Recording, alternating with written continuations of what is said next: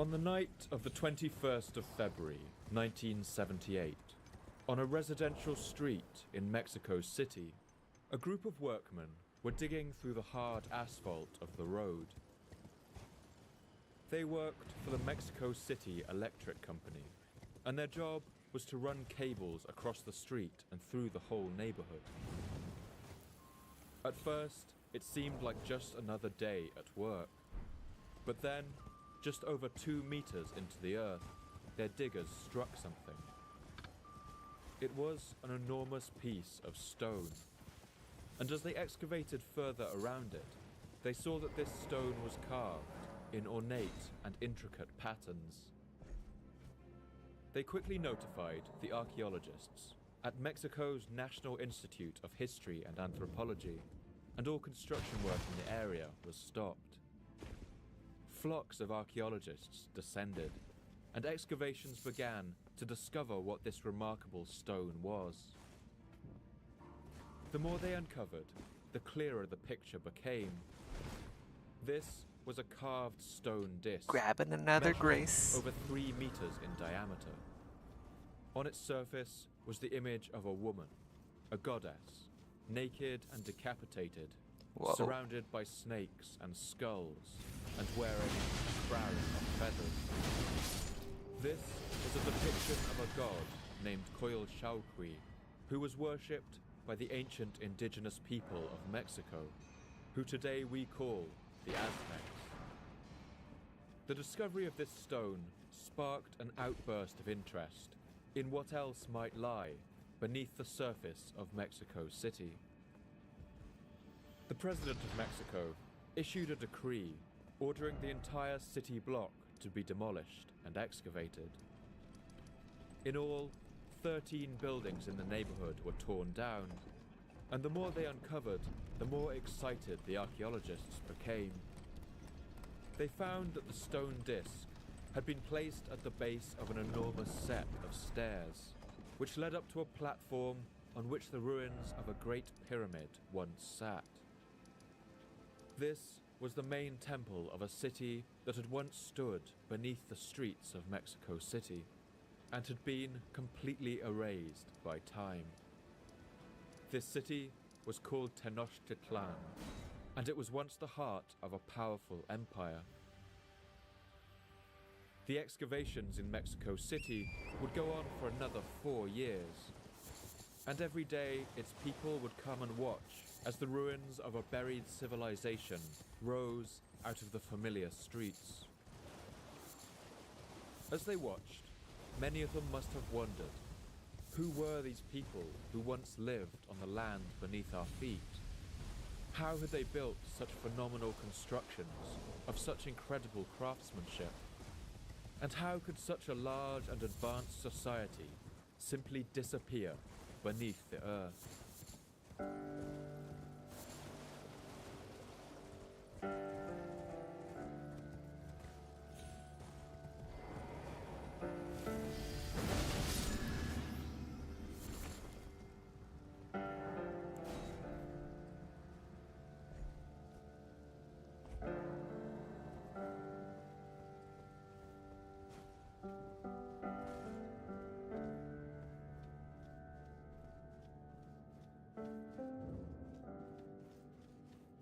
My name's Paul Cooper, and you're listening to the Fall of Civilizations podcast.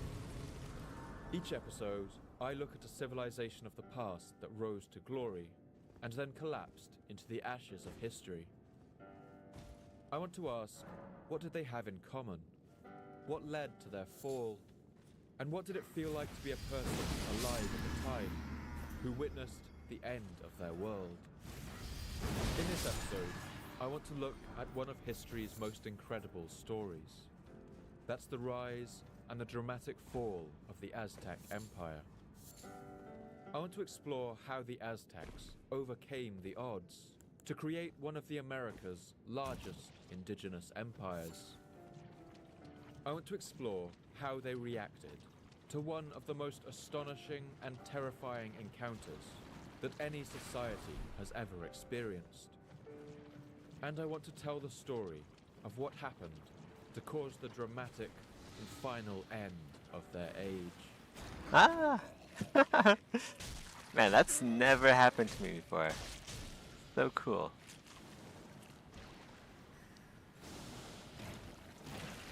Up until around 66 Health billion back. years ago, the planet Earth was a very different place to the world we know today. In those days, its surface was home to enormous reptiles, known today as dinosaurs.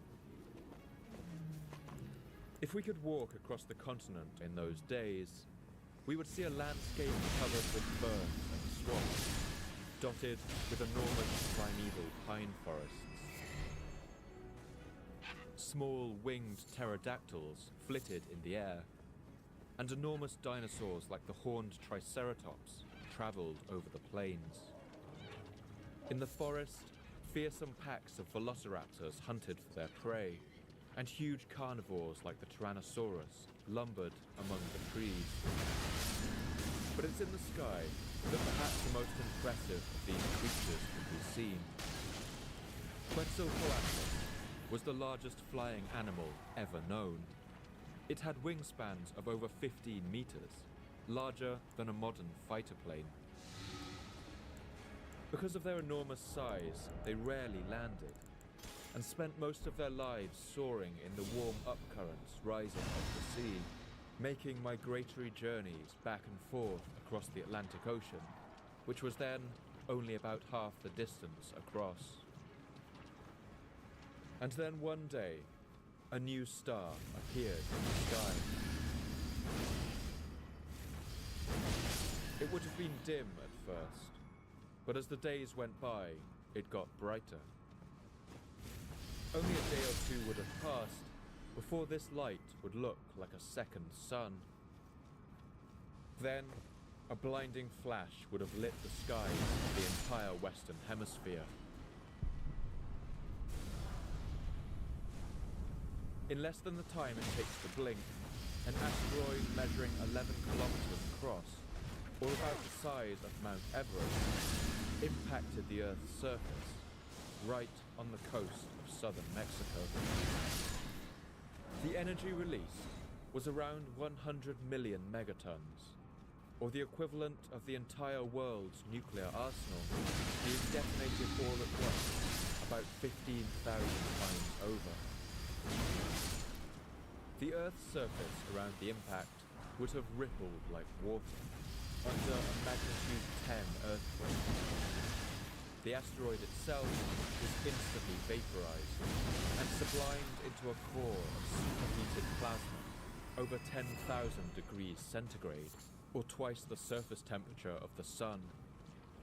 Scorching winds of more than 1,000 kilometers an hour blasted out over the continent, and tsunamis of up to 200 meters high thundered into the coasts and washed over the land for distances of 100 kilometers. Wildfires burst into light around the world as burning debris began to rain down on the Earth, and plumes of vaporized rock dust cloaked the planet in a dark shroud that blocked out the sun for years. In parts of the Earth, pellets of glass began to rain from the sky. Much of the life on planet Earth would not survive this event. All large dinosaurs quickly fell into extinction. The tyrannosaurs and the triceratops, as well as that enormous flying creature, Quetzalcoatlus. Over half of the plant species in North America were wiped out, and for years afterwards, only mushrooms and other fungi could grow, feeding on the decaying matter of the world's forests. Only small land animals, like snakes, lizards and snails, survived, many of them by burrowing into the ground. Crawling among the dust and ash of the world's ruins were also the small rat-sized mammals from which every person you know today is ultimately descended. Today, the enormous circle of the impact crater can still be detected around the town of Chicxulub in southern Mexico. The crater is 150 kilometers wide, and gouged a hole several kilometers deep into the Earth's crust. Over the next 66 million years or so, the Earth would undergo some dramatic changes. The continents of the Americas had already been drifting away from the landmass of Europe and Africa for over 100 million years, as the Earth's plates ground and cracked around each other. If you went far enough back, it would have been possible to walk from Nigeria to Brazil, from Morocco to New York, or from Spain to Canada. But now the world was split into two great land masses, one known as Afro-Eurasia, containing Africa, Europe, and Asia, and the other known as the Americas. Driven by the powerful currents of molten rock that circulate in the planet's mantle, the Earth's crust tears apart in the middle of the Atlantic Ocean. Meanwhile, the North and South American continents move westwards, all at about the rate your fingernails grow. Since the time of the Chicxulub asteroid, the width of the Atlantic Ocean has grown by about 1,300 kilometers. The west coast of the Americas, from Alaska to California, down the coast of Mexico, through Colombia, Peru, and Chile, are the cutting edge of their continental plates. As they forge west, they force the Pacific Ocean floor down beneath them, crumpling as they go and forcing up huge ranges like the Rocky Mountains in North America and the Andes in the south. The titanic forces involved in this process mean the whole length of the continental coast is a hotspot for earthquakes and for volcanoes. The landscape of what is today Mexico is dominated by these volcanoes. In the south of the country, a range known as the Trans-Mexican Volcanic Belt has burst up over the last 20 million years, forming a dramatic range of snow-capped peaks. Between these mountains, a highland plateau has formed, where solidified lava flows have washed over one another. Today, this is known as the Valley of Mexico. The Valley of Mexico is a dramatic landscape. It sits at an altitude of over 2,000 meters, while the active volcanoes that form its walls can soar up to 6,000 meters. The land here is fertile and water is plentiful. Rain and meltwater from the mountain snows flow down the sides of the valleys and into rivers, gathering in the floor of the basin in an enormous lake, known as Lake Texcoco. Lake Texcoco was huge. It was about 40 kilometers in width and about 80 kilometers in length, bordered by a marshland of reeds and rushes. In winter, migratory birds from as far as Canada also came here to enjoy the warmer weather. In the 66 million years since the Chicxulub asteroid, the small rat-like creatures that survived had also undergone a few changes. By this time, they had transformed, generation by generation, as gradually and unstoppably Hey Rusty, how's it as the going? continents.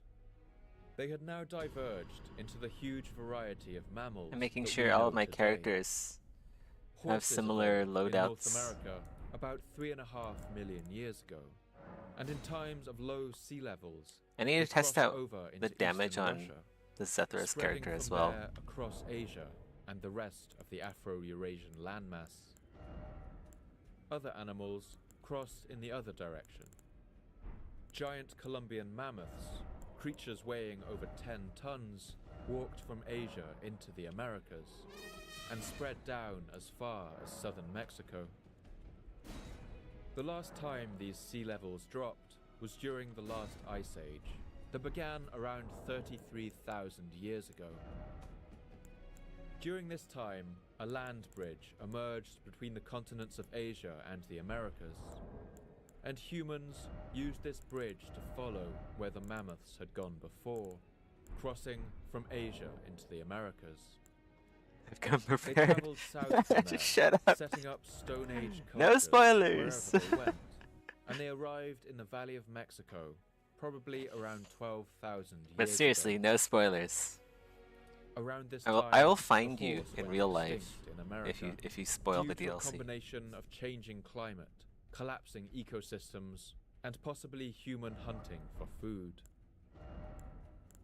And then, around 10,000 years ago, the last ice age came to an end. This is a Sea blank slate levels character. rose, and the Used to be land my bridge pure between faith Asia caster, and the but Americas sank away it wasn't beneath really the built very waves carefully, forever. so I'm changing it up. Horses would never return by natural means to the Americas. Just have to figure out The human populations of the two sides of the world what I were now want to do here with this separated. character. One day in the future, they would meet again. And this is the story of how that happened.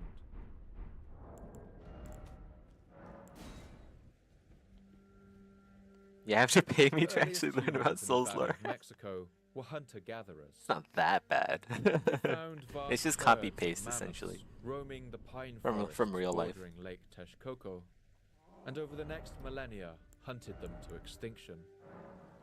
Today, the earth of the valley is still littered with their bones. This character, Clean Rock Kaithas, he needs Agriculture began around he the burnt the lake Earth Tree, about 7,000 but years like ago, he needs with humans following the natural patterns of the lake's flood cycle. Various cultures made their home here over the millennia. I don't think this build is very good. coalescing into larger This feels and like larger settlements. And by the I year mean, it's okay. 1200 It's an BC, okay build. a number of large Not the villages best. began I to think like the rise regen around just the isn't valley. working here. To the I'll have to north, the do something lands else with were this. tough and arid. And if you traveled far enough, you'd reach the baking deserts of Chihuahua in northern Mexico. Life in the desert was hard, and so over history, countless migrating tribes and nomadic groups traveled south into the Valley of Mexico, where water was plentiful and food easier to find. So while young cities began to rise up on the shores of Lake Texcoco, wave after wave of new-coming people also arrived. The population of the valley swelled, cultures intermingled, and more complicated forms of society began to take shape. In the early centuries Joining of the all first the millennium, multiplayer. the Okay, valley this one's already began set. to be home to some of the first cities. And of these, one would soon rise to unprecedented size and power. This city was called Teotihuacan. We've encountered Teotihuacan before in our third episode on the Mayans. What I need Its is a people level built 150 towering build. pyramids I need and to elevate stately one of these processional characters to avenues in 150. their capital, And then I need one at monopolizing 125. a kind of green And then obsidian I guess I'll to be keep one at found nowhere 138. else. Its influence I'm gonna spread delete this far one, and level up the wide, co-op. reaching because down I kind of into want- Central America Can I and make a new interfering game? in the politics of Mayan No, kingdoms. I have to delete existing profile. This Yeah, I'm gonna city delete one. had I'm an gonna go enormous delete level up the influence on co-op. the region, but we know virtually nothing about its people, who they were, what language they spoke, or even what happened to them. Archaeology shows Here's my rune that level around 1 the year 550 build. AD, I don't want to delete the that. entire That one city, is legit. all its That one's a temples legit and rune level palaces 1. were I burned. got all the way up to The city went into I think a sharp past decline, Fire Giant, and its or maybe up towering to Fire Giant. pyramids fell into ruin. And then I But stopped its because cultural I was influence bored. would live on. I wanted to go play something else. Teotihuacan played a similar role in Life X Mexico is a li- as the What's this one? ancient Greeks did for Europeans. They inspired new cultures and left a mark on their religion, society, and art. But if Teotihuacan's people were the Greeks, then the Romans of this region were the Toltecs. After the collapse of Teotihuacan and the fall of the Mayan cities in the south, the Toltec Empire was the dominant force in Central America, ruling from the city of Tula. Just as Rome openly admired the culture of the Greeks, the Toltecs modeled themselves on the great fallen empire of Teotihuacan. They spoke a language called Nahuatl, which would quickly become the predominant language of the region. And it's clear they were outstanding craftsmen and artisans. Their artistic abilities were so famed that in Nahuatl, the word Toltec would come to be used simply to mean artist. But before long, for reasons that we don't entirely understand, the city of Tula was also abandoned, and the Toltec Empire followed Teotihuacan into ruin. And this is where our story really begins.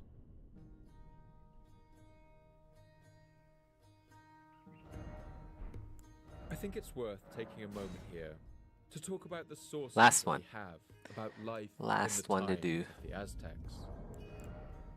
The word Aztec is not a word those people would have used about themselves. It's a later invention. They would have called themselves Mexica. And we actually have a wide variety of sources to draw from, many of them written by Mexica people who actually witnessed life before contact with Europeans. But one problem for historians is that these eyewitness accounts were all written Let's gonna make a after foolproof contact, and level most 150 build. several decades after the events. One of the main sources for these years was the work of the Spanish churchman Bernardo de Sahagún, who some have called the first anthropologist. He arrived in Mexico in the year 1529 and spent the next 50 years learning the language of Nahuatl, as well as studying the culture and history of its indigenous Mexica people. In the 1550s, 30 years after contact, he gathered together as many older Mexica people as he could find, who still remembered the age of the Aztecs. He wrote down their memories and collected them in an extraordinary Actually, not book sure. What would be a called good The 150 General build? History of the Things of New Spain, or the Something Historia that deals a shit General. ton of damage. That's all you need. The most famous section of the Historia General is known as the Florentine Codex. It's a manuscript consisting of 2,400 pages, organized into 12 books, and containing over 2,500 illustrations drawn by native artists. Bernardo de Sahagún recorded the text in both Spanish and Nahuatl. On this episode, we're joined by Jan Garcia, a native speaker of Huatesca Nahuatl from Mexico, who will help us to hear the sounds of the Florentine Codex in its original Nahuatl. The Florentine Codex I just realized, like, is an incredible most of my account characters are of the wearing this culture, hood. religion, society, and The black history of the hood. Aztec people. But it's important to remember that it was created under the supervision of a European priest who had his own set of agendas. The people he interviewed were remembering events and details from a distance of many years, and it's impossible to know how much they were telling Sahagún what they thought he wanted to hear. This all complicates it as a reliable source. Another key character in recording the Mexica experience Guess we can was a Dominican monk do called Zethros, Fray maybe? Diego Duran. Duran was rare among the Europeans, most of whom never learned the indigenous languages of Mexico. He was raised from an early age by servants who spoke Nahuatl and grew up a fluent speaker. How much damage does this do? He wrote a book called The History of the Indies of New Spain, Actually, but he could died do without good it ever damage. being published, since he faced fierce criticism during his life for what other Spaniards saw as his excessive sympathy for the indigenous 969. Mexicans. Okay. Towards the end of the 16th century, a handful of indigenous men also wrote down their histories. Don Fernando de Alva Ixtlilxochitl is one example. He was descended from the last king of the Aztec city of Texcoco, and although far removed from the events described, he had access to some Aztec books that had been kept a secret from the Europeans. And so these are the sources we have to rely on, each one of them potentially flawed and fragmentary. As a result, trying to find out the truth of this period can seem like navigating a hall of mirrors, reflections of reflections, leading us around in circles. But combining these accounts with archaeological evidence does allow us to piece together some of the major events of the Aztecs' rise to power.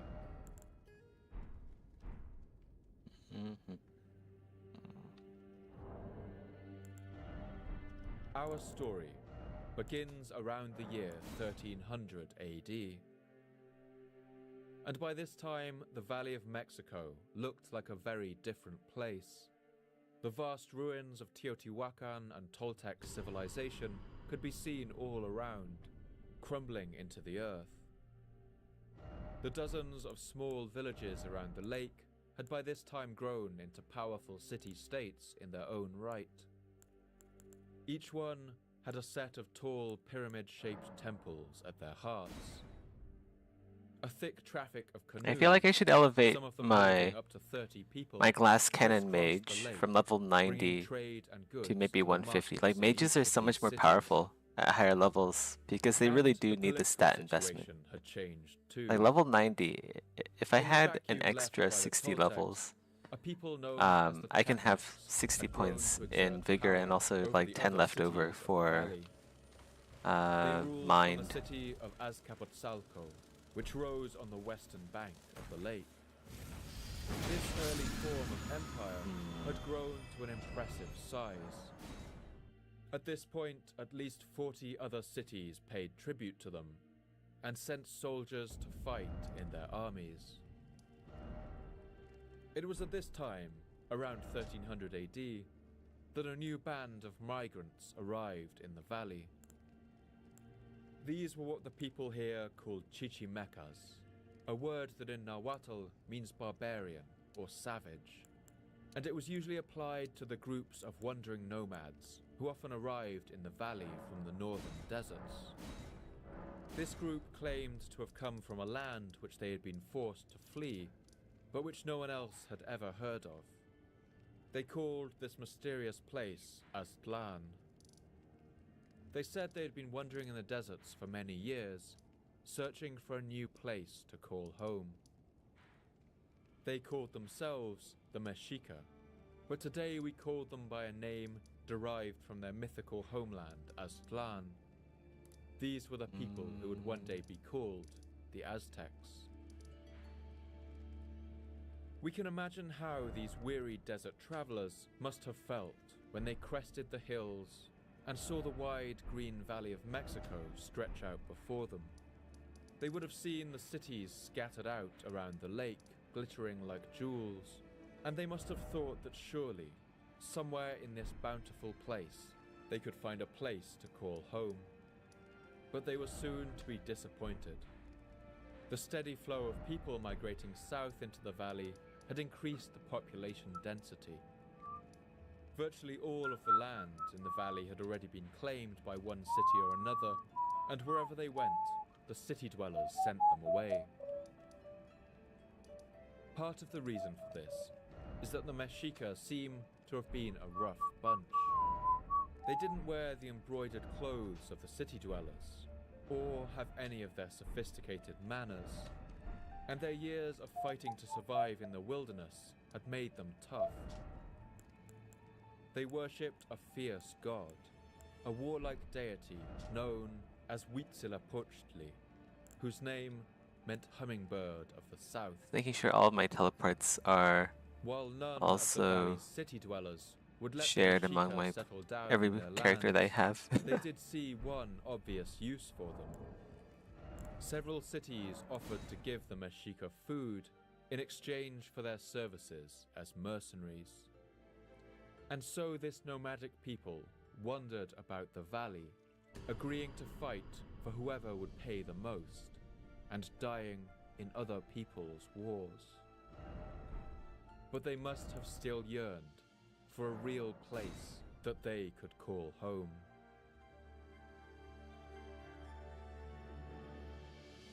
After 25 years or so of fighting for other people, the Mexica must have realized that no one was going to give them a home. They would have to build one for themselves. But there was only one last piece of uninhabited land left in the whole valley. It was a place so inhospitable that none of the other peoples had even bothered to claim it. It was nothing but a marshy strip of land lying some way out in the water off the western shore of Lake Texcoco. The Mexica built canoes and paddled out to this lonely stretch of land.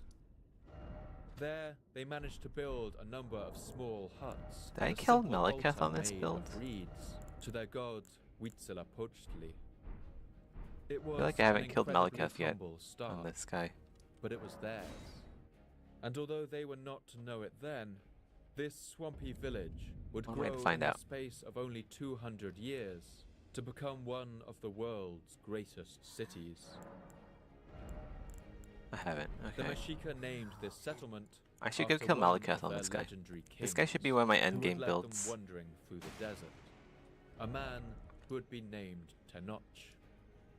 And so this place would be called Tenochtitlan.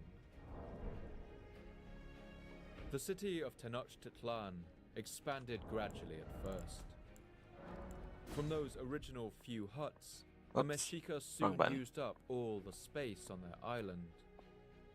But with their population growing, they would need to come up with a solution. They began to build artificial islands out in the lake.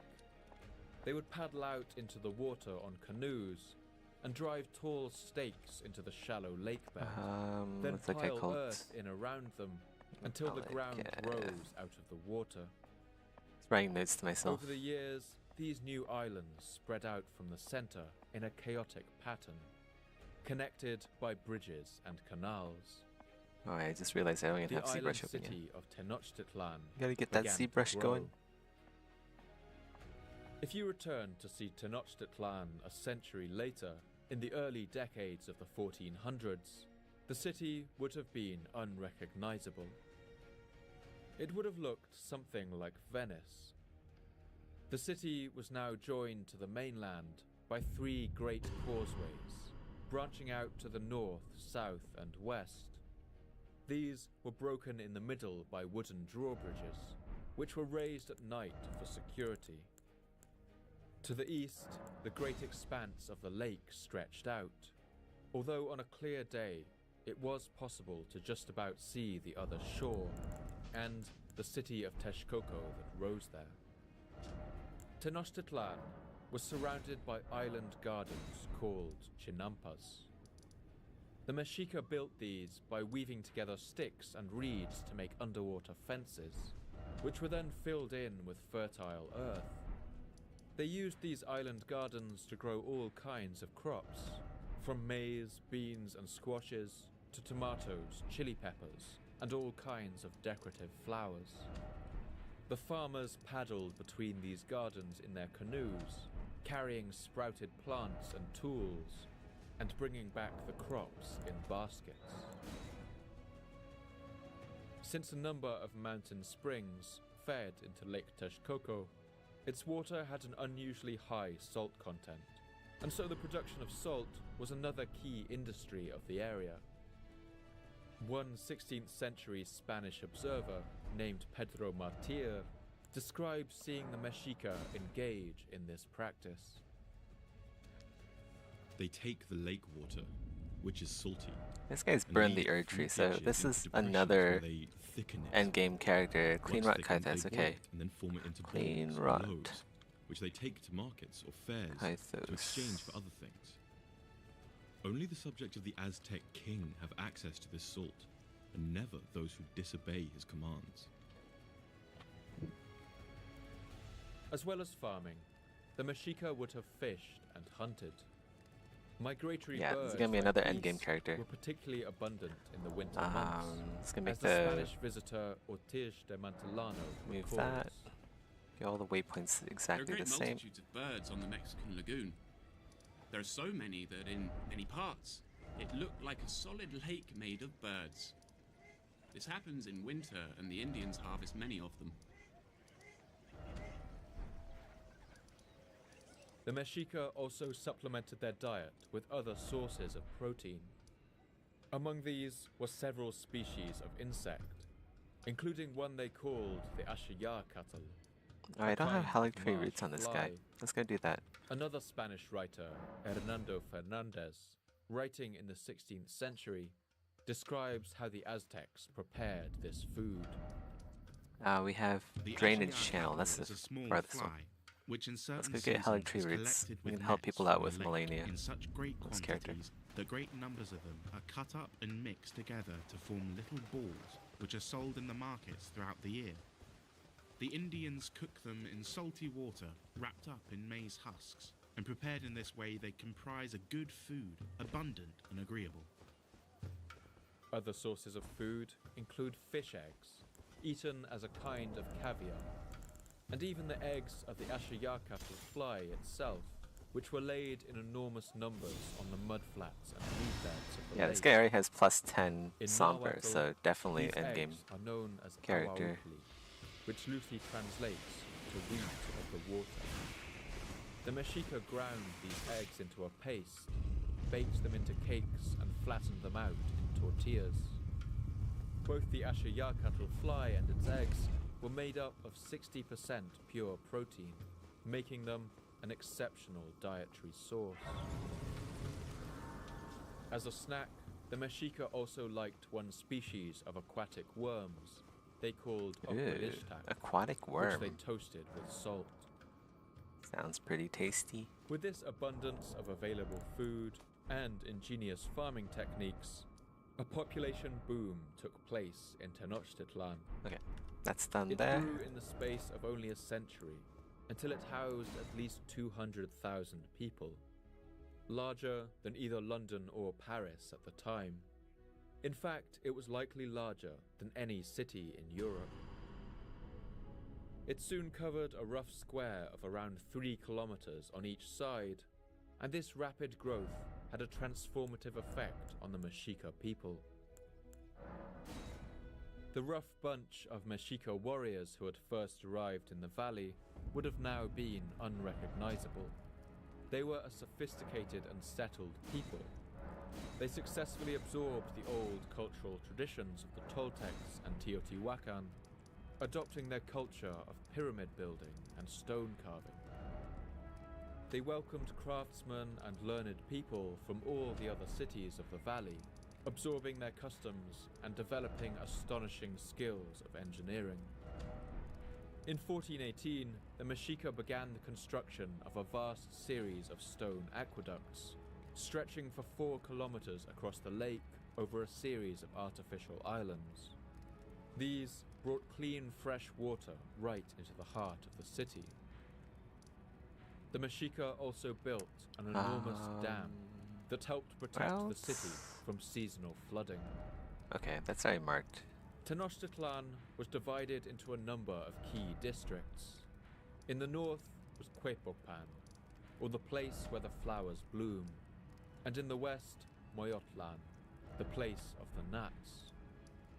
The humble reed shrine that the Mexica first built had now been replaced by an enormous pyramid, standing at the head of a courtyard. I just realized I probably should measuring mark half a Moog's kilometer chamber square. on these characters. Each new king had expanded this pyramid, building around and on top of the existing structure, so that today you can still see the remains of its previous versions inside its ruins, looking something like a Russian doll. This is where the great stone disc with the image of the goddess Coyolxauhqui lay, waiting to be discovered by those Mexico City electrical workers 500 years in the future. That stone once formed the base of the steps leading up to this pyramid. The city of Tenochtitlan was a place of pleasure and luxury. It had a botanical garden and even a zoo where animals were kept. 2 innovations that Spanish visitors later found remarkable, since they had seen nothing of the kind back in Europe. Drinking alcohol was strictly forbidden in Mexica society. Punishments for being found drunk in public were severe, and could even result in death, although it's clear that many people did it anyway. They drank something called pulque, a particular kind of milky alcohol brewed from the agave plant. If you walked the streets of Tenochtitlan in the 15th century, you might also see groups of people eating hallucinogenic mushrooms or drinking them in tea. These mushrooms were used widely by the Mexica for recreation, and especially among the poets and priests, for whom they took on a religious significance. One piece of oral poetry recorded in the Florentine Codex is just one example in which the effects of these narcotics were mentioned. I have drunk fungus wine, and my heart weeps. On earth I have only pain. It matters nothing. We are all precious jewels of the god strung on a thread. We are all together jewels on his necklace. One of the city's most remarkable sights could be found in the northern part. Here, in the district of Tlatelolco, a great market was held. This city in the lake had now become the great crossroads of all the trade in the region, with boats coming from all the lakeside cities to sell their produce. An enormous, colourful variety of food and other goods were brought from all over the valley and beyond. Cocoa and bright green quetzal feathers from the south. Okay, last one. Obsidian blades for everyday use. Paper made from bark, Last one. as well as gold and silver from the north. I think, right? One extract from the Florentine Codex contains a list of all the food eaten at just one Aztec feast, and it gives you a sense of the variety that they enjoyed.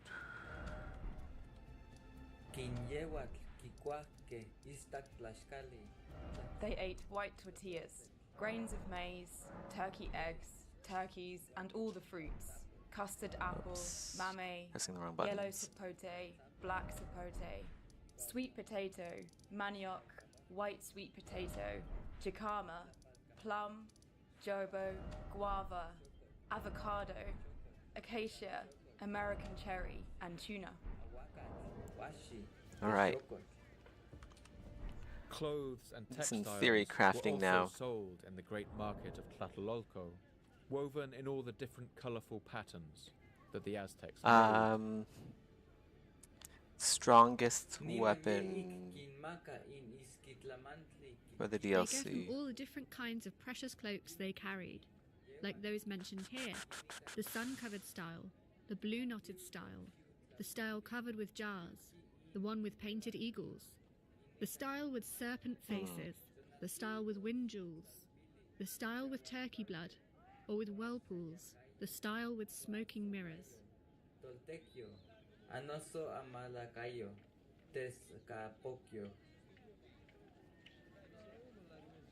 The market was a social place, full of hustle and bustle. The Aztecs loved riddles, and while the canoe riders and market sellers mingled, they may have laughed and exchanged new ones they'd heard that week. Some examples of these Aztec riddles have survived, and we can listen to some of them now.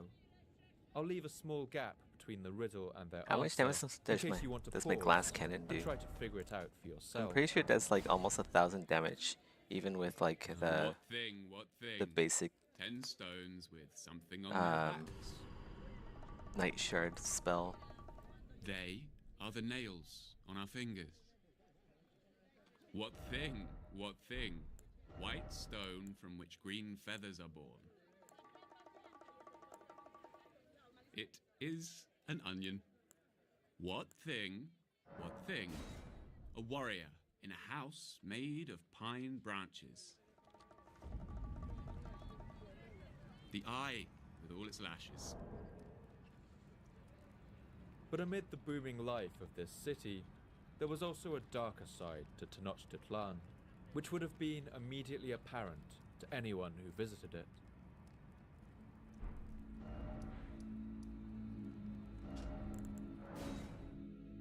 If you were a tradesman arriving in the market of Tlatelolco, it would have been hard to ignore the vast pyramid rising How much does from this the do district unbuffed? of Teopan. Make sure. One shrine painted blue, 750. and another a Or deep, that's dark pretty red. nuts for something so fast. The blue shrine was dedicated to the god Tlaloc, whose name meant wine. Yeah, I of the might earth. just like have to level He this was guy the up to god level of 150 rain or something. and fertility, the god of life. Other gods the Aztecs I already worshipped have include 2 characters that are like Tezcatlipoca, really the god close to of endgame. night, and the famous Quetzalcoatl, the feathered All of my serpent, characters are who basically is often endgame. depicted as a kind of flying But- dragon. But the Great Red Temple was dedicated to a very different god. And on the ornately Yeah, if carved this is steps, 150, the stones they'll would do have been shit darkened tons of by a damage with cascading night stream sorceries. of dried They'll have blood. a lot of vigor and also mind. The culture of the Mexica had changed dramatically over And the probably last enough stats century, to have a decent but they still melee held weapon on to some as well. aspects of their rough beginnings.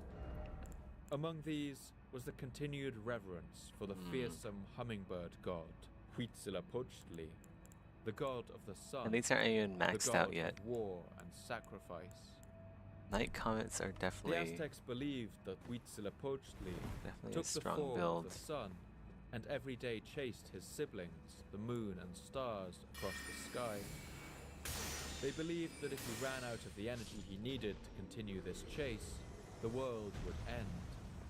And there was only Kinda hard to one beat way that to kind of supply him damage. with that energy.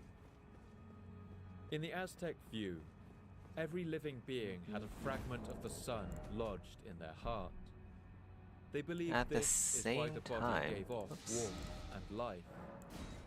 They believed that cutting out the heart of a sacrificial subject and burning it in offering There is also to Mogwin's spear, which Huitzilopochtli is really gave him powerful. the energy he needed.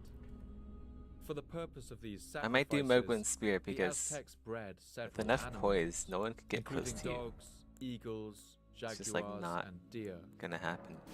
And of course, I can they are optimize most this build as infamous well. for the sacrifice of humans. Humans were sacrificed for religious purposes in various societies throughout American history. In Mexica society, this was done in a wide variety of ways, depending on which festival was being celebrated. But the most common was for a sacrificial victim to be brought to the top Yeah, of that's one of the also pyramids insanely in powerful. Plan and held down on a stone slab. A priest would then take Yeah, a sharp this dagger is on- made of the black This is on the volcanic same level glass as night obsidian, sorceries. which forms but a cutting edge I think it costs less sharpened mana. surgical steel.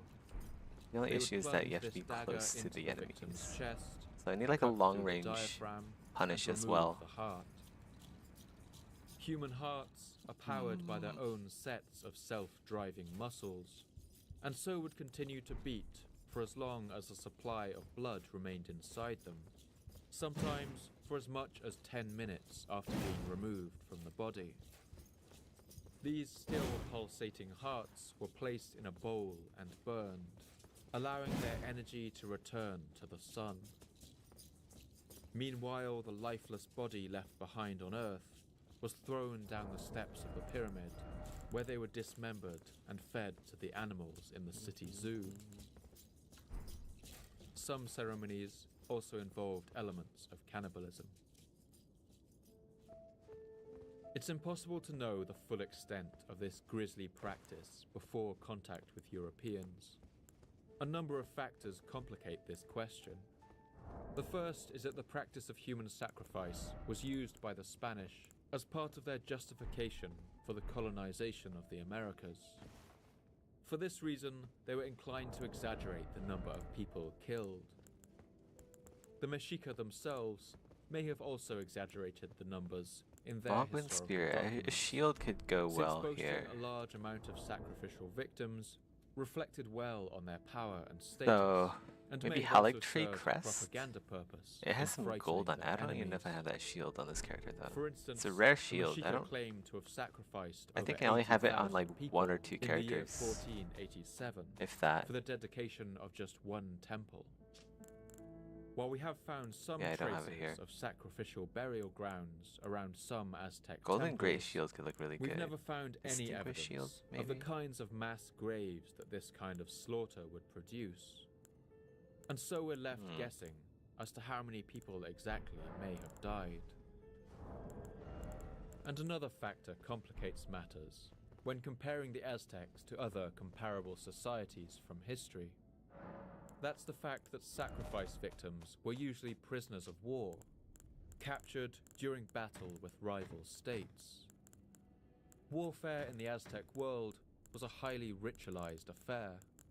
Wars began with a number of ceremonies and rituals, and would always take place in the half of the year when farmers weren't needed in the fields. And the battles themselves were very different from those fought in other parts of the world. Aztec soldiers were generally not aiming to kill their enemy on the battlefield.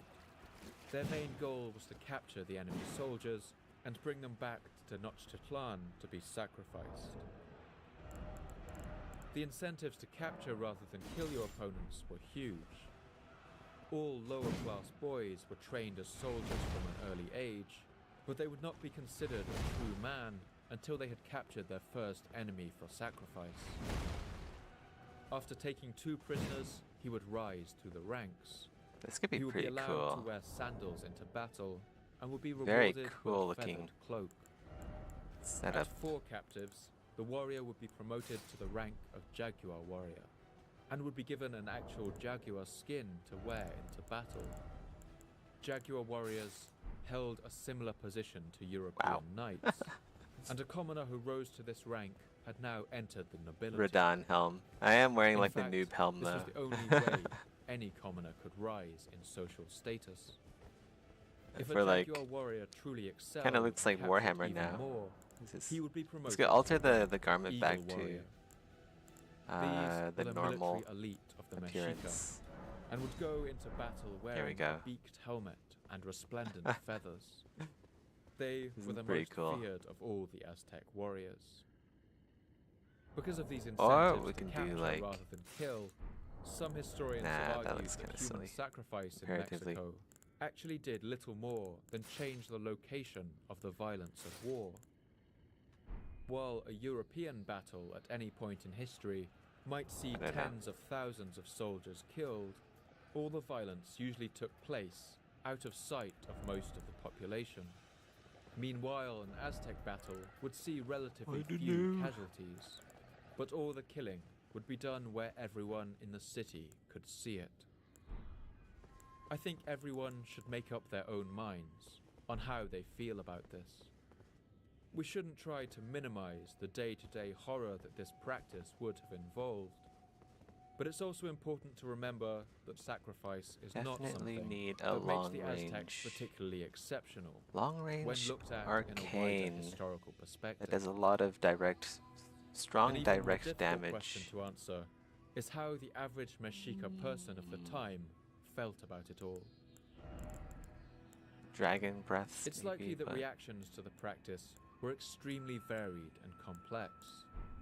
Many ordinary people may have viewed it with a mixture of fear and fascination, as European peasants once felt about our own grisly, drawn-out public executions. Or perhaps they felt about it the way we feel about the more than 1 million people who die around the world in car accidents each year. A tragedy for the individuals, they may have thought, but not something that can be helped if we want the world to keep on going. Balls. Some certainly may have enjoyed the spectacle. They don't have the right setup on.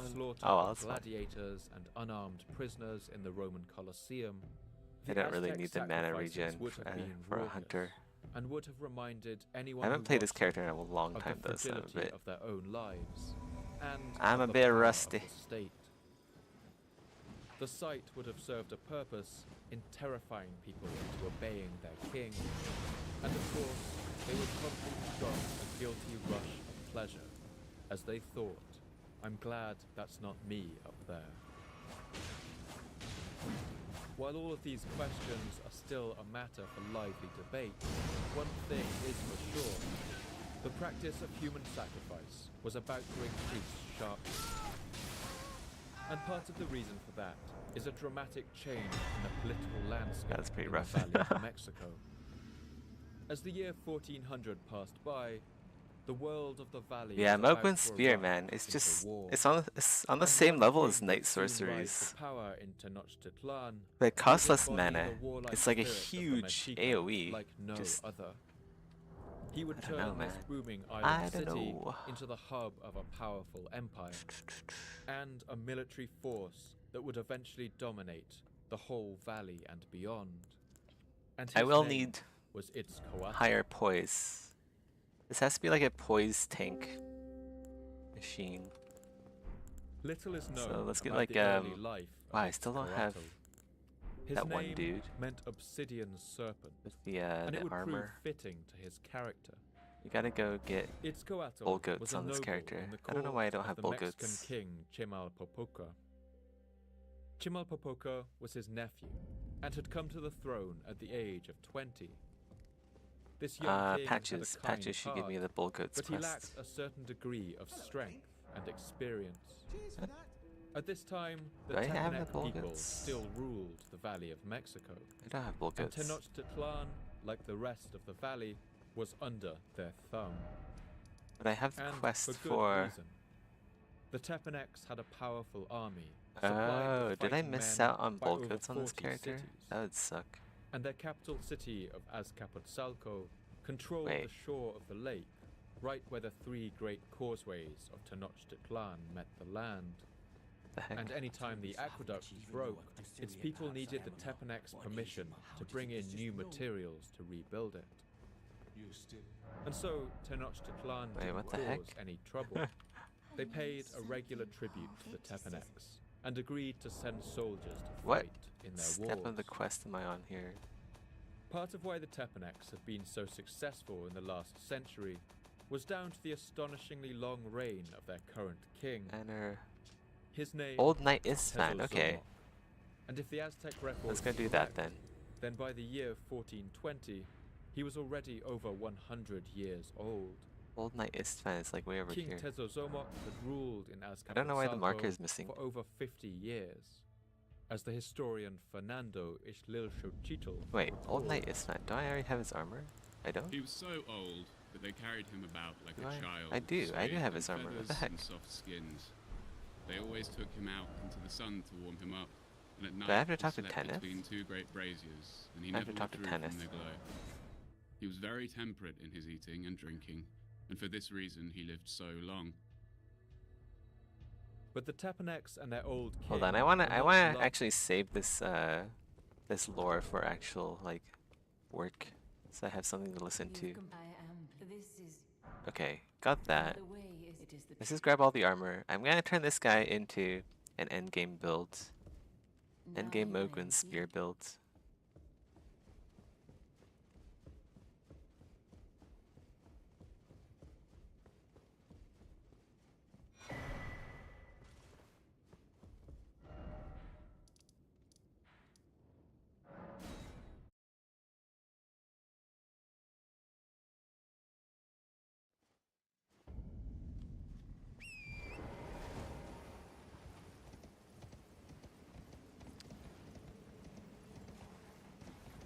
I need a really fast long range punish. It scales with arcane. What could that be?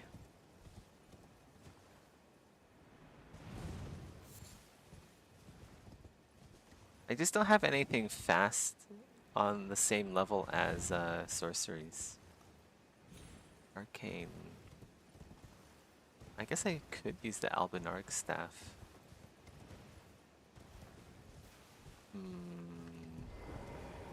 Holy crossbow might be a good idea.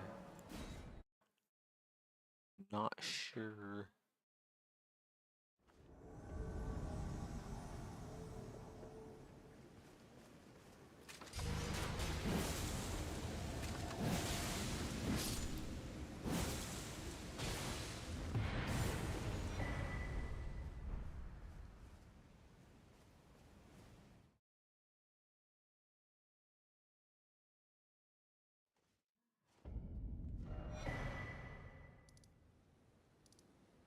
That said, this Ash of War, it's really cool, but it's also kind of boring because you just gotta like stay there. like it's really powerful and very cool looking, but it's also a little bit boring. Maybe it's because I used it too much in the past.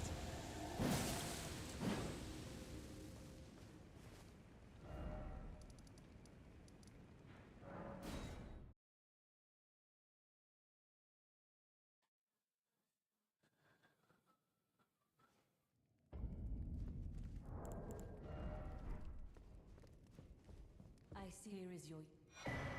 Now of the true, the Erd tree, but it was all the tarnish, like the our lord. If the Erd, then we are willing to risk. We at the... If you follow the lords, it cannot... It cannot... There should be bull goats. Ah, this? Yeah, here we go. You're new here. But if you relax... Go on.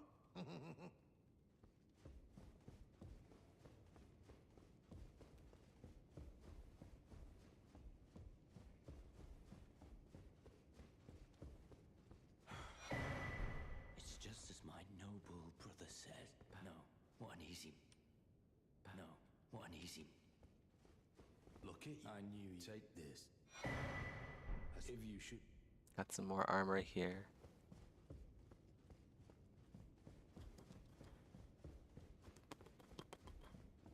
Brave, I'm afraid. What's that?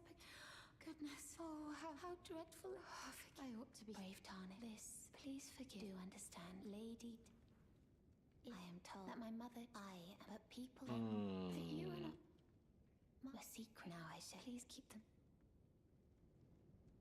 My son, a secret. Now I shall please keep them.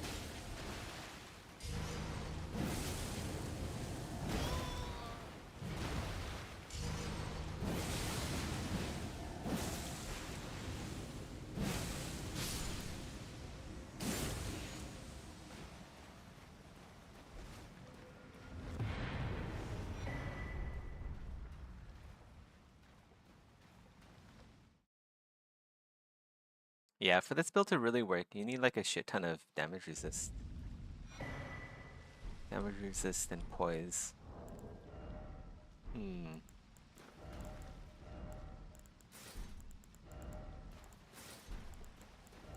So maybe...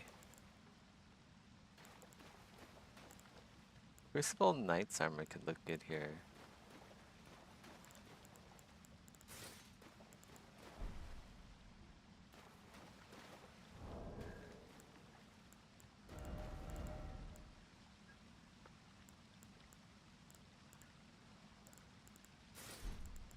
Or we can go like this.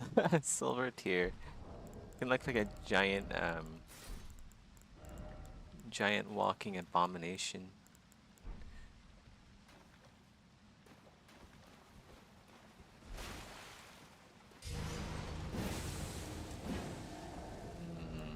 I don't know about that. I don't know. Oh well, I'll just have to think about it. I'm not decided on what my endgame build should be yet. What was I wearing even? Redans? Yeah, I was wearing Redans. Maybe Lionel's here, and then I had a sword, and then I changed this outfit back to the robe.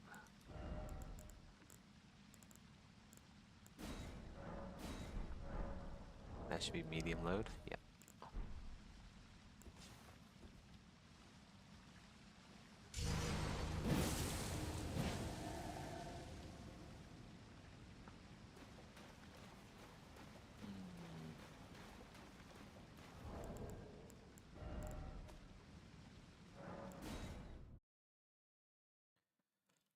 We'll just keep doing some co-op with the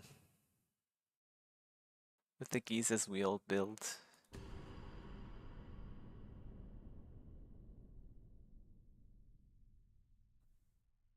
Because it's fun. I'm having a lot of fun with the with Torturer Tormac.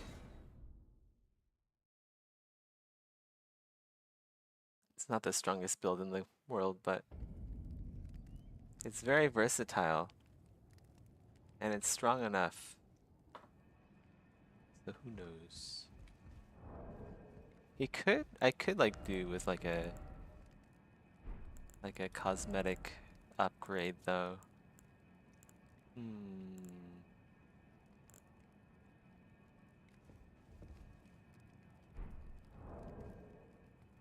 Possibly.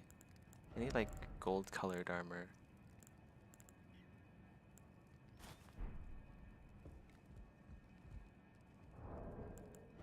Need some gold colored armor.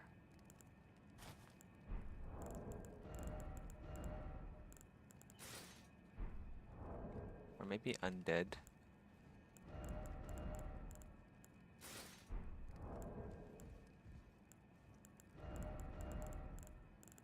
This guy hasn't killed Moog yet. Just realized that. Oh, Moog's gonna be a bitch. It's gonna be really annoying killing Moog on this character. What if there's like harder bosses than Moog?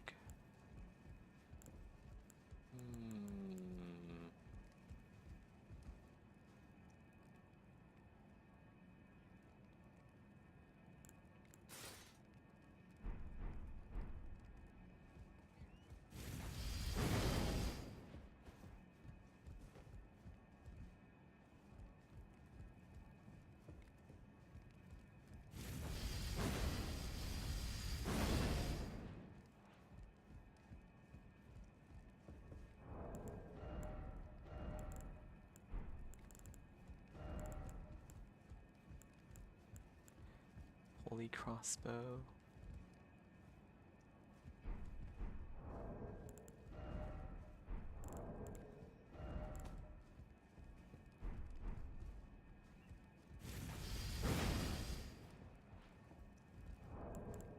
Oh well, whatever. We'll do a little bit of co-op and then I get to sculpting. Give me a sec.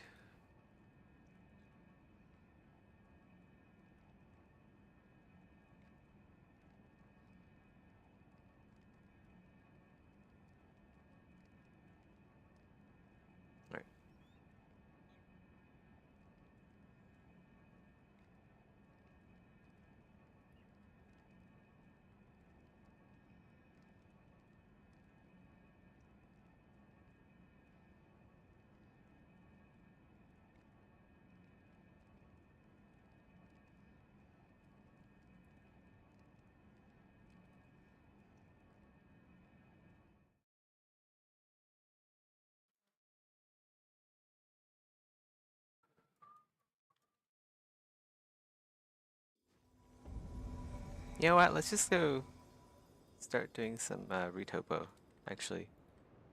We'll figure out like what still needs to be sculpted after we do like a bit of retopo.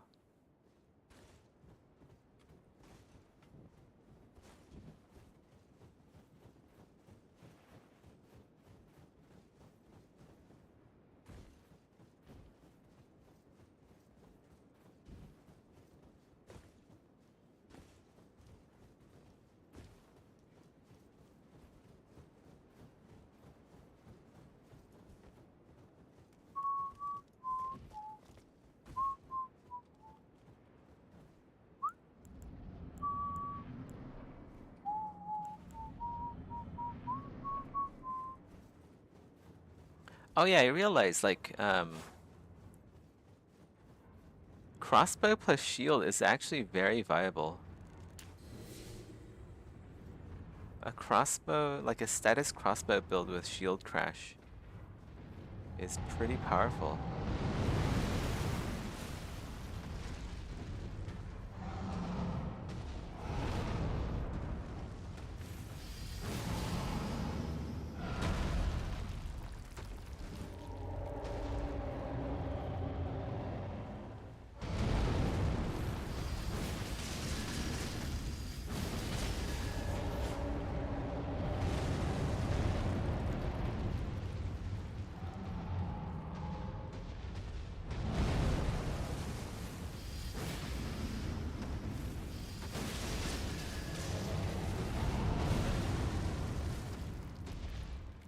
Oh, lag. Whoa. Whoa, whoa, whoa, whoa, whoa. What was that?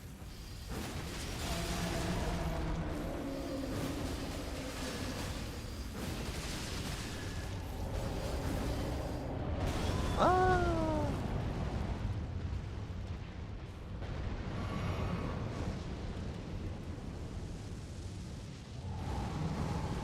Let's back up. I don't really want to fight him in there. Kind of a bitch to fight.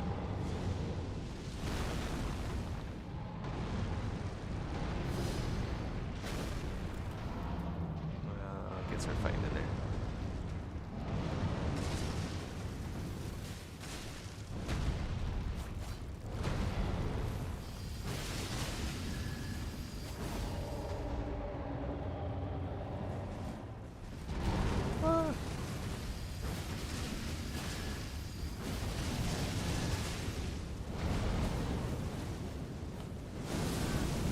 Oh, that's the house. Rip.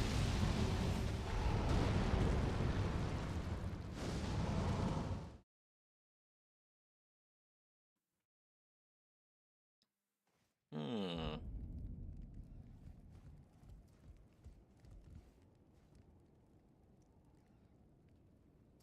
Um.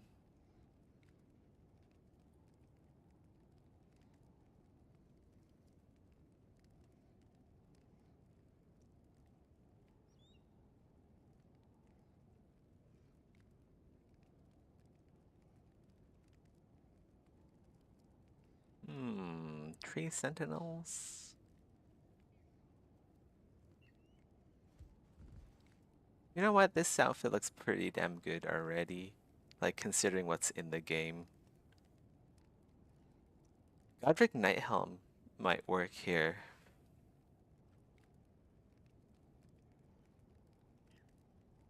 Not really. I kind of hate these helmets. They look terrible.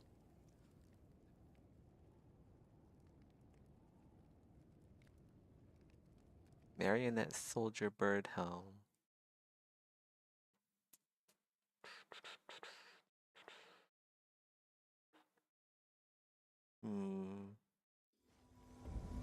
Oh, Hunter. Hunting time?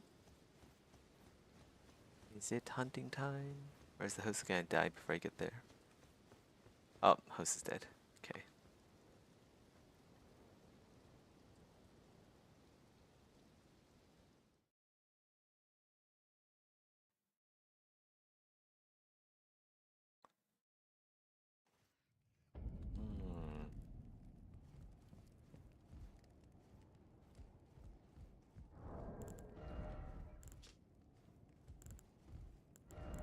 Could do with some more absorption. Banish Knight's armor. There we go. Too heavy.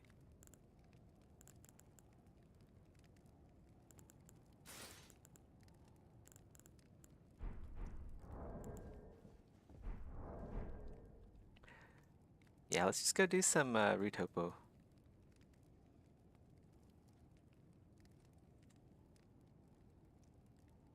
Oh yeah, we gotta do these horns first. Do that then.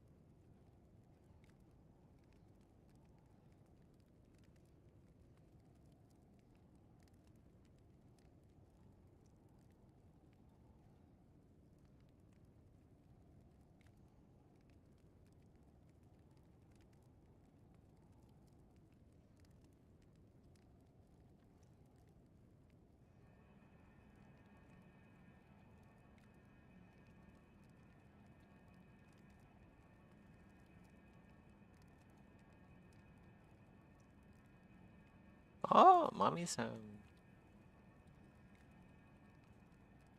Give me a sec. You're back. Hey, welcome home.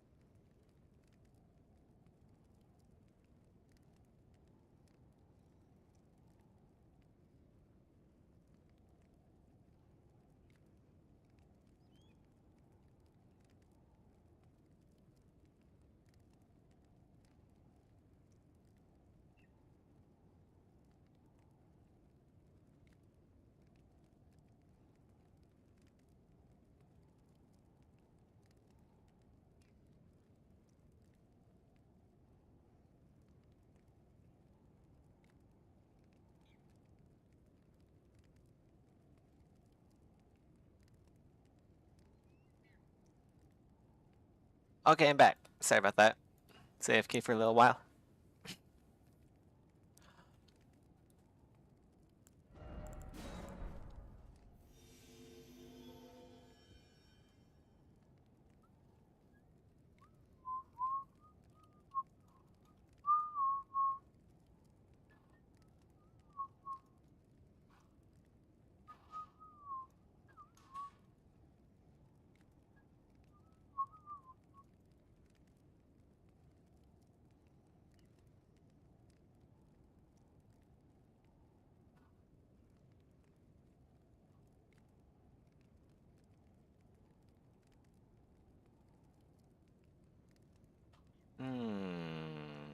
How is this gonna go?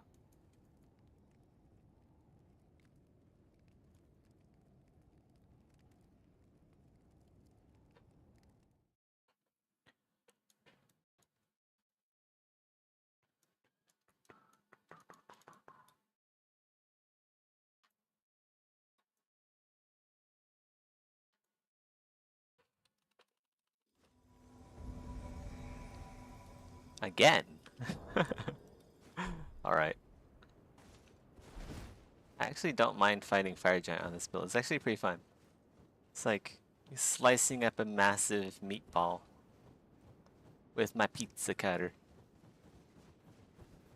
It's one spicy meatball.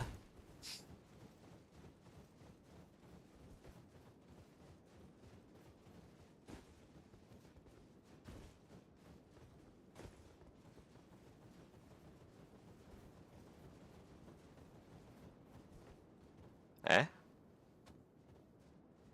What was that?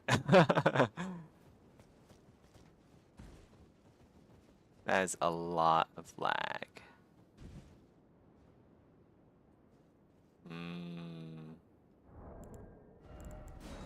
No thanks. It's too laggy.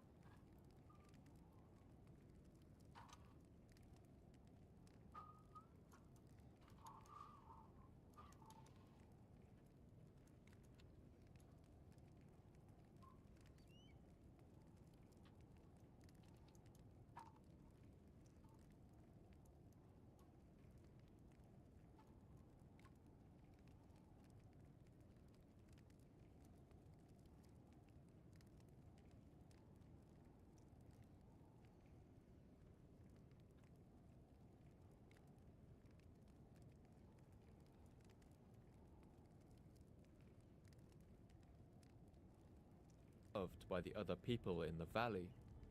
They ruled with a regime of violence and terror, and King Tezozomok had a fearsome reputation, as Xochitl recalls. He was the most cruel man who ever lived. Proud, warlike, and domineering. The Tepanecs kept the other cities of the valley in line, with a regime of targeted assassinations and military force. Any king standing in their way was soon likely to find men sneaking into his palace with obsidian daggers, ready to cut his throat as he slept. The invasion of a Tepanec army would usually follow soon after. When Itzcoatl was just a young lord, he saw one stark example of this in the fate of the city of Texcoco, which sat on the opposite shore of the lake to Tenochtitlan. Texcoco was home to a young prince by the name of Nezahualcoyotl, who was one of the most fascinating characters in this story. Nezahualcoyotl's name meant hungry coyote, but for most of his early life he would have lived in the lap of luxury. That is, until his father, the king of Texcoco, got in the way of the ambitions of the Tepanec Empire. When Nezahualcoyotl was 15 years old, Tepanec assassins burst into his palace and murdered his father. Nezahualcoyotl hid from the assassins in the branches of a nearby tree and saw his father's death right before his eyes. When it was safe to come down, he fled the city.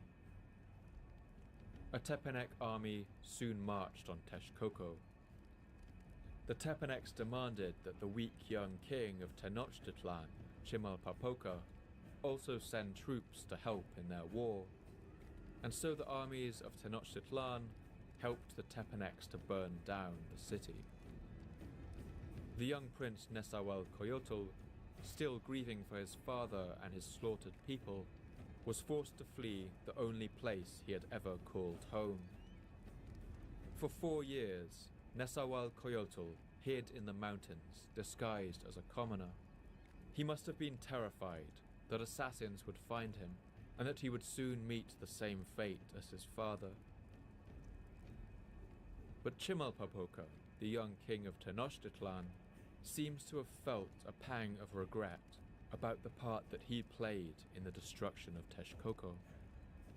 He travelled to the Tepanek capital to meet the old king Tezozomoc and intervene on the young prince's behalf. I think it's an incredible image. King Chimalpopoca, a young man of 20, entering the dim-lit chamber. The ancient king Tezozomoc, swaddled in his feathers and skins, sitting beside his burning brazier for warmth. We can imagine Chimalpopoca's voice shaking a little as he asked this powerful emperor to spare the prince Nezahualcoyotl. He asked that the prince be allowed to come to Tenochtitlan to live in peace and to study at one of the city's schools. Amazingly, King Tezozomoc agreed to the proposal. And so the young Nezahualcoyotl was allowed to come down from his exile in the mountains and to live in Tenochtitlan. He studied in a kind of school called a Calmecac, where the children of the nobility learned the crafts of high society, how to become military leaders, administrators, and priests. It must have been a strange feeling for the young prince, to live just across the lake from the home that had been taken from him, and where a puppet king now ruled. He would have even been able to see his home of Texcoco across the lake on a clear day. He may have sat at the tops of the tall pyramids, gazed out over the lake, and wondered if he would ever be able to return home. He spent 10 years in Tenochtitlan, and he would always have an affinity for the city and its culture. And it's here that he met the noble Itzcoatl, the obsidian serpent. We don't know exactly when they met, but I like to think it may have been during this time. Perhaps they wandered the markets of Tlatelolco, watched the canoes coming in with sheaths of maize, and ate fish egg tortillas together. They may have walked around the great plaza of Tiopan and spoken about their shared hatred for their Tepanek rulers. And perhaps it's here that they began to hatch their plan to wrest control of the valley away from the cruel king Tezozomoc.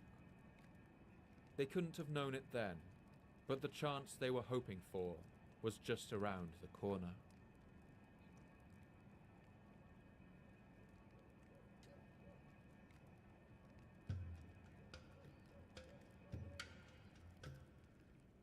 The reign of King Tezozomoc had been a golden age for the Tepaneks. But in the year 1426, the old king finally died, at the grand age of 106. And suddenly, the power of the Tepanek Empire began to falter. Tezozomoc had a great number of sons.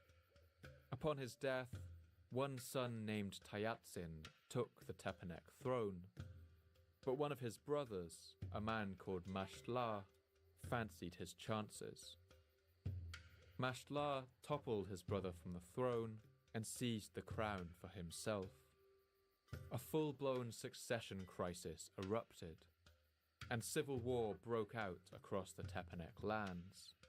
and suddenly the city of Tenochtitlan found itself right at the center of it. The kindly young king Chimalpopoca had a strong sense of fairness. He backed what he saw as the rightful king, but the usurper Mashla was of course enraged. He began to exchange insults with Chimalpopoca, and at one point even sent him a gift of women's clothing. Chimalpopoca was by this time around 30 years old, but he still had that strain of youthful naivety.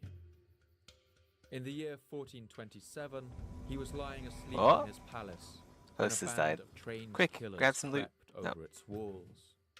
I thought I can pick up some of those rocks. King Chimalpopoca and killed him.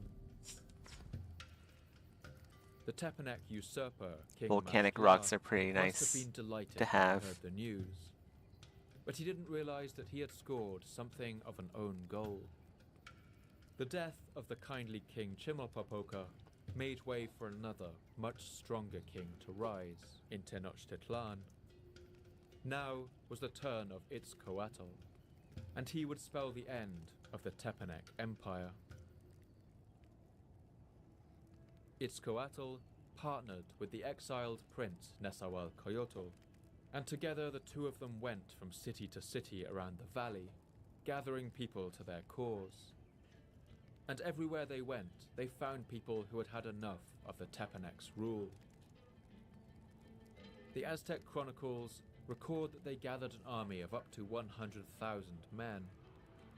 And when the Tepanek's most loyal ally, the city of Tlacopan, joined the war on Itzcoatl's side, King Mashla must have known that his days were numbered. But he didn't give up without a fight. The war raged on for 2 years. At first, the Tepaneks besieged Tenochtitlan. They knew that if they could take out the island city early on, the resistance to them would be destroyed. But the lake city was exceptionally well placed to withstand a siege, and so a steady stream of goods and reinforcements would have easily passed in and out of the city by canoe. Tenochtitlan held out until King Itzcoatl arrived with his army and sent the besieging Tepaneks packing. Their retreat quickly turned into a rout, and the combined forces of Itzcoatl and Nezahualcoyotl marched on the Tepanek capital of Azcapotzalco in the year 1428. They encircled it, broke down its walls, and burned it to the ground. The usurper king Mashla was dragged back to the city of Tenochtitlan and killed at the top of its great temple. The era of Tepanek rule was over, and now a new power ruled in the valley. Prince Nezahualcoyotl returned to his home of Texcoco and ruled as its king, 10 years after he had fled as a frightened child. Itzcoatl also ruled in Tenochtitlan, and together with the smaller partner of Tlacopan, they formalized a treaty that would see them rule over the Valley of Mexico together. These 3 cities divided up the former Tepanek lands, and their kings agreed to cooperate in future wars of conquest, dividing the tribute between them. This was a treaty known as the Triple Alliance, and it would form the foundations of a true empire in the region, a power that would one day come to be known as the Aztec Empire.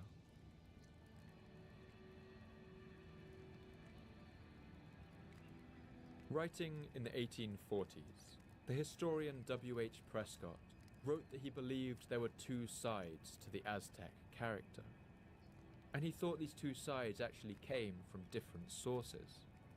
Their high-minded and austere culture, their refined etiquette, mathematical skills and love of poetry must have been inherited from the refined ancient empire of the Toltecs, he wrote. But the other side of their character was also there, the side of blood sacrifice, the side that relished the thrill of battle and conquest. He suggested that this came from their nomadic, tribal beginnings, This theory is pretty simplistic and impossible to prove, but it does show you how much the two conflicting sides of the Aztecs have puzzled historians for almost as long as they have been studied. And during this period, these two sides were embodied in the characters of the two kings, Itzcoatl and Nezahualcoyotl. When Nezahualcoyotl returned to rule in Texcoco, he was a fair and relatively peaceful king. He built a temple there where he banned the practice of human sacrifice, and even the sacrifice of animals. He was also a lover of literature. He built a great library in Texcoco, gathering together all the manuscripts that he could, ornately painted documents, written in pictographs on deer skin and bark paper. And he even wrote poetry himself, which was passed down by word of mouth before being written down by the Spanish in the 16th century. This extract from one of his more famous songs shows that Nezahualcoyotl believed that poetry helped to soothe the pain of living. Perhaps my friends will be lost. My companions will vanish when I lie down in that place. Flowers are our only garments, only songs make our pain subside. But his partner king, Itzcoatl, was different. He had the ambition of establishing this new Triple Alliance as an imperial power to surpass anything the Tepanecs had achieved, and he was happy to use any ruthless methods to do it.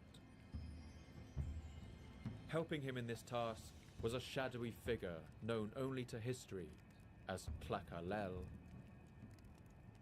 Tlacaelel had been the brother of the kindly King Chimalpopoca, killed in his bed by Tepanec assassins. But he had none of Chimalpopoca's softness. I Throughout still the don't know War what with to Tepanecs, do for he my adapted builds. as an advisor to Itzcoatl, and rose through the ranks Okay, of the royal court let's to become his chief advisor.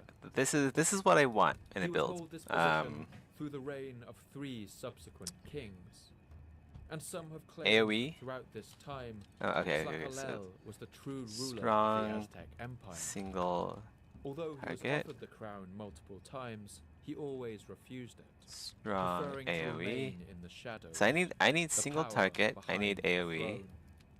I need On one hand, Tlacaelel was a dedicated reformer. He was determined to turn the Aztec state into an efficient machine, improving and modernizing its administration and methods for I just collecting need. taxes. Yeah, how about like But the kind of state that Tlacaelel wanted to build also had Let's some see remarkable here. and terrifying similarities to dictatorships I get summoned. I'm that being we summoned might now. recognize from our more recent.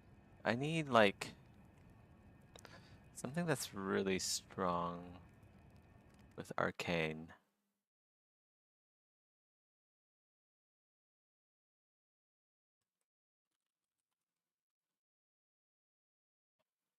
Is there anything that I'm missing? Oh shit! I don't want to see that. Don't don't look at the new DLC shit. Oh well, maybe the host is dead. Wow, nice. Okay.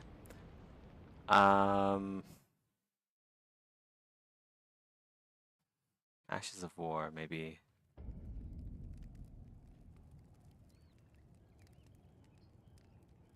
Occult scaling Ashes of War. I know there's like that spear throw Ash of War, but it's terrible in PvP. Spectral Lance. It has no. Doesn't have enough. It doesn't have enough tracking for it to be effective in PvP.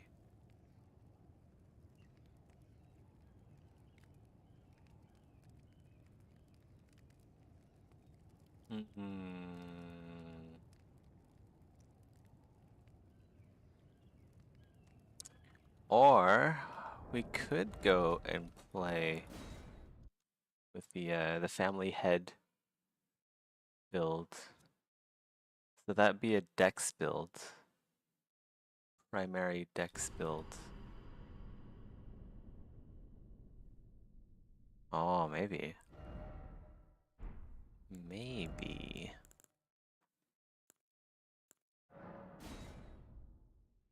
Like Family Heads is like, it's really strong in PvP and PvE. It's like probably the best ranged Ash of War for co-op. I think it does about like 1,000 damage in one cast, and that's like at +7 or 8, was it? +7.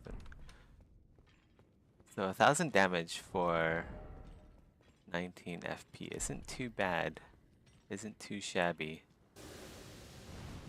You can get more with like Discus, but I don't know. Yeah, 1,208. 1,028, not 208.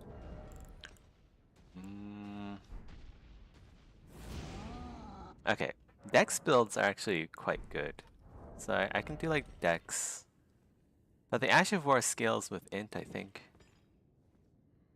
Pretty sure it scales with Int. Let's go do... Okay, so 1,000... Is it 1,028? So if we replace that with... Okay, let's go do Radagon's Source Seal. So that's going to increase the Dex. I'm pretty sure the Ash of War only scales with Int. Let's go try that again.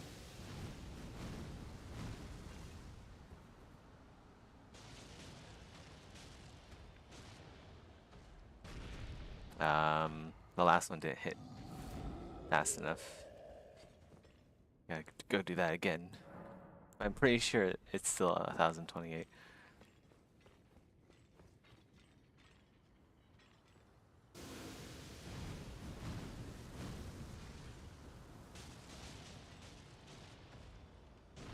Yeah, 1,028. Okay, so Dex does nothing for the Ash of War.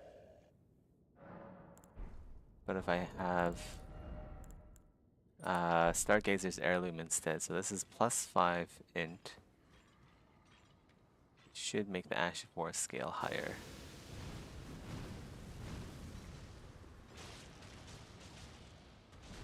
Yeah, that's slightly more damage, 1,069. So this would be like an int build, actually. Dex int.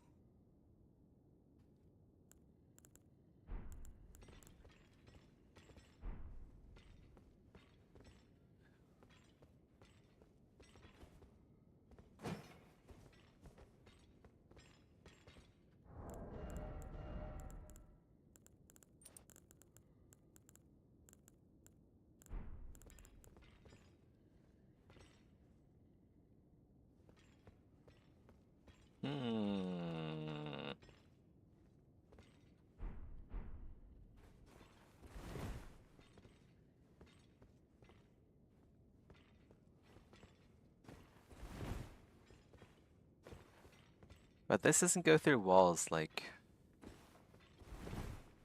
Mogwin's Spear. Man, like Mogwin's Spear is just so OP.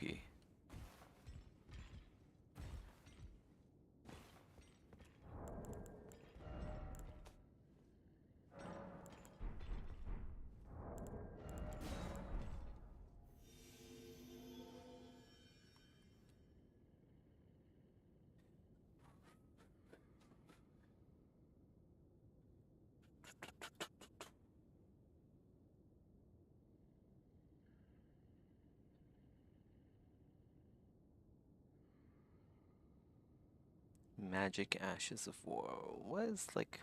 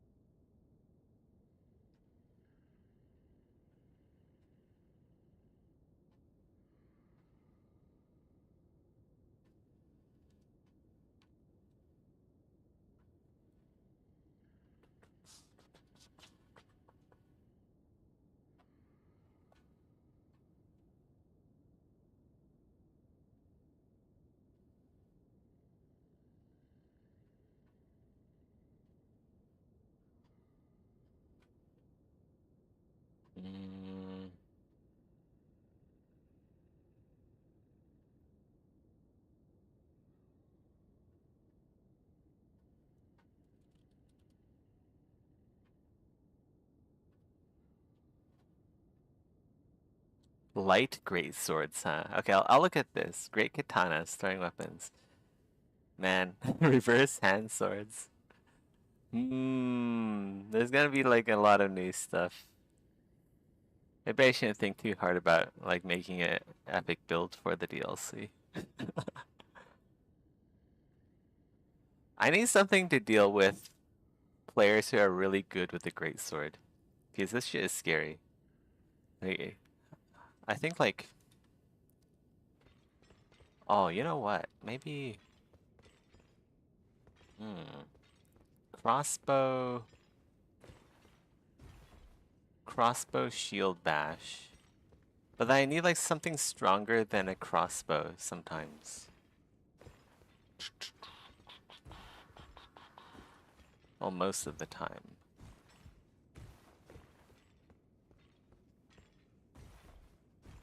What about like jar cannon? Jar cannon shield bash. Jar cannon shield bash. That could be a build. Definitely a build of all time. One of the builds of all time. Why is it always message? Why is it always message?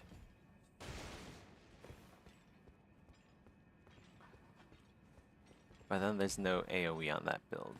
Except for the explosive great bolts, I guess.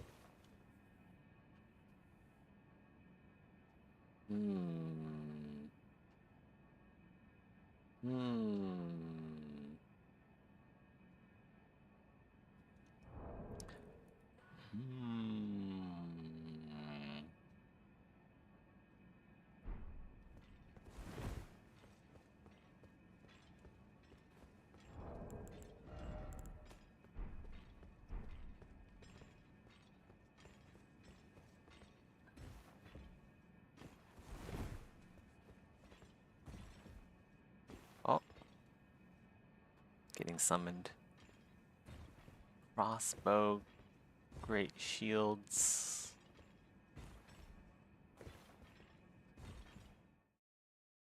What would that have difficulty fighting against? Can't really think of anything that would pose an issue. Hey.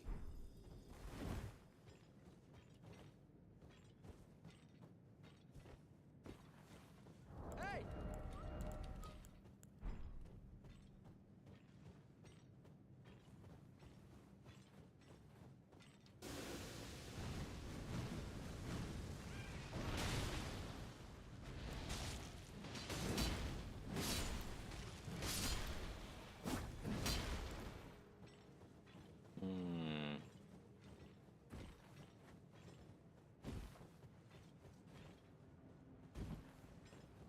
If only like ballistas had strength scaling.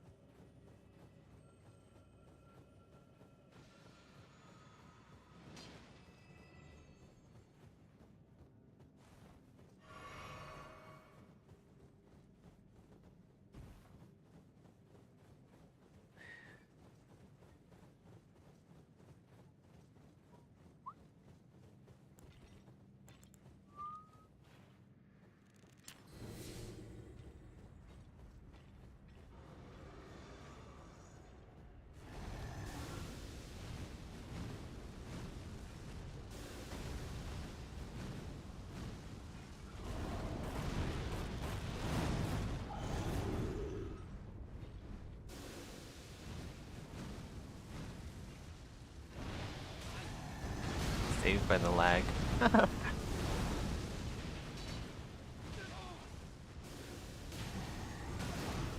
Oh my god.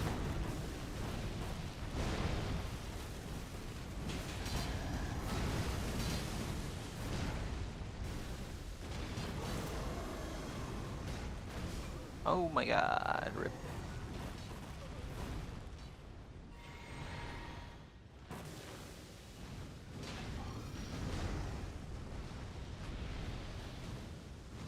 Or maybe Death Ritual Spear would be better, I don't know. Like, this is better in PvP actually, because the tracking is just ridiculous on these skulls.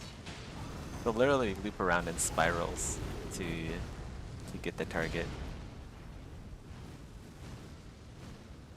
Yeah, that's a game over for the Black Blade.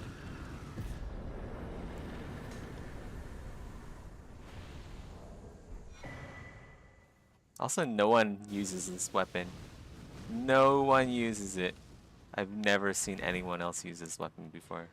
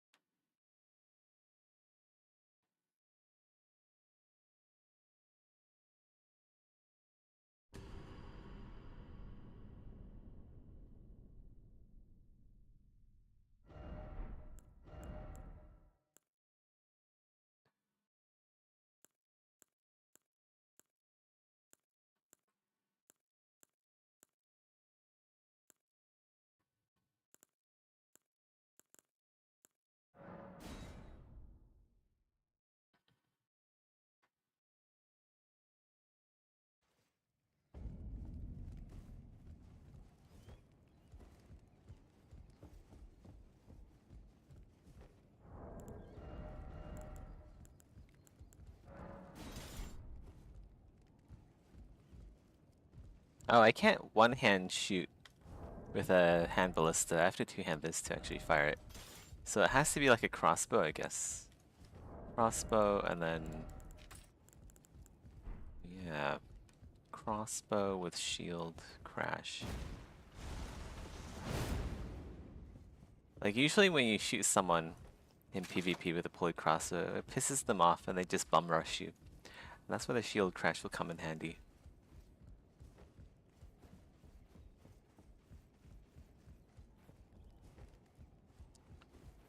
But then I need something good versus PvE. The shield crash and the crossbow, they're both single target weapons. They aren't like heavy duty AoE weapons.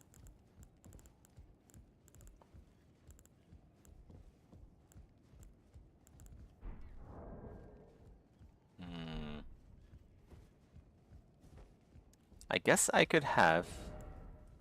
okay, so maybe shield crash as well as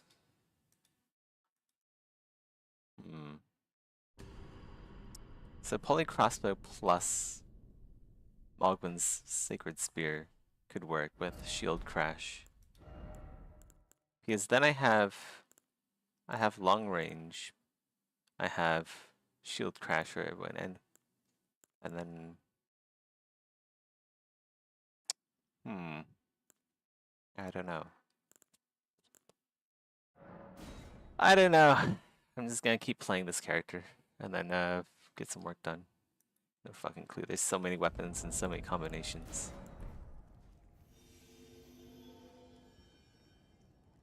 And history.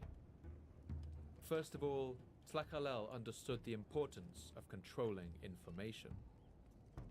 As soon as Itzcoatl took the throne in Tenochtitlan, Tlacaelel advised him to order an inspection of its library, and to destroy any historical texts that they found inconvenient to their narrative. This act is remembered in the Aztec chronicles. Once they used to keep a record of their history, but it was burned at the time when Itzcoatl reigned in Mexico. It was agreed, and the nobles of Mexico said, "It is not fitting that all the people should know the paintings. The common serfs will be led astray, and the earth will be made crooked, because in the documents are many lies, and many heroes have been taken for gods." Here, the division between the two sides of the Aztec character couldn't be more pronounced. On one side of the lake, King Nezahualcoyotl was writing poetry and building a library, while on the other, Itzcoatl was burning books in bonfires. And while Nezahualcoyotl had banned human sacrifice, King Itzcoatl would preside over a massive increase in the practice. And once again, the advisor Tlacaelel seems to be behind it. I think Tlacaelel understood all too well the power of the violent public spectacle as a means for controlling the masses. I think he wanted the people of the valley to truly fear the power of their state, and fear it they did. Alongside an increase in public brutality, Tlacaelel also reformed the religion of the valley. The Mexica war god Huitzilopochtli had before been one among several gods, like Tlaloc and Quetzalcoatl, but he would now be raised to rule over all the others, elevating the Mexica to the status of God's chosen people. The power of the military was now paramount in Aztec society. Tlacaelel claimed that only warriors who died in battle would go to serve Huitzilopochtli in the afterlife. This was a new age of militarism, in which the warriors who died in battle were honored as the supreme heroes. One hymn, meant to be sung by all the people of Tenochtitlan, embodies the new warlike spirit of this age. The bonfire smokes, shields thunder, wow, god of the ringing bells. The flower of the enemy shudders. Eagles and it is pretty smelly. resound. The dust grows yellow. Red blossoms shall bud, unfold, and open into flower. O god eagle, in your house you rule. Your banner trembles in flames. I don't think it's the I don't know what it is. Maybe it's the brushes. I haven't cleaned the brushes. Partly due to this new militaristic attitude, the I wish there's a way I can like just immerse the whole thing, but there's like electronics in the King Itzcoatl gathered a electronics great in the dustbin and marched on his neighboring cities, conquering them one by one. At one point, Diego Duran writes that Tlacaelel gave this proclamation to the lords of the gathered cities. We are capable of conquering the entire world. And for a time, that's what it must have looked like. Soon all the other cities around Lake Texcoco were subdued.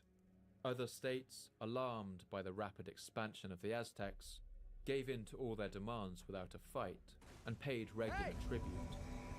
Wow. Soon, the Aztecs began to send their armies out beyond the valley, marching through the mountain passes cut between the volcanoes. When the king Itzcoatl died in the year 1440, a new king, Moctezuma I, rose to power. He reformed the Aztec Empire and massively expanded it, turning Tenochtitlan into the dominant party in the former Triple Alliance. The war over the Aztec character was being won, and it was the warlike, domineering side of Tenochtitlan that was coming out on top. When Moctezuma I died, he was followed by the kings Ashayarkatl and Tizoc. That's true, yeah. Even further. And all these kings had the same shadowy figure Tlacaelel advising them. Aztec armies marched into the lands to the north, bringing the desert peoples under their rule. They marched south and made inroads into the land of the Maya and onto the Pacific coast. And they went east and conquered lands on the Atlantic coast too. Tenochtitlan was never an empire in the way we might imagine it. It usually didn't occupy the lands it conquered. The host is getting wrecked. Set up garrisons or installed administrators, except in the most rebellious provinces. It was more like a network of tribute, which saw wealth flow in one direction to the city of Tenochtitlan. The historian King Benzima described it in the following manner. Jesus Christ. Tenochtitlan was a beautiful parasite, feeding on the lives and labor of other peoples, and casting its shadow. Let's go use crossbow here. The administration of the empire was conducted along a remarkable communications network. He's spamming way too many AoE attacks. Heading to every town and village. There were no horses in the America, so messages were carried by runners stationed every. Yeah, look at that. 3 damage. That's why range is so good in this game. Some bosses just spam the shit out of their range attacks. In this way, messages could pass the whole length of the empire in only a matter of days. But the Aztecs didn't rule with kindness. In the villages they conquered, that's why I'm thinking, just like crossbow and they took the like shield crash. Crossbow shield crash could work really well. For sacrifice and brutally put down any resistance. There was one people who the Aztecs treated with an unmatched level of cruelty. These were called the Tlaxcalans, a people who spoke Nahuatl. Don't know, but this is really fun too. Of the Valley of Mexico. This is like shield crash without having to use FP. They would tell you that the Aztecs had tried and failed many times to conquer them. But the Aztecs would claim that they could have conquered them at any time, and simply chose not to. Either way, a strange kind of situation developed.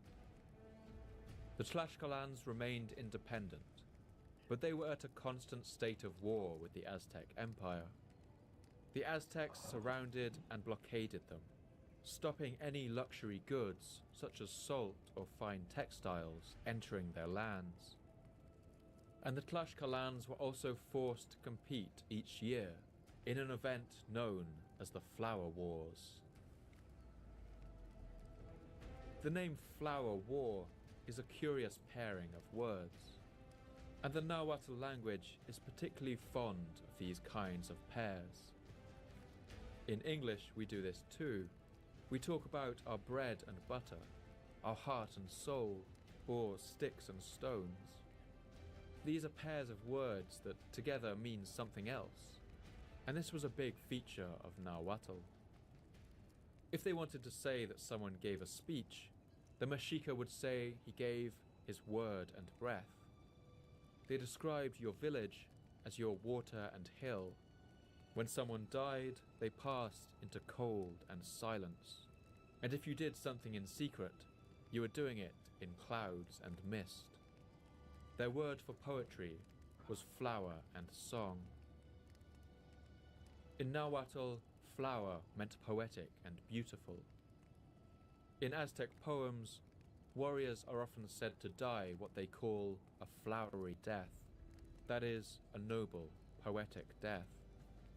If a warrior died in battle, they were believed to be resurrected among what the Aztecs called flower and bird. That is, they may become part of the natural world around them, as this piece of Aztec oral poetry suggests. Bells clamour. The chief is resplendent. He who makes the world live is full of delight. The flowers of the shield are opening their petals. Glory spreads. It revolves around the earth. Here is the intoxication of death in the midst of the plain. There, as war breaks out on the plain, the chieftain shines, spins, gyrates with flowery death in war. Fear not, my heart. On the plain I covet death by the obsidian knife. All Fear not, my heart. Desire is death. The Flower Wars were highly theatrical and would have looked something like a Mardi Gras parade. The Mexica warbands dressed in their most extravagant and brightly coloured clothes, the Jaguar warriors in their mottled skins, the Eagle warriors in their bright feathers, all carrying brightly coloured shields hung with feathers and embroidered with heraldic symbols, the flapping of orange cloaks and red hats, some wearing masks, tassels and jangling bells. But all this colour shouldn't fool you. The stakes in the Flower Wars were still very real. Warriors would have carried spears, obsidian daggers, and a weapon known as a macahuitl, roughly equivalent to a sword. These looked something like a cricket bat, but with the edge ringed with shards of obsidian glass. As with most Aztec warfare, the point wasn't to kill, but to capture prisoners for sacrifice. After a flower war, the skulls of executed prisoners were displayed as grisly trophies on enormous racks in the city of Tenochtitlan, some of which have been uncovered by archaeology. The largest ever found was discovered at the main temple and contained over 650 skulls. What the heck? The Tlaxcalans led a pretty miserable existence. They were starved Why and is it impoverished like that? and forced to participate in this ritual slaughter of their citizens. Unsurprisingly, this gave them a bitter hatred for the Aztecs. And freeze. And this ultimately is where the seeds of the whole empire's collapse would be sown. The Aztecs had risen to power in the first place because the Tepanec Empire was so hated around the valley. The Tepanec's cruel regime meant that in the end, no one was willing to fight alongside them, and their allies were easily convinced to turn against them. History would later show that the Aztecs should have learned this lesson. When the shadowy advisor Tlacaelel passed away peacefully at the age of 90, he died a happy man. The year was 1487. The island city of Tenochtitlan was now the beating heart of an empire that stretched from the Atlantic to the Pacific Ocean. It governed the lives of as many as 6 million people, and was on course to become the greatest empire that the continent had ever seen. But in little over 30 years, this whole society would come crashing down. That's because they would soon encounter another power that would outmatch them in military force, in ruthlessness, and at times in cruelty. Only 30 years or so after the death of Tlacaelel, the chronicles in the Florentine Codex record that once again over Mexico, a mysterious light appeared in the sky. It was a comet of dazzling brilliance, and as the days went on, it grew brighter.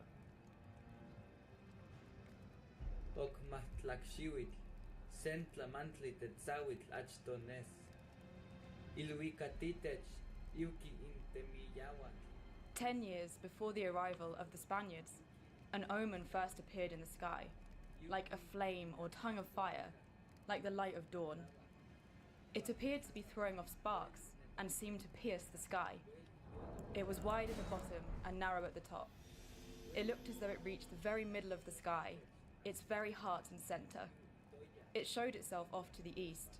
When it came out at midnight, it appeared like the dawn.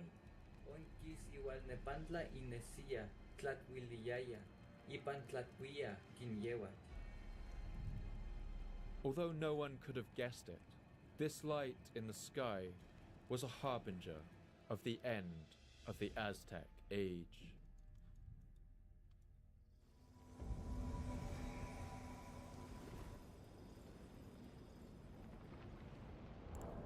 Hey!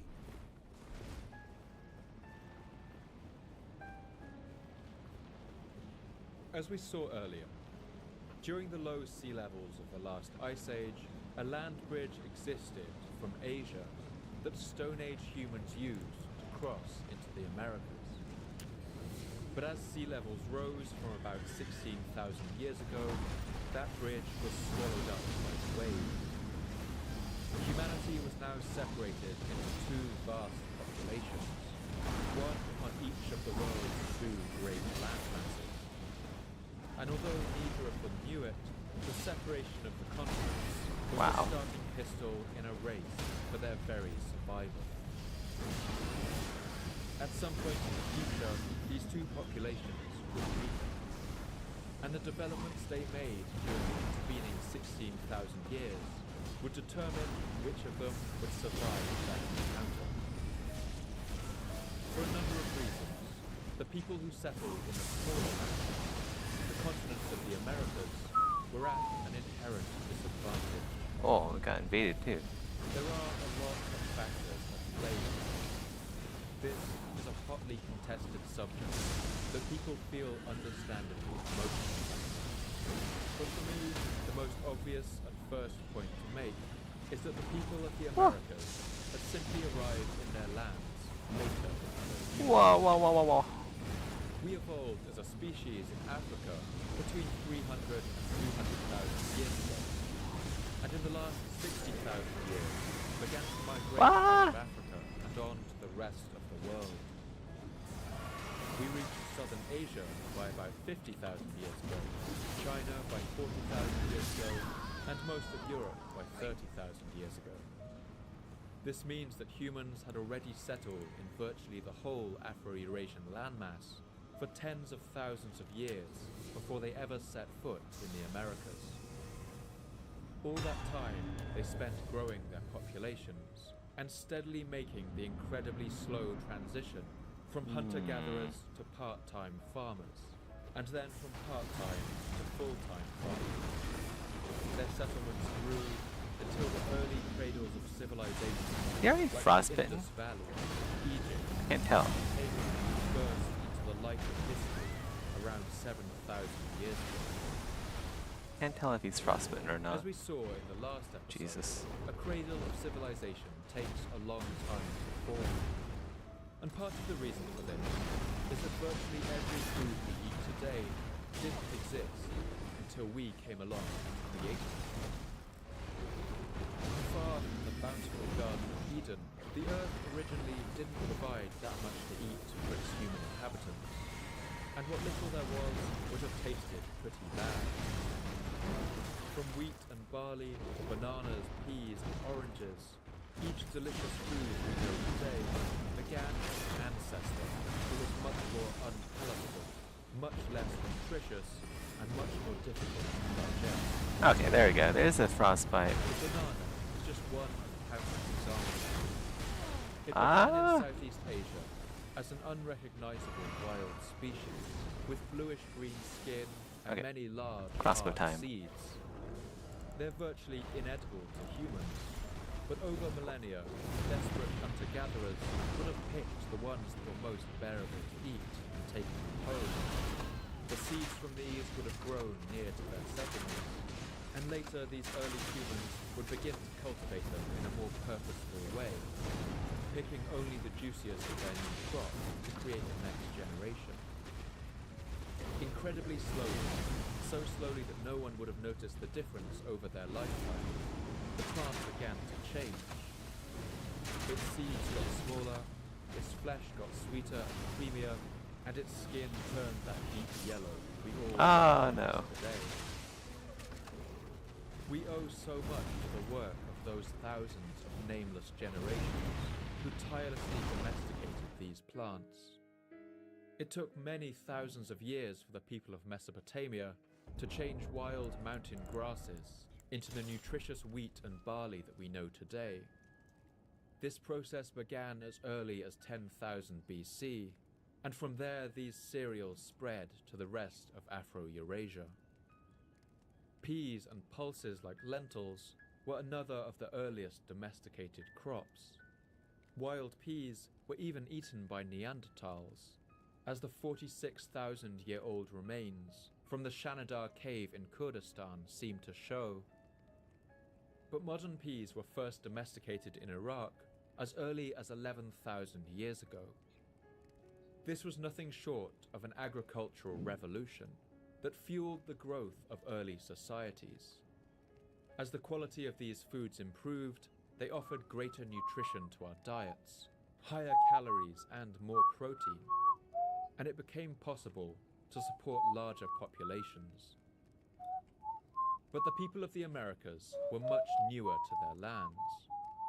The earliest people to ever live in the Valley of Mexico would have only just arrived around the year 12,000 BC, about the time that peas and wheat were already beginning to be cultivated in Mesopotamia. These earliest Mexicans found huge herds of mammoths and other animals that could be hunted. It would have been several millennia before they began to feel the pressure to move away from their hunter-gatherer lifestyles. Due to this, one of the most common foodstuffs in the Americas, maize or corn, only began to be domesticated around 7,000 years ago. At this time, the Ubaid culture in Mesopotamia was already a thriving agricultural society, as we saw in the previous episode. This meant that in the long, arduous work of domesticating crops, the people of the Old World had something like a 3 or 4 millennia head start. Some have suggested that the nature of the plants themselves may have also been a factor. And once again, the people of the Americas suffered a stroke of bad luck. One of the most common foodstuffs in Mexico was corn, which likely descended from a plant called teosinte. This is an incredibly bitter kind of grass. It looks nothing like the rich yellow globes of corn we know today, and since such a drastic change had to be bred into this unappetizing plant, it may have taken longer for early people in the Americas to domesticate it than for the people in Mesopotamia to turn wild grass into wheat, or wild peas into lentils, neither of which require such a dramatic transformation. And there are other factors too. In the Americas, a lower diversity of animals also acted as a disadvantage. There were only 2 animals in the Aztec world that could be domesticated: turkeys and dogs. But in the Old World, livestock like sheep, goats, and pigs contributed greatly to the amount of protein available to the population. Cows were a rich source of meat and milk, and could also be used as pack animals to carry loads and pull plows. But above all, there was the horse. Although the horse had evolved in the Americas, it had been extinct there since the last ice age. It's sometimes said that the indigenous American empires like the Aztecs never invented the wheel, but that's not actually true. We found numerous examples of clay toys made for Mexica children, which include perfectly engineered wheels. But if the Aztecs ever experimented with wheels for larger vehicles, it's likely they would have quickly given up on the idea. Without any horses or oxen to pull a cart, the design of the wheel wouldn't have saved much labor. The Aztecs simply carried things from place to place using straps that attached to their forehead. What about a wheelbarrow? Wouldn't that be better than tying something to your forehead? Down in manual labor. And compared to the horse-driven power of the Old World, anything on wheels is better than tying shit to your forehead. Sorry. The Afro-Eurasian landmass is just about exactly twice the size of the combined continents of the Americas. This larger habitable area, along with the extra tens of thousands of years that people had lived there, meant that the population in the Old World was much higher. Estimates for the population of the Americas pre-contact vary wildly. Some historians have gone as low as 8 million, while others have gone as high as over 100 million. But I find an estimate of about 60 million to be reasonable. But compared to the Old World, the difference is stark. By contrast, China alone had surpassed 140 million by the year 1200. a century before the Aztecs had even arrived in the Valley of Mexico.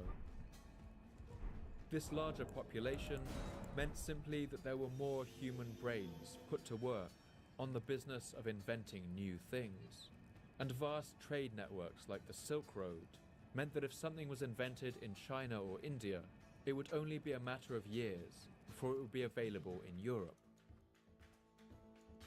Due to their 3 or 4 millennia head start in domesticating crops and all these other advantages, the timelines of the two sides of the world show a marked difference. While the people of Mesopotamia developed pottery over 7,000 years ago, the first pottery in Mexico would not begin for another 2,500 years. While bronze making began in India and the Near East around 3,300 BC and spread to Europe and East Asia in the following centuries, experimentation with bronze work was only just getting started in Mexico when Tenochtitlan was at its height in the 14th century.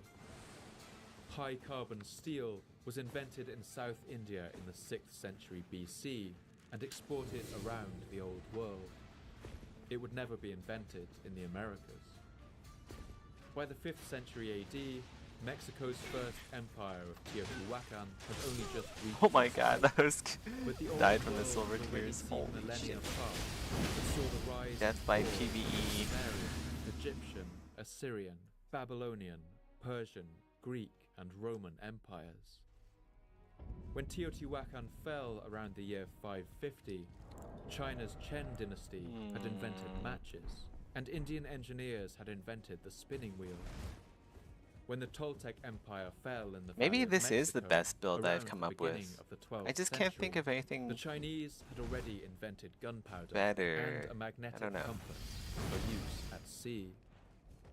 When the Mexica people arrived in the Valley of Mexico around the year 1300 AD, Arab and European scientists had already described rules for the refraction of light, and Italian craftsmen had invented the first eyeglasses. By the time the Aztec emperors Itzcoatl and Nezahualcoyotl were born, the first handheld cannons had been invented in China, and naval artillery had been used for the first time in Korea. While the poet Nezahualcoyotl built his personal library in Texcoco, and Itzcoatl burned the books of Tenochtitlan, the printing press was invented in Germany. And in the middle of the 15th century, the arquebus, an early form of musket, was developed in Spain.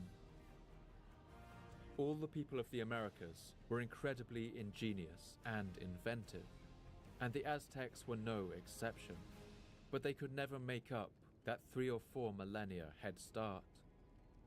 The race that would determine the outcome of the coming War of the Worlds had always been rigged against them. One technology above all others would prove to be the decisive factor in the coming collision of worlds, and that would be the ocean-going ship. In the 14th to 15th centuries, developments in naval technology gave rise to a new kind of vessel, known as the caravel. Until then, Europeans had been restricted to only navigating around the coasts. But Portuguese craftsmen were soon able to develop larger and more powerful ships. Caravels allowed them to explore along the coast of Africa, and by the end of the 1400s, these had been upgraded to the much larger and more powerful carracks. These were large, durable ships with as many as 6 sails, well suited for long ocean-going voyages. And they also weighed well over 1,000 tons, large enough to carry huge amounts of supplies, suitable for voyages of many months. The carrack meant that regular voyages could now take place between Europe and India, all around the coast of Africa and even on to China. While the Silk Road cities like Baghdad, Tashkent and Samarkand had once been the hubs of the world's trade, those centers began to move to Europe along these newly opened trade routes. European cities swelled with incoming wealth, and in the final decades of the 15th centuries, the European countries that looked out over the Atlantic Ocean began to wonder if they could make even more ambitious voyages. In the year 1492, only 5 years after the death of that shadowy advisor Tlacaelel in Tenochtitlan, a carrack called the Santa Maria was sailing across the Atlantic Ocean, accompanied by 2 smaller caravels. On board was the explorer Christopher Columbus. The Aztecs knew no more about those 3 ships than the enormous pterodactyl Quetzalcoatlus knew about the asteroid that had once sped steadily towards the Gulf of Mexico. But as a light once again appeared in the sky over Central America, that blazing blood-red comet, a new threat just as deadly was speeding their way, one that would take them completely by surprise and change their world forever.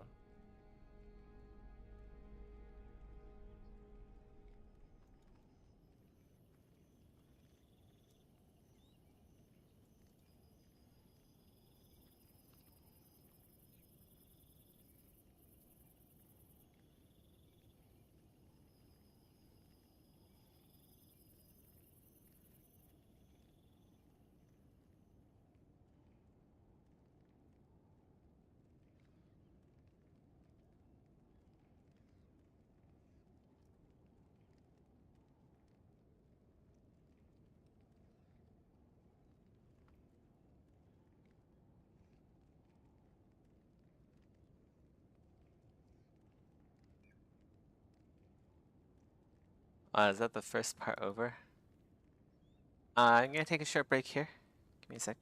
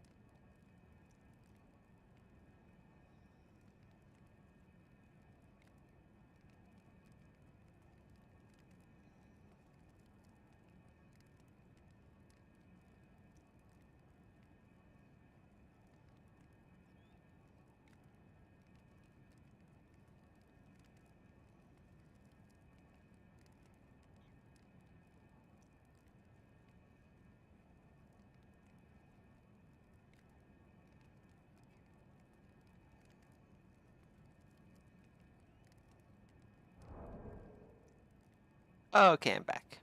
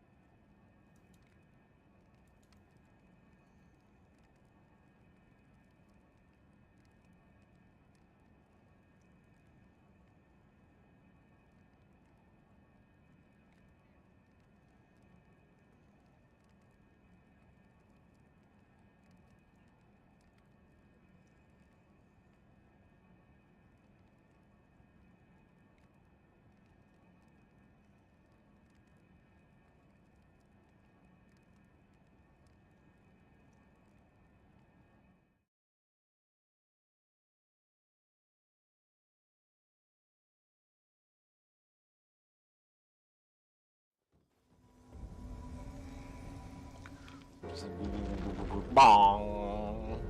A bong. Bong. Bong. This place is so obnoxiously loud.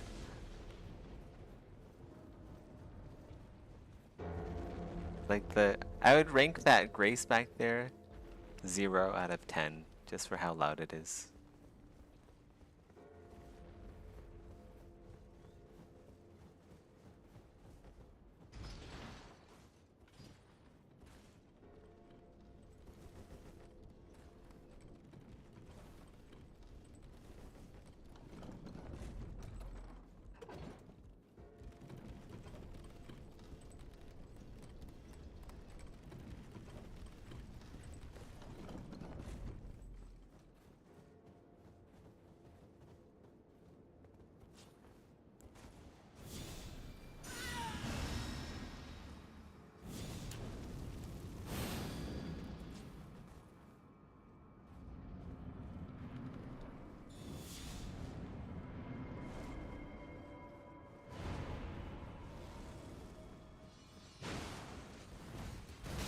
Ah!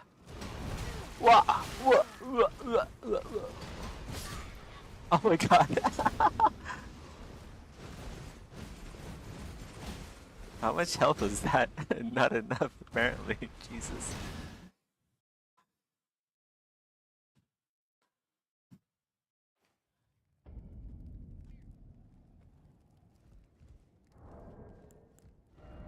Hmm.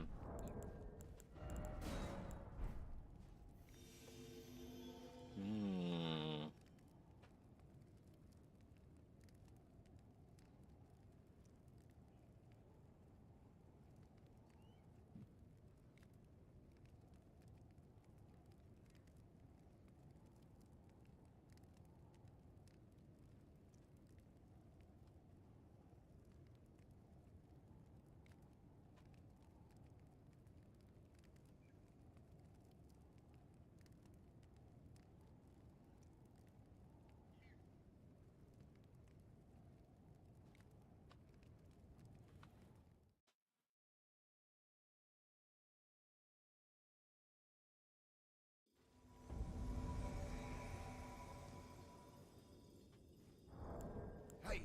I have a bad feeling.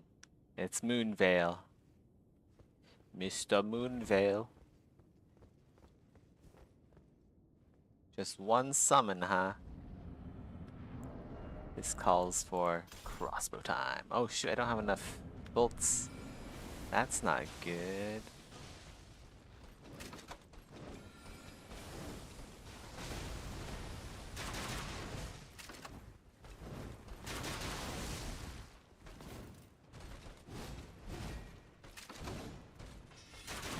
Wah!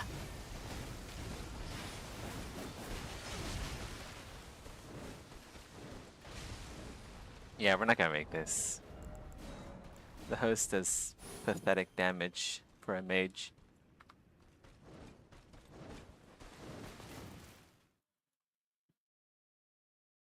I don't have enough bolts.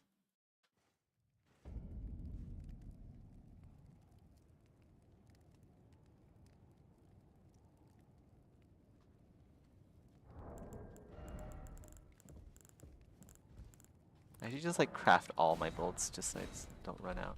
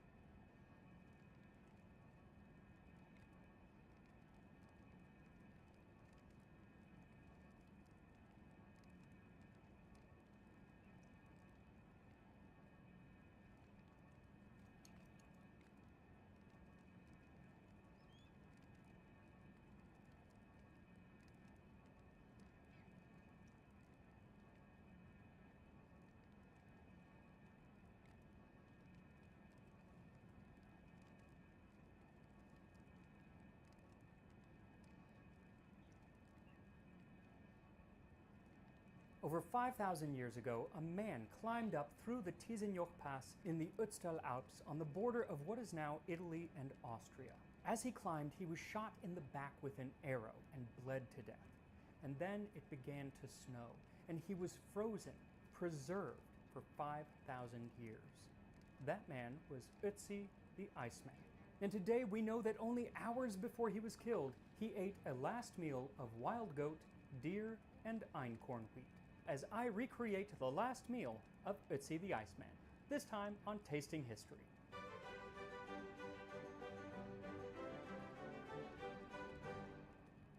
So the kitchen is still being worked on, so I am in my bar area where I usually sometimes do drinking history, but today it's tasting history.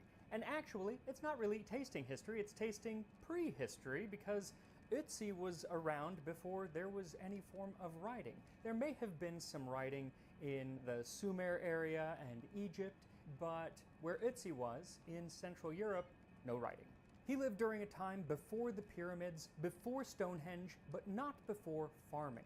And that's something that I find really interesting about Ötzi. It's about when he lived, because this is a period where farming had come up through Turkey and the Balkans and had pretty much established itself all over Europe.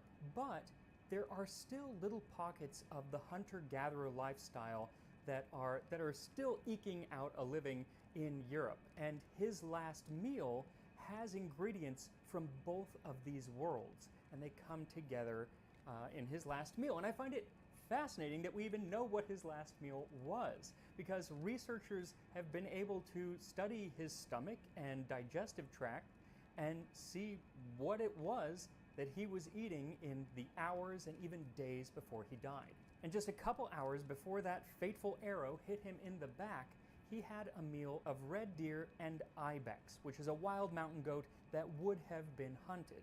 But then he also had einkorn in his stomach, and that is a grain which is probably the first grain that was ever cultivated and farmed, and has really remained unchanged over the last 12,000 years. Now, einkorn, I got, easy. Red deer, little harder to get, but I got. Ibex meat, I don't got. I could not find anyone who could get me ibex meat. I couldn't even find anyone who could get me wild goat at this time of year. So I am just using regular domesticated goat meat for that. The other ingredient that I'm going to be using is a bit of fiddle fern. See, in addition to the meat and the grain, Ötzi had small amounts of pollen and different funguses and moss in his stomach, as well as a little bit of fern. Now, the fern that he had was a type of bracken, which can be used medicinally, and that's probably how he ate it, especially because there was such a small amount, but it can also be toxic. Now, I'm sure he knew exactly how much to eat, so he wouldn't die. I don't know that, so I'm not going to try it. But I do have fiddle ferns, and those are perfectly edible, and they are a fern very close to the bracken-ish. So that's what I'm going to be using, and it's frankly such a small amount that it's not going to really have much effect on the flavor in general. Ötzi's stomach didn't have a recipe with it, so we don't really know how he cooked his food, but I am going to start off with the ibex meat, or the goat meat, and it was probably dried. Now, you can put this into a dehydrator and basically make jerky. That works, but he wouldn't have added any, like, seasonings or anything, maybe some salt. So it will be very, very bland if you do that. He probably would have smoked it next to a fire, and that smoke would have helped to flavor the meat. So that's what I'm going to do. So I sliced my goat into thin slices and then set it on the grill beside some hot coals and some wood to add that smoky flavor. I also set a tray beneath the meat to catch the fat because we are going to use that later. Now, smoking meat this way is actually kind of hard because you don't want to cook it. So it needs to be a very, very low temperature, about 160 or 170 degrees Fahrenheit. And it's going to take like 6, 8, even 10 hours to dry out. I actually left mine on a little bit too long, and it kind of becomes hard and brittle, which is not a bad thing. It's just I would have preferred more of a jerky texture, and so that would have taken less time. You can also put some water in it and near it, and that'll keep moisture in. I didn't do that. Then when it comes to the red deer, we could also smoke that and have that preserved, but then I'm just really doing the same thing. So instead, I'm going to put it over an open flame, which he might have done. So again, I made a wood fire in my barbecue, put the meat onto a skewer, and just set it over that for about 5 or 6 minutes so we could get a nice char on it. Now, both of those are very simple, straightforward ways of eating meat, especially because he didn't have any marinades or anything like that. What is not as straightforward is how he ate his einkorn. Was it in a porridge that he made, like boiled, or was it some sort of pancake, like a flatbread, that he could have cooked on a hot stone? That's what I'm going to do, but frankly, we don't know. What we do know is that he didn't grind it all the way down to like a fine flour. It was very coarsely ground because they found some pretty big pieces in his stomach. So that's what I'm going to do. So I took whole grains and I ground them down to kind of a flour, but also leaving some big pieces as well. And then I added the melted fat from the drying of the goat.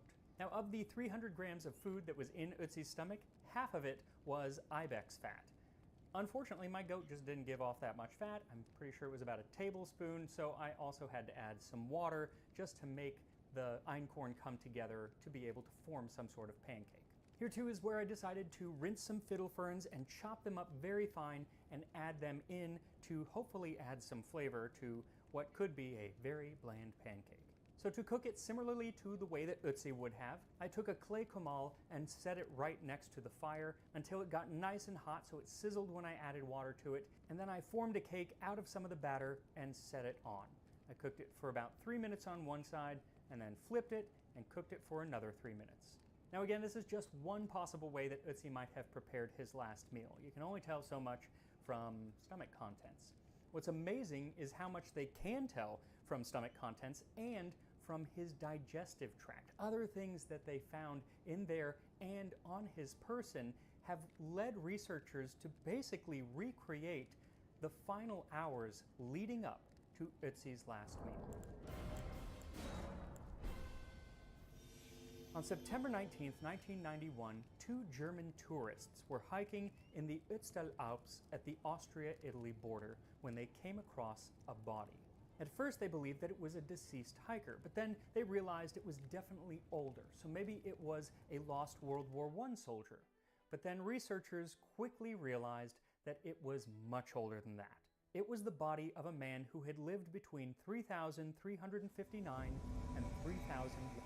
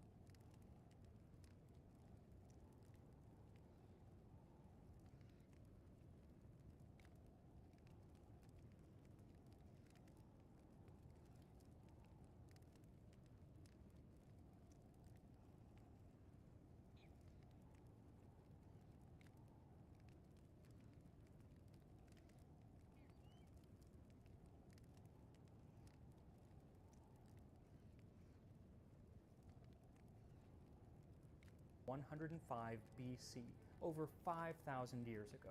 And as his body did not come with a name tag, they named him Ötzi after the area in which he was found.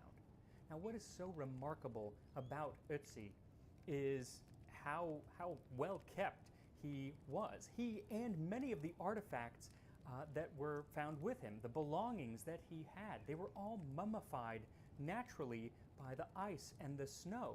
So yes, while he doesn't look great, he's actually so well preserved that it has led researchers to be able to learn a lot about him and the Chalcolithic or Copper Age during which he lived. Like, typically, no clothing from this period survives today, but Ötzi was found wearing a full outfit. He had shoes with soles made of bearskin and red deer leather, and the upper portion was made with woven grass, which was then stuffed with more grass for insulation. He wore heavy deer hide leggings with patches of fur affixed to them, and the fur was different colors and alternated in a pattern, which implies that the man had a sense of fashion. Then over his torso he wore a coat of sheep and goat skin, as well as a sort of cape of woven grass that may have actually been used as a blanket. Then this was all topped off with a bearskin hat. In addition to clothes, he carried a sort of backpack, a fire-making kit, and a stone disc with leather thongs on which he would have tied birds that he had hunted. He also carried a knife, a sharpener, and several other woodworking and leatherworking tools. Then he had a quiver of 14 arrow shafts, 2 of which had arrowheads, and a bow made of yew wood. That is the same wood that would still be used to make longbows in England during the High Middle Ages. But perhaps most impressive of all was Ötzi's axe. All of the other tools and weapons that he had with him were typical Neolithic stone tools, but that axe was made of 99.7% pure copper. Now, the blade was small, less than 4 inches long, but even so, this would have been a very valuable tool. He was also found with a pouch that had different fungi and mosses in it that were probably used medicinally. And the man needed medicine because at an age of 45 or 46, Ötzi was not in great health.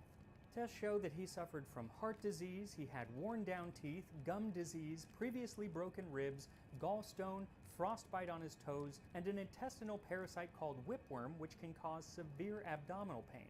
In addition, he may have had Lyme disease, though tests were inconclusive.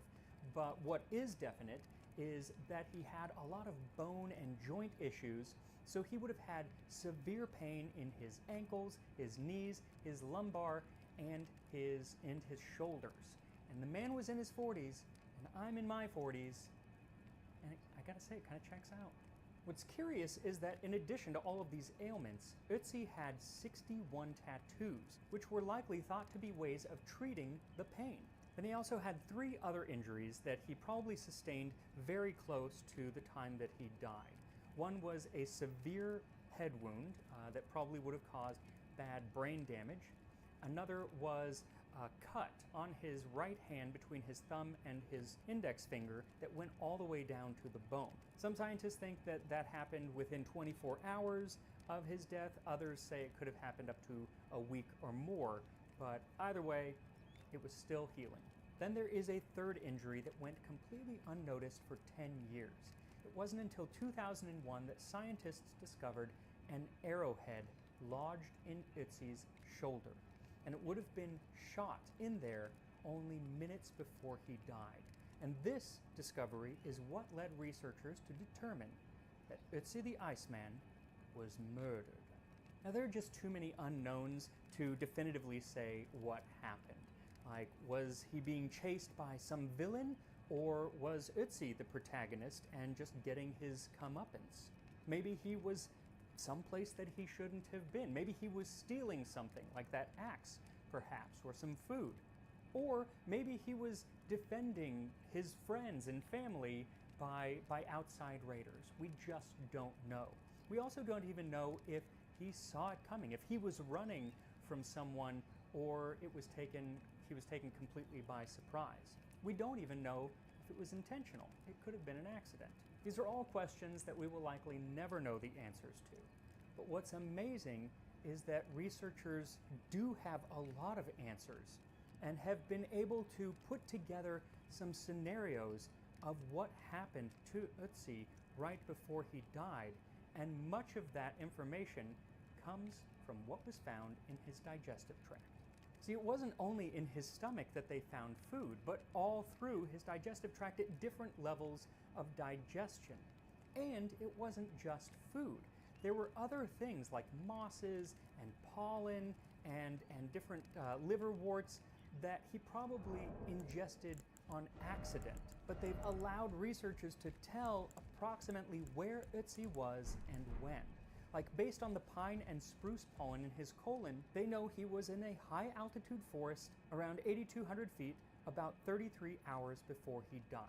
Moving further up the digestive tract, there was pollen that shows that he was in the forests of a much lower altitude, around 4,000 feet, or even lower, only 24 hours before he died. It was here that one possible explanation of what exactly happened to Ötzi begins to take shape, because it was there he received that wound on his hand. Researchers say that it is a defensive wound. So was there a fight? We don't know. What caused the fight, if there was one? We don't know. But whatever it was, Ötzi fled, because the distance that he covers in the next day or so is pretty impressive. Now, we stayed for some hours at the same elevation, moving along the valley floor, where at some point he finds some sphagnum, or bog moss, and uses it for something, likely to dress that wound on his hand, because one, it's very absorbent, and two, it actually has antiseptic properties. Now, it is possible that he didn't get it there, that he had been carrying it with him before, but for some reason, he was using it. Regardless, it's at this lower altitude that 8 to 12 hours before Ötzi died, he makes a meal, perhaps as a way to fuel himself.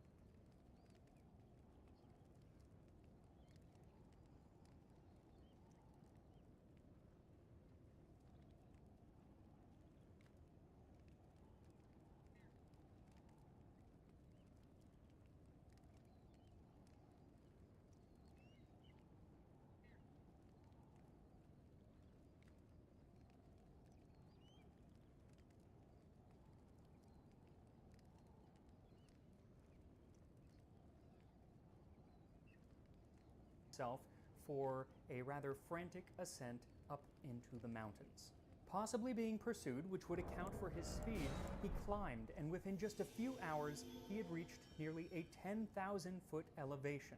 And there again, he eats. And this is Ötzi's last meal. This is the meal that we're making today. Now, we don't know exactly where he was going, but he was likely trying to head through that pass to get to the other side of the mountains. But he never made it, because only an hour to 3 hours after he ate, Ötzi was shot in the back with an arrow, and it had an arrowhead made by the people who lived on the south side of the mountain. That arrowhead lacerated his left subclavian artery, and Ötzi began to bleed to death. He fell over and hit his head, and we don't know if the fall caused the head injury, or if it was his attacker dealing him one final death blow. But he received that head wound, and very soon after, he died. Now, he might have been dead already, or he might have still been living when his attacker or someone else came up and drew out that arrow. But only the shaft came, and the arrowhead remained in Ötzi's shoulder for 5,000 years. Because soon after he died, it began to snow, and he was blanketed and frozen. And over the years, a glacier came over and covered him and all of his belongings, and they were preserved until 1991. Now, as I said, this is just one possible way that Ötzi spent his last days and hours before he died. We don't know. There are too many unknowns, so researchers are hesitant to make any definitive guesses about the way that he died or the way that Ötzi lived. But the one thing that they do know is that only hours before he died, he ate a meal of red deer, ibex, and einkorn. And here we are, the last meal of Ötzi the Iceman. All right, I'm going to actually start with a piece of the red deer that I just roasted. I feel it's the simplest of all of them. Actually pretty good. That's super gamey. I like gamey stuff, but super gamey. Could definitely use some salt or barbecue sauce, but you didn't have that though. Now for the ibex meat, or the goat meat, so it's basically just jerky. It's rather dry. Again, I could have left it a little less and it wouldn't have dried so much, but here we go. It's not as crispy as I thought it would be, so that's actually not bad. Really smoky. That's actually really good. I didn't expect it to be. Because usually jerky has they put a lot of different salt and different marinades and stuff to give it flavor. This has nothing. I could eat that. I could just snack on that. That's really good. That said, it does get stuck in your teeth. It's gonna be there for a while. Finally, the pancake. So this is einkorn and goat fat and water and a bit of the fiddle fern, and you can see actual pieces of the fern in there. Can you see that? I can. Hey! Let me actually try to get one of those pieces. Hey! Here we go. Hey! Bon appetit.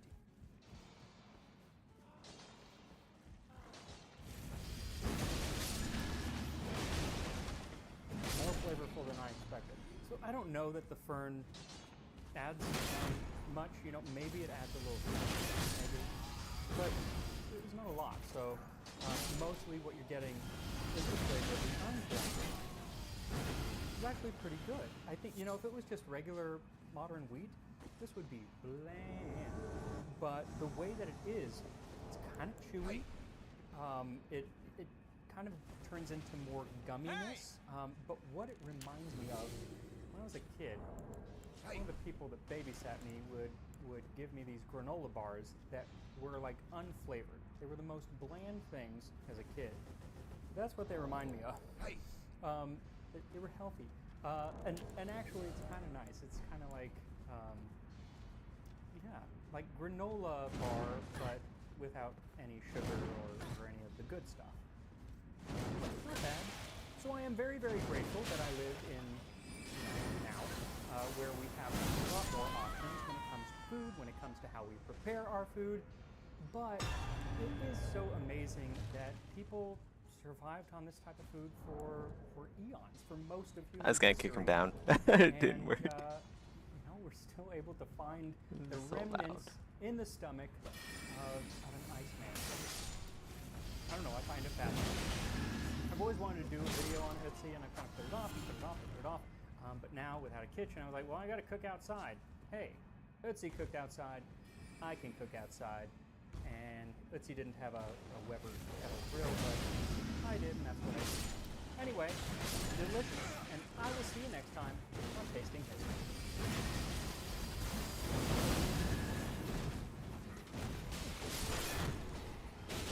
Woo!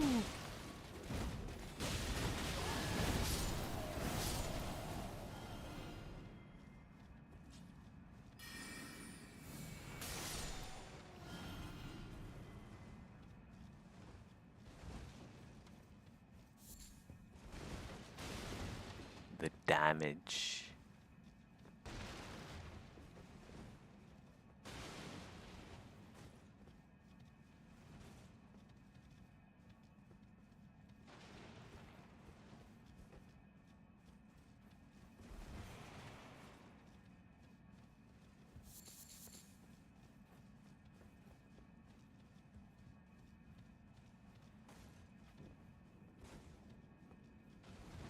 I'll just stand here and wait, I guess. Until the host is done looting the entire cave.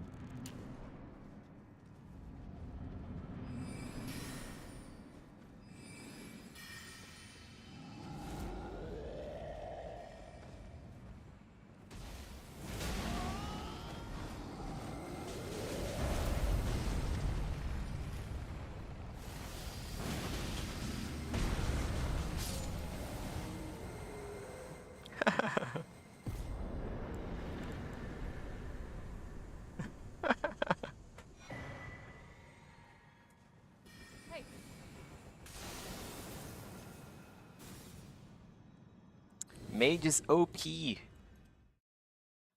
So OP.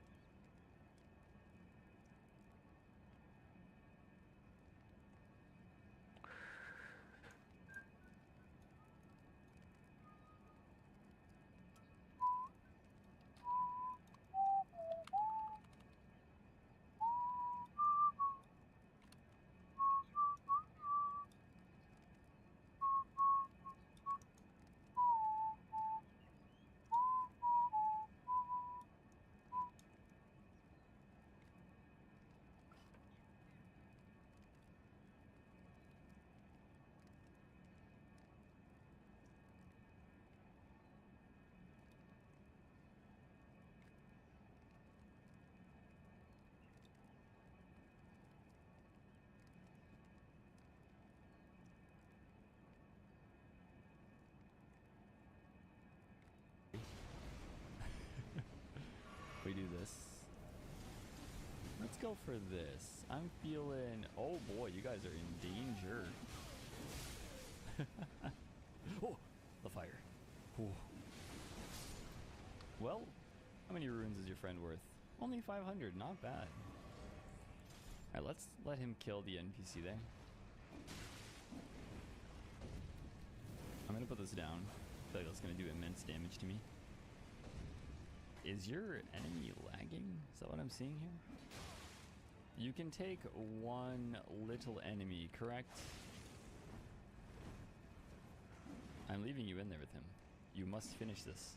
It's a fight to the death. Oh my god, using the pillar is wild. There you go. Are you aware I can bring this down? Just wondering. What am I hearing? Do you have another friend in here? Somewhere?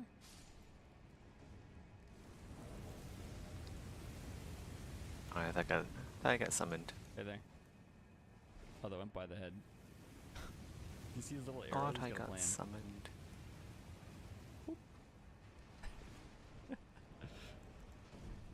Hey man, how's it going? Parry. That's a wild plan. I'm gonna do this. Almond milk. I just realized his name. Mine now. Oh no, that's a bad choice. Done in by your own plan. Wait, that was the Phantom? Hold up. Why did I think that was the host? I have no idea.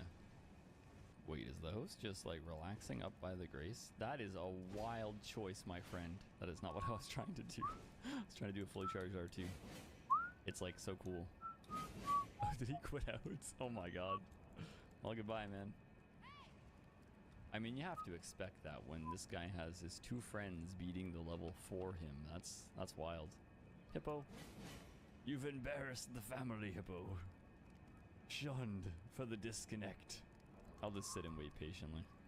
Oh, I didn't have to wait very long. That's funny. Stormvale Castle, alright. Meatball rolling. Hey! I'm coming in hot. Hello there, guys. How are you? Well, I see a Bloodhound Fang. Hey, did you not see me when I first got here? Like, you were standing behind me. You rushed me. After I waved at you. Bonk. What in the teleport? The true Goku. Whee! This is for your friend. Oh, I thought he was going to come in here. He did not get here quick enough for me to hit him with the charged R2. Whee! Oh, the range on that. Oh, yeah, that's right. It's a spear. I was thinking it's a halberd for some reason. Not a 2-for-1 special, unfortunately. This is for you guys. Frost! Oh my god. The host is almost dead. Host, stop swinging. You fell into the temptation. Tempted by Mesmer's flame.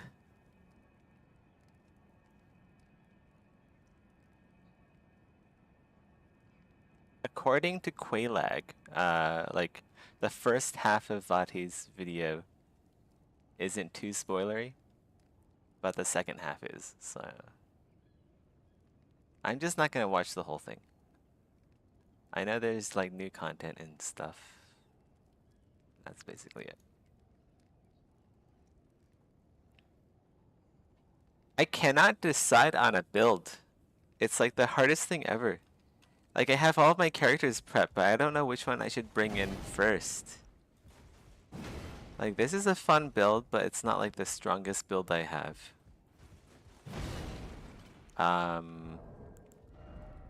Yeah, geez, I just don't know.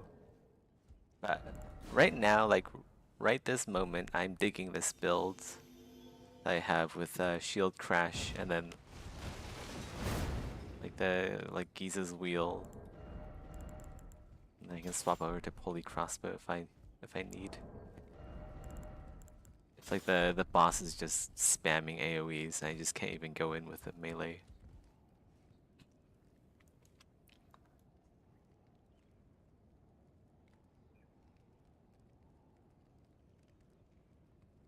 To be fair, it's not that much. Yeah, okay. Second part has descriptions of items. Yeah, the descriptions of items are always very lore focused.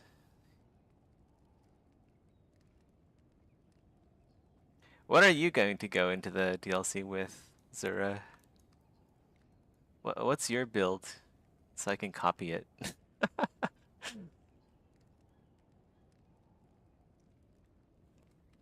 What's that? I heard something. Okay, never mind.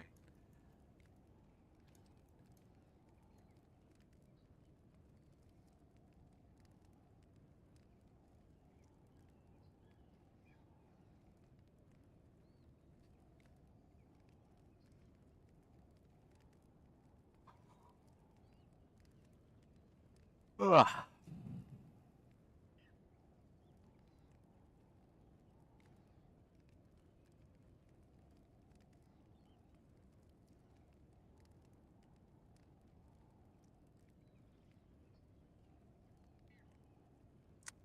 Like, what would be a good build? Build to conquer, to rule all other builds. The one rule, the one build to rule them all.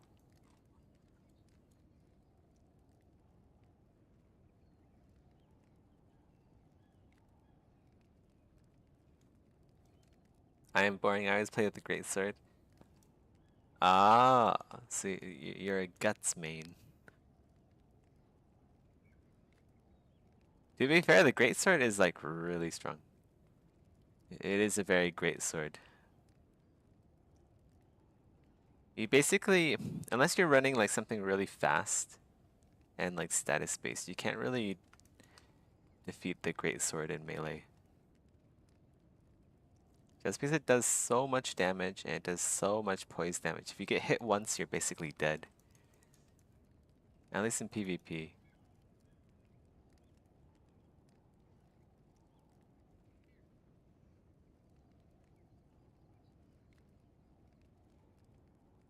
Probably the best thing to counter the greatsword with is the pulley crossbow. So like after they attack, you hit them with 3 rounds of bleed bolts.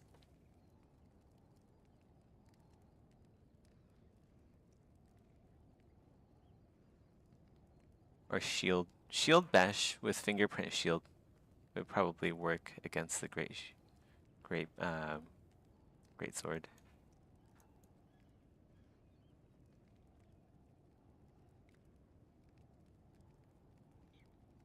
Okay, yeah, I kind of... Fingerprint shield is definitely a very good contender for the DLC, I think. Yeah, it's just like having a fingerprint shield. It's such a powerful utility weapon, and it's just like a really powerful weapon overall. So let's go add fingerprint stone shield. That makes me a strength build for sure.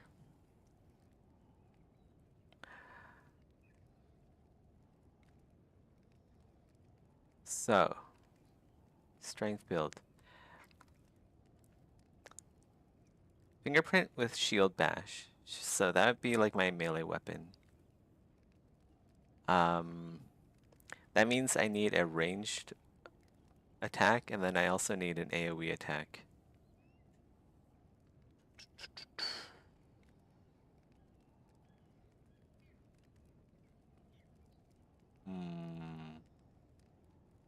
Maybe Golem Great Bow? That could be interesting. Hold on, I'm gonna go log into the character that I'm going to turn into my like level 150 character. Because I do need a level 150. I don't have that yet. And I need a level 125. Just so I have the 125, 138, and 150 covered alongside my level 90s.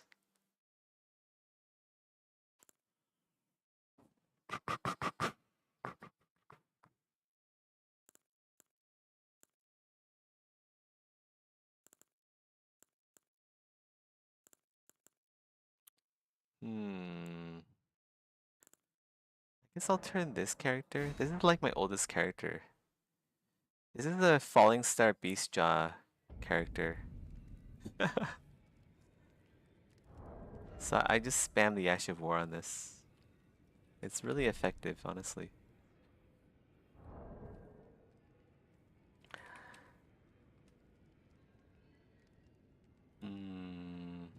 Have you seen any of the new weapons? I have not. I kind of don't want to look at them, but I also kind of do. But I feel like if I look at them, then I'm gonna like build my whole build around the new weapons without even having them in the first place, which is a bit silly.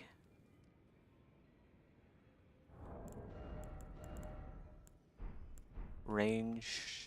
I could go, yeah, I could like use a great bow. Is there anyone even playing around this level? So, actually, you know, this build is kind of boring. Fingerprint shield is kind of boring too. It's like really slow. Shield bash is nice when it lands. That's why I like this current build that I'm playing so much. Like the pizza cutter build. It just feels so good to land those heavy attacks, those uncharged heavies. Like you land one, it's like you can see like the You can see the enemy just like get shredded by it, which is a lot of fun.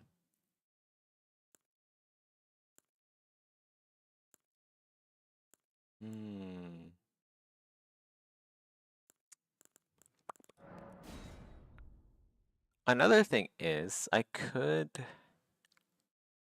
actually no. Okay. Yeah, I do need the shield crash. Because there are players who use like really fast weapons and are like hyper aggressive. And that's what shield crash is for. For in PvP. It's like my main weapon is kind of slow.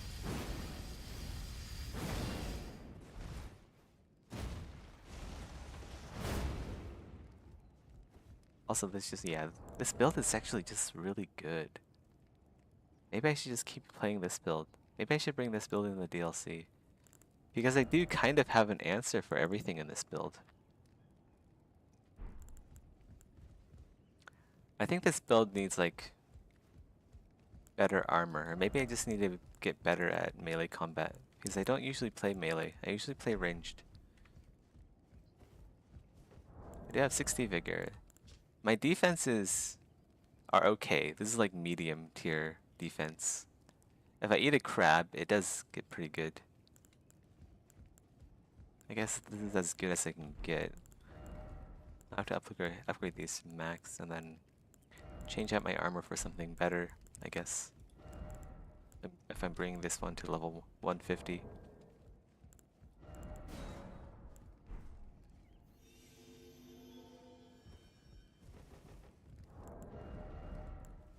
But yeah, I have so I set up my inventory right, so everything is here on all of my characters. I have 5 different daggers with Ashes of War that I think will be useful. I will have to upgrade these. I haven't upgraded any of these weapons yet. And then I have a tool for each ammunition type and also spells. So I have dragon, and they're all like the lowest requirement ones as well, of each type. And it's basically the same across all of my characters. I don't think I've ever played with shields. They're a lot of fun. Shields are really powerful weapons in this game. Especially the heavier great shields with the special abilities. The one-eye shield it does like 2,000 damage per shot. And it goes really far. It's like a sniper. Especially with the arrows reach talisman.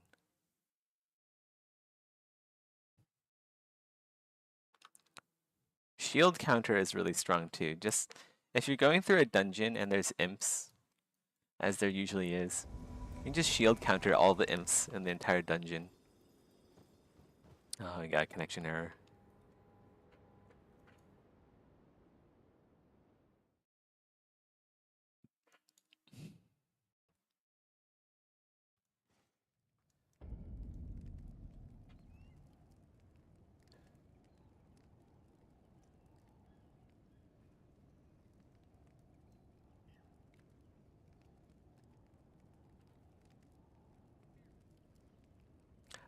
Oh, Stormblade. Okay, so maybe Stormblade would be good. What about Fingerprint Stone Shield with Shield Crash, and then Stormblade for my ranged attack? Could even be my main attack.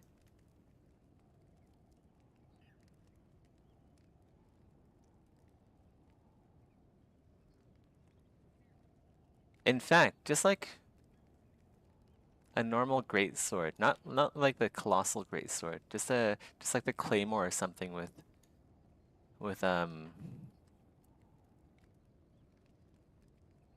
Stormblade is a really powerful weapon in PvP and PvE.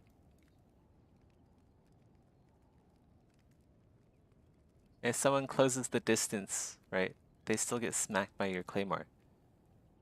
If they're far away, the Stormblade it'll get them. comes out really fast. And you can spam it. You can spam the shit out of Stormblade.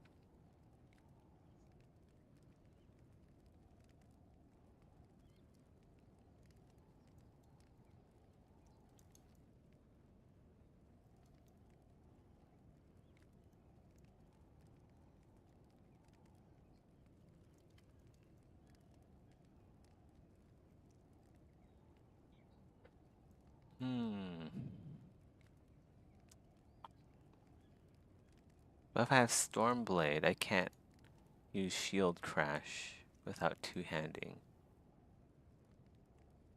And that's why I'm using Giza's Wheel, because Giza's Wheel's most powerful attack is actually that. I wonder what the Ash of War is like. Ah, so you can like cancel out the Ash of War now. Huh.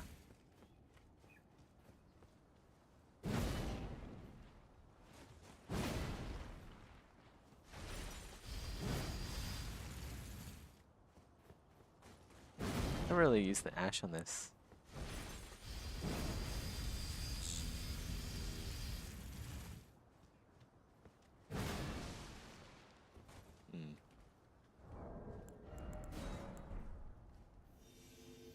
Doesn't seem very good.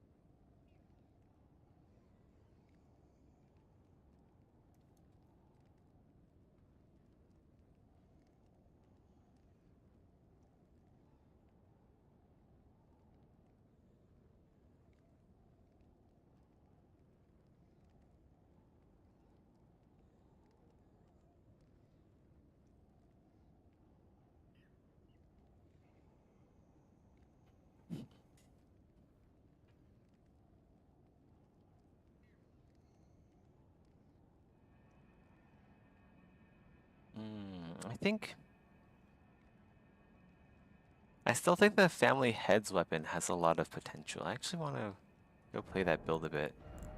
Oh, I'm being summoned. Like the Family Heads, the Ash of War, the flail doesn't require a whole lot of investment in the first place. It requires 18 dex, 16 int, and that's about it. A really powerful Ash of War.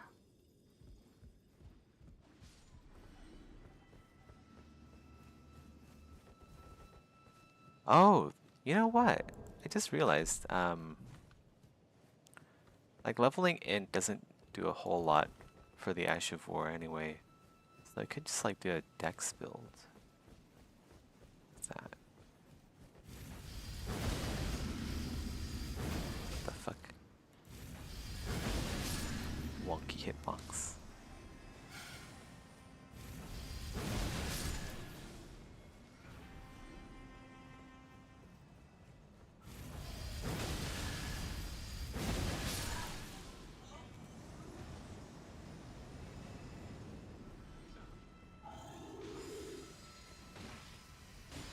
Oh my god, is he gonna die to the trumpet dudes?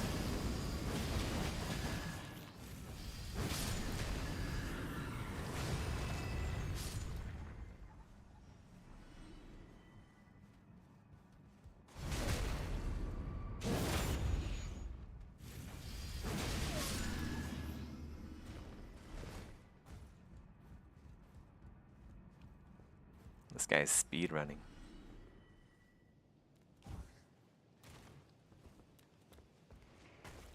Yeah, like shield counters in this game, if you can hit my shield. Well, I missed him for some reason. Huh. They're really powerful against imps.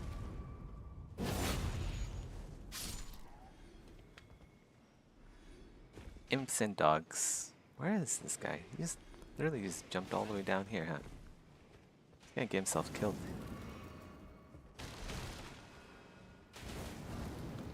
Oh. target lock messing me up.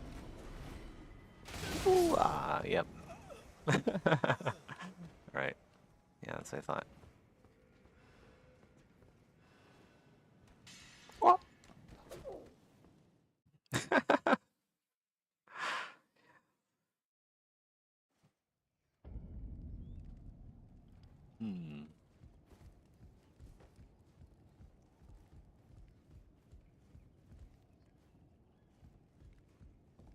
Yeah, I really like the mechanical weapons in this game. What would be cool, actually? Do I have the shield? I think I might have it.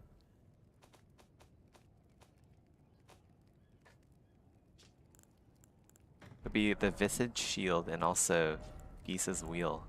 Like, it'd be very thematic going into the DLC with these two weapons. But I can't, like, use this unless it's two-handed, I guess. Oh, not even that. I need more strength. But, yeah, I don't know. I don't know which is more powerful.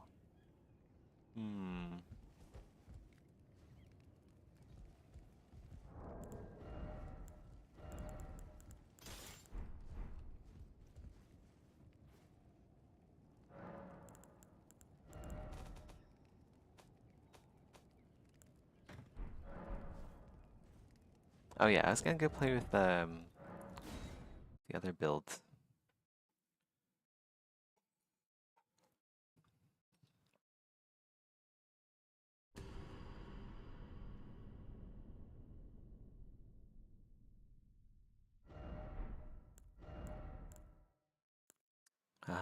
This one here.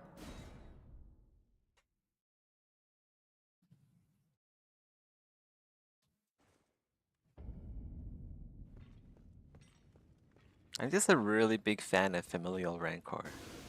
Ancient Death Rancor without the stat investment required. They can have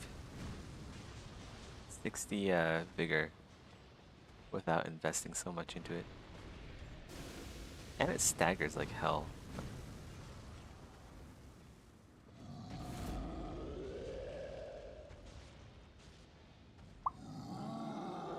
Last one get hit. There we go. It's very slow though. It's like the impending doom. Impending doom build.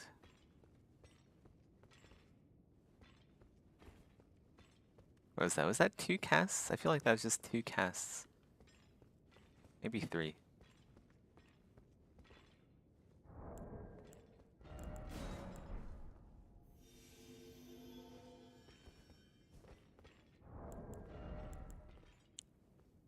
This plus...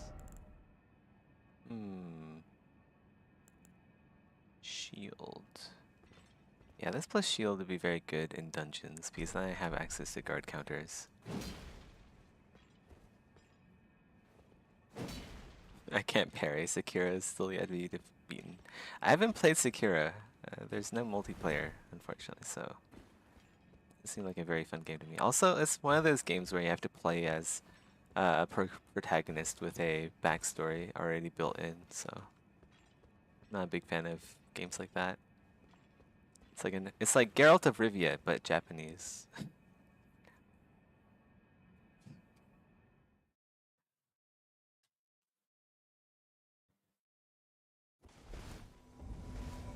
Deep depths.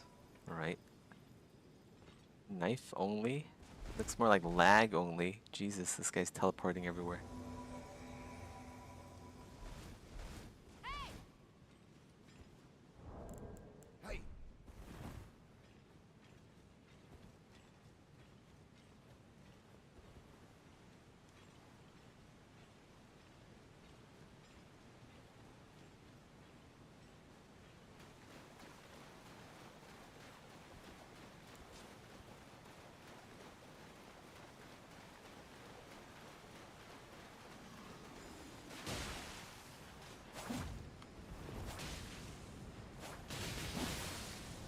Probably equip this instead. Get some mana regen going.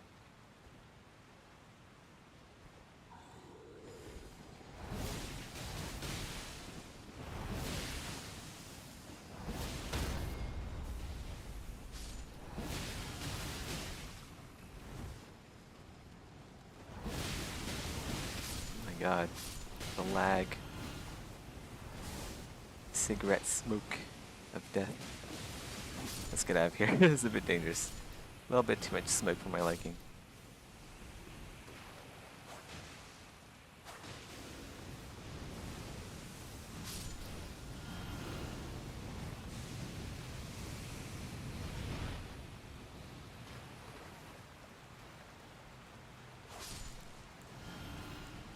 Oh, I need to go get the volcano pot recipe. How are these guys still alive?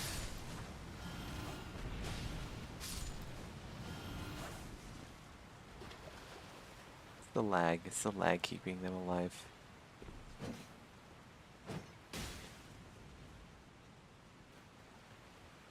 Whoa, what the fuck? Whoa. I thought I got booted or something.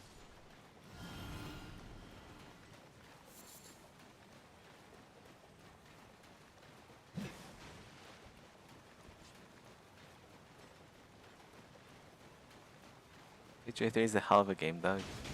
Yeah. Yeah, it is. I did play it for a number of hours.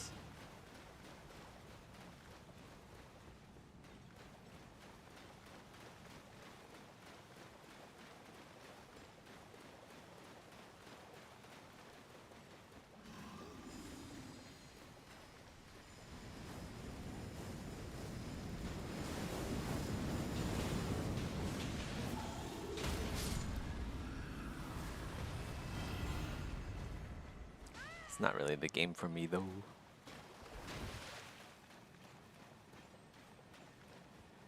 I wonder if I should have joined all these groups. Like, I do get a lot of pop-ups.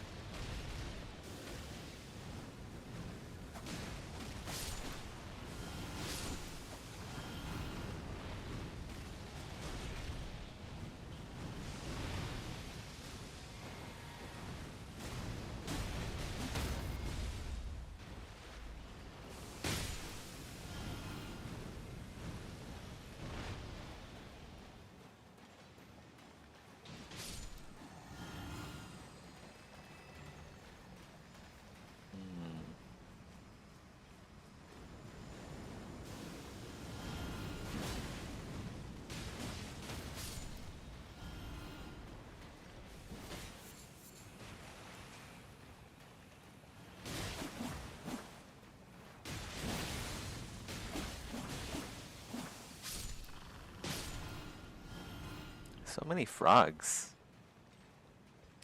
What do I play more? You mean like between Witcher 3 or Elden Ring? I mean, I definitely play Elden Ring more. I think I only have like less than 100 hours in Witcher 3.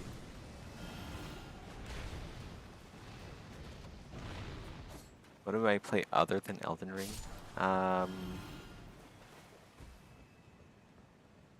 These days, not so much of anything else.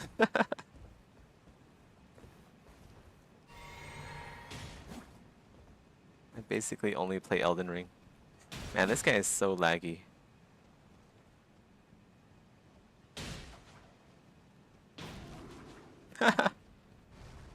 What even is going on?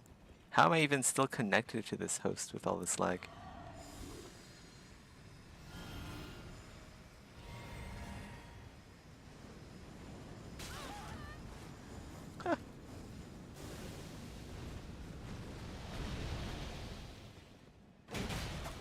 Oh, we got invaded. There he is. There's the invader. Jarl. Where's the... Oh, the furl finger died.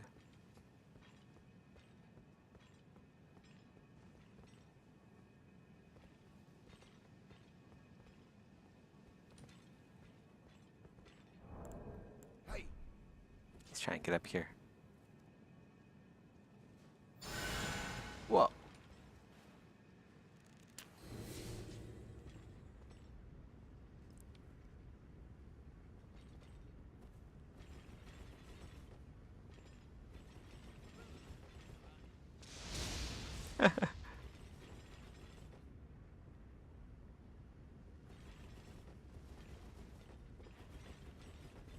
Where's he going? He's gonna go up that way, I guess. Yes.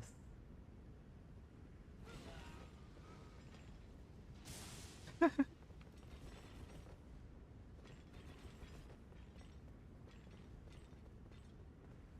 be super sneaky. Very super sneaky.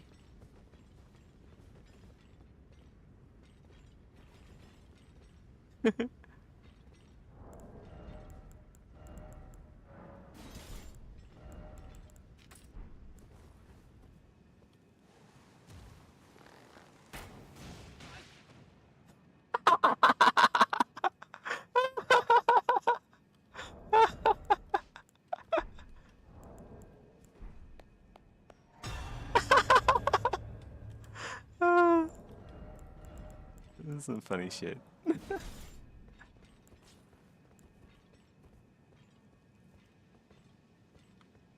Very PvE oriented dude. I don't blame you. The PvP in this game is kind of nuts.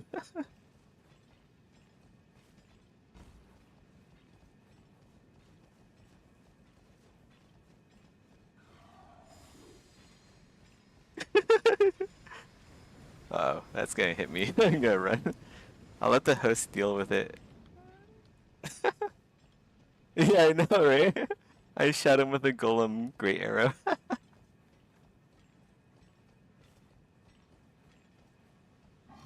I saw where he was, so it was pretty easy for me to just like smack the bottom of the trunk where he was with it.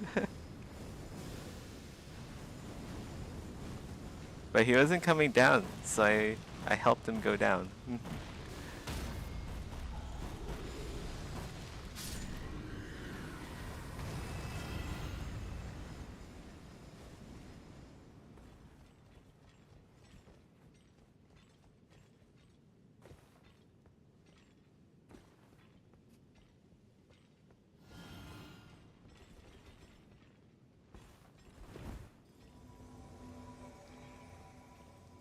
I want like a different weapon other than the Godskin Pillar. It doesn't really match the theme of this weapon. Like family heads and Godskin Pillar, nah, not really. Like aesthetically and also like color scheme wise, they don't match. I need something else that's like really good in melee range. So maybe, I guess like a shield with shield bash would be good for this build.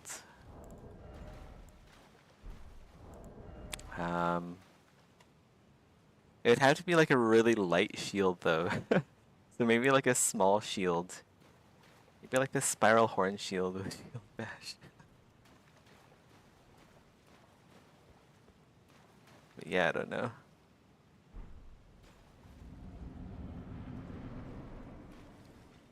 Woo!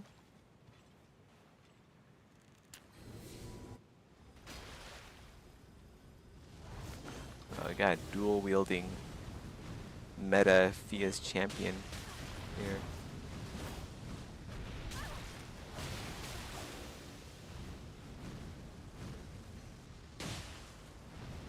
It's dead already. I'm seeing the last of the health disappear. Like they aren't fighting anymore, so I assume it's dead.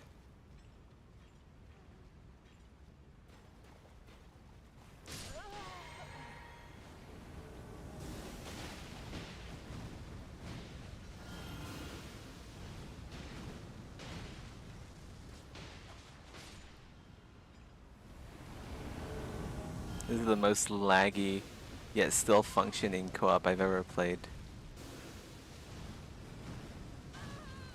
But yeah, this is such a chill build. You just stand back and just like cast Familial Rancor.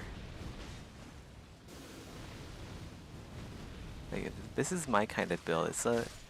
My kind of build is like a lazy build. It's just like fun to play. Go get him, Skulls.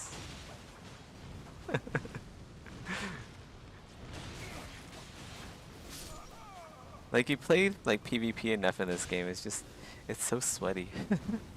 It's sweaty and like it's tiring.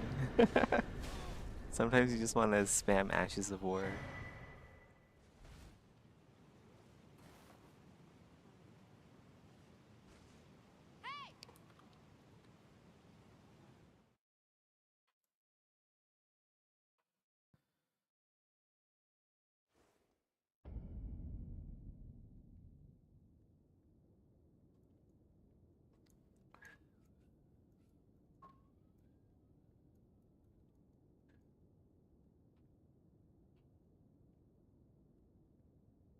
It's unfortunate the flail isn't a very good melee weapon. Unless you're just like going through a dungeon clearing trash mobs with maybe like shield counters or something.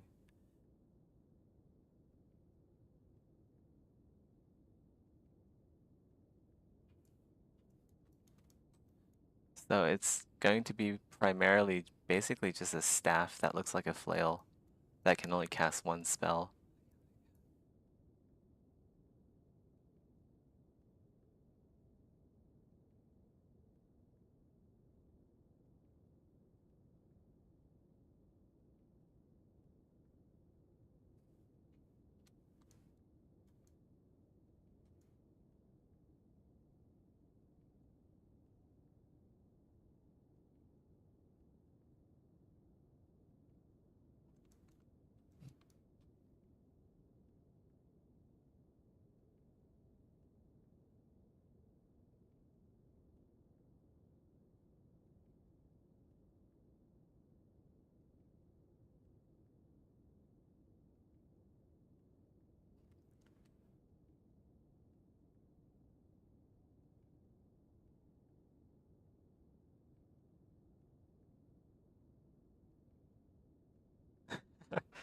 Sekiro with PvP.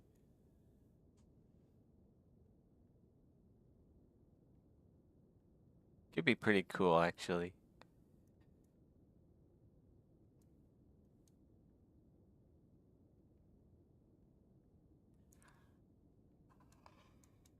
Oh.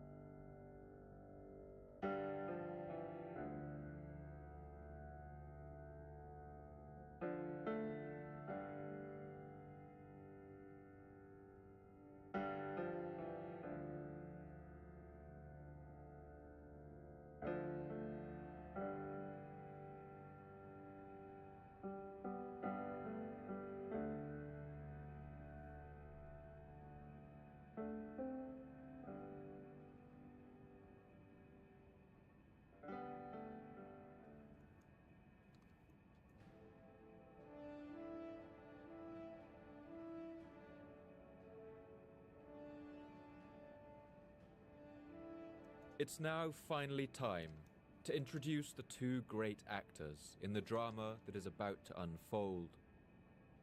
And we'll check in with both of them in the year 1502.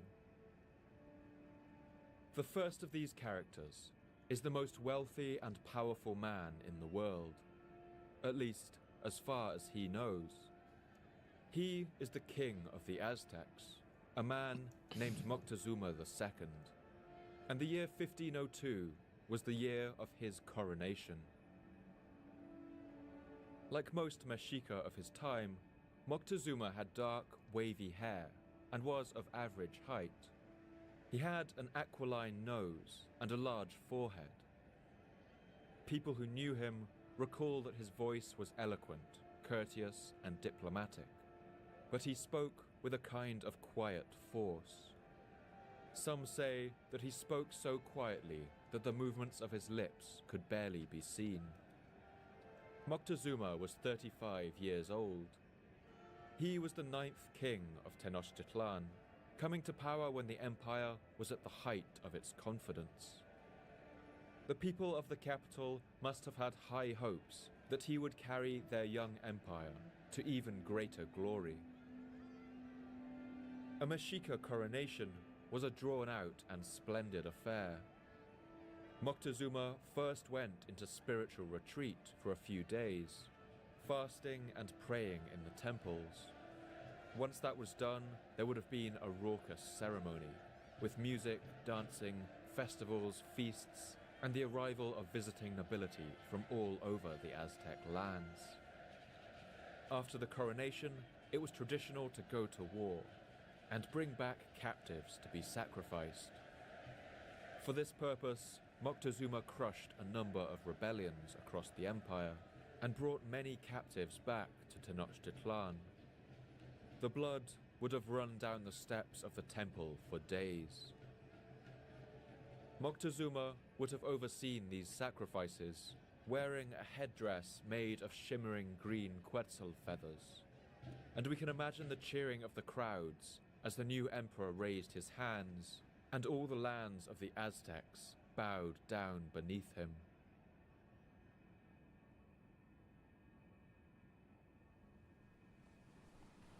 The second actor in this drama couldn't have been more different. To find him, we will have to travel nearly 9,000 kilometers to the east, across the wide expanse of the ocean. Are there any shields that scale with decks? We reach the limestone cliffs of Europe and fly over forests of cypresses and pines until we land in the small village of Medellin in Spain.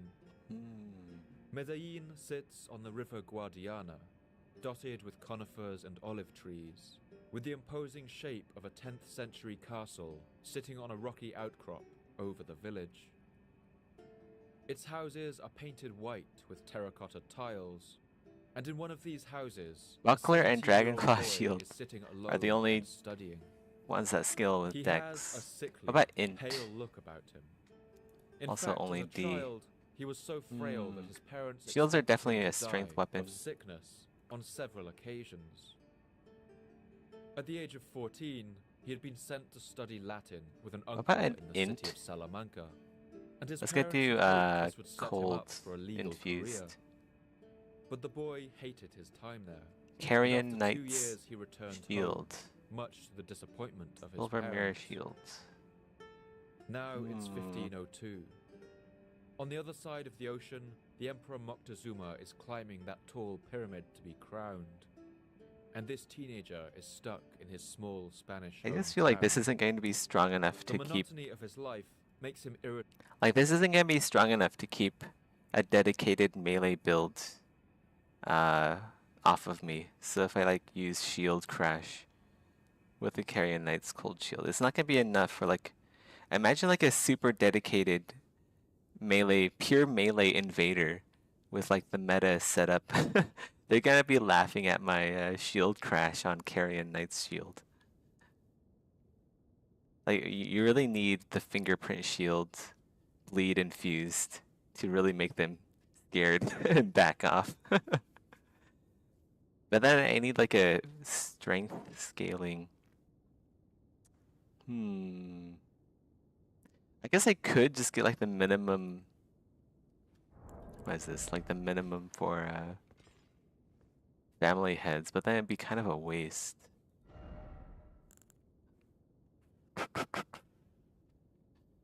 Strength.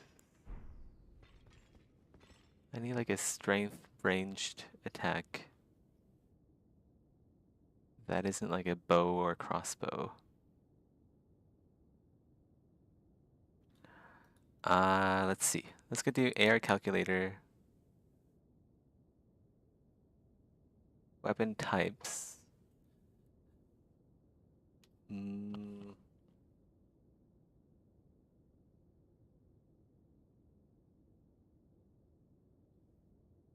Let's not do cold infusion.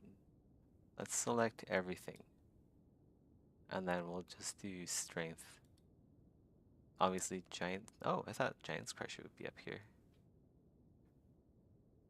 Rune's Greatsword. That's heavy as fuck though.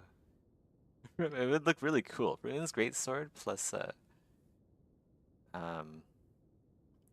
fingerprint shield. Like the bling. The cosmetic.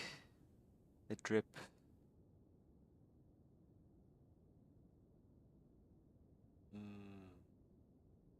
Staff of the Avatar. Wait, isn't there like a staff that has like magic, does like magic damage? Brick Hammer. Giant Crusher. Watchdog's Greatsword.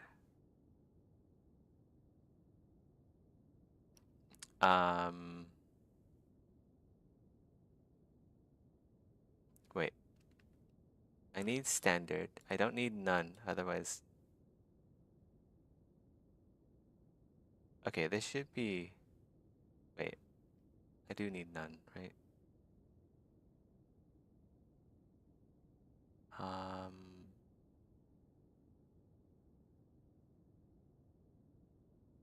do I start only, Yeah, I don't want to see smithing. Well, actually, you know, maybe there is a smithing weapon that has... None of these have range. No range, no range. Rotten gargoyle.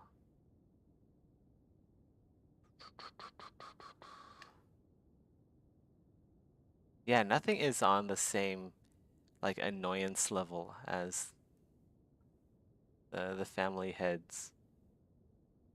Like, the tracking is just crazy on that thing. One staff.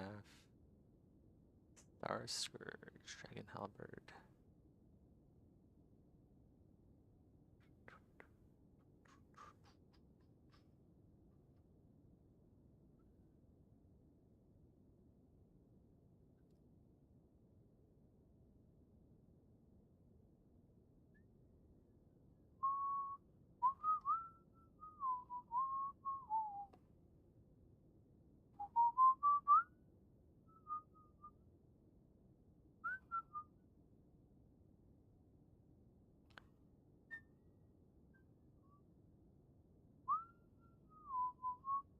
I mean, I could do Falling Star Beast Jaw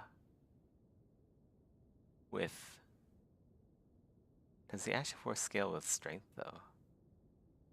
I don't really want to do that. It's just too... It's kind of boring.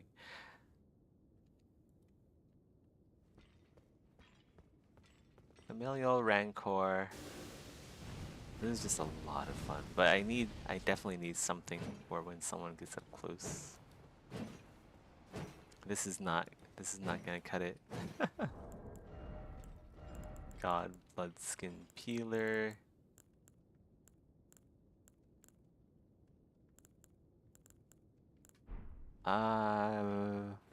Nagakiba with Spinning Slash, maybe. I don't know. I don't know. I don't know.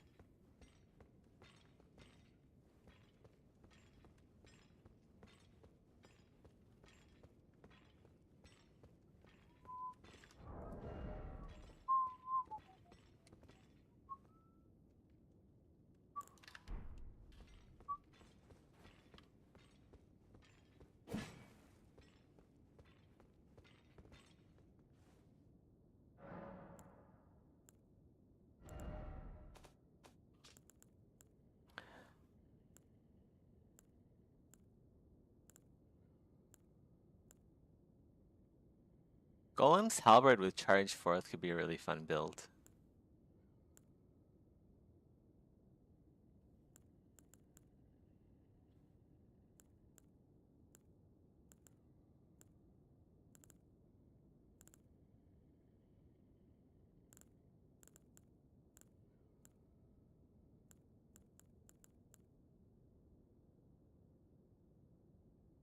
Wow, Rune's Greatsword only weighs 23 pounds. That's crazy. I thought it was gonna weigh like 50 or something.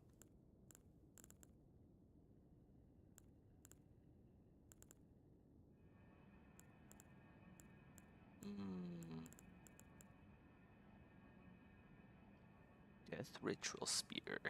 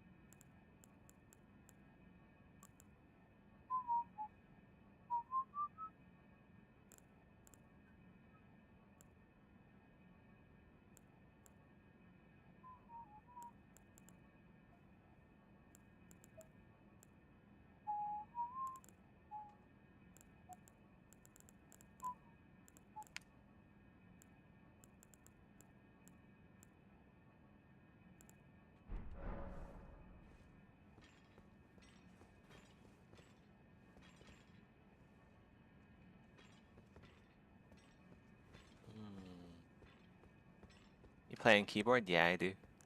I play on PC.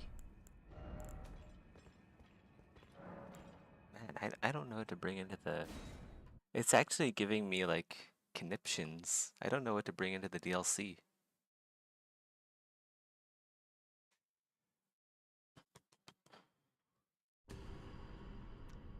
My first character that I completed the game with,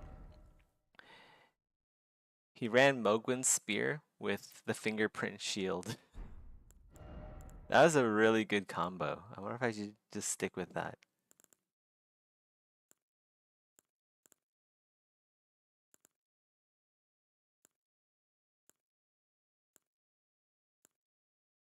Really, really strong combo, especially for like 150. Like with 150, level 150, you have enough stats to have both weapons.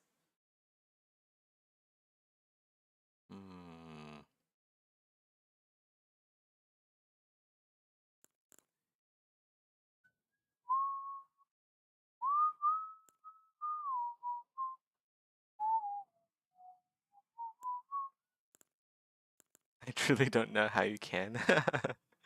It took some fiddling with the controls. But yeah, it works. It works surprisingly well.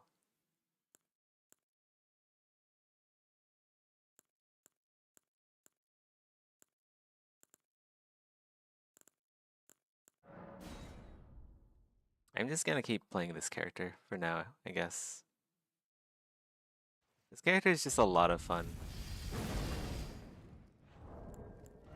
That's really the most important part.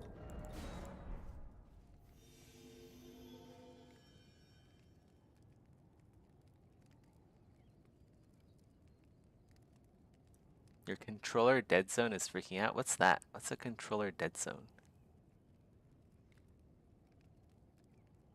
I haven't grown up with consoles, or actually really, I don't even own a console, so that's a very unfamiliar term for me. But it would be good to learn, because eventually I'm gonna have to like learn what makes a good console game. Wow, this is like the third time I've been summoned here. Crazy.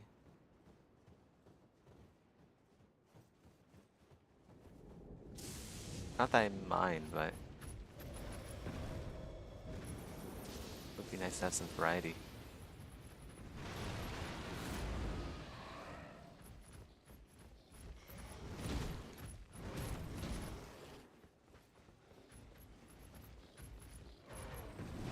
Wow, that thing follows you, like, far.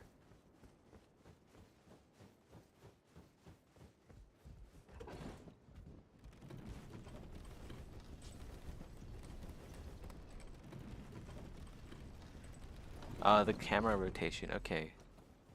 Yeah, that sounds annoying.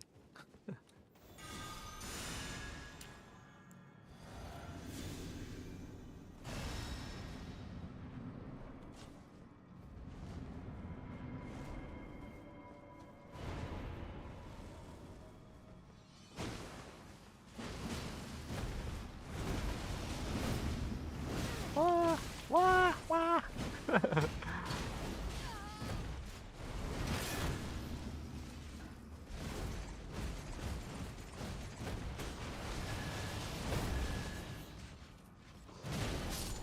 Nope.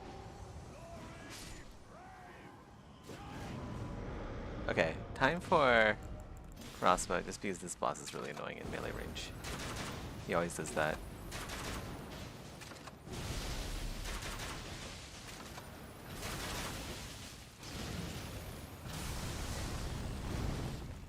Follow up spear thrust. I know your moves.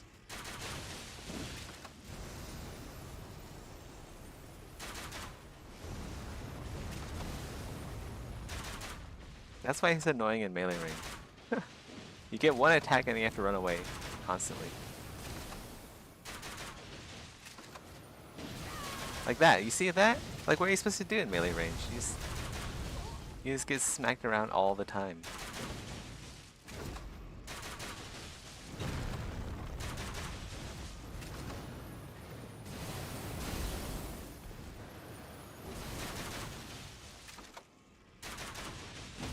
love this crossbow. This crossbow is so good.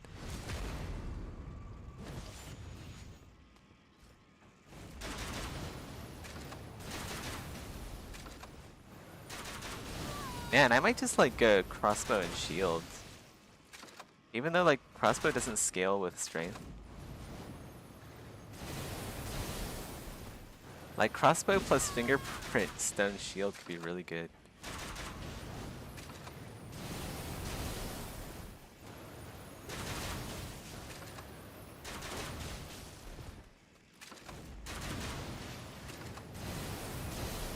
He's trying to do the same attack over and over again. That's the definition of insanity. Wow, okay. He did something different, nice.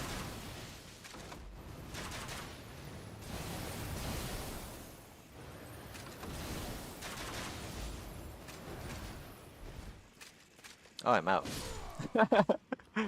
Well done.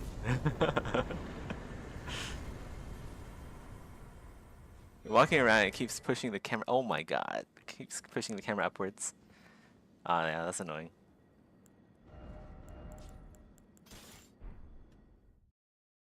I want something cooler than a crossbow, though. I want like a... What would be nice is like a bazooka cannon. Have you ever played like Monster Hunter World? Like in Monster Hunter World, you have like gun lances. That's what I want. I want a gun lance. So maybe like the closest thing would be like dual wielding shields. So you have like this, but then you also have like this flame spit, right? But yeah, I don't know. This actually might be cool. Wait, what if I use this and I use like the fingerprint shield? Yo, I might actually be onto something. Oh my god, this might actually work. Hold on. I don't even know why I didn't think of this before. Although I do have the two-hand, the finger... Wait, do I have it? Do I have it on... Oh wait, it's a shield. I'm stupid. Yeah, like it matches too. Look at this, look at this.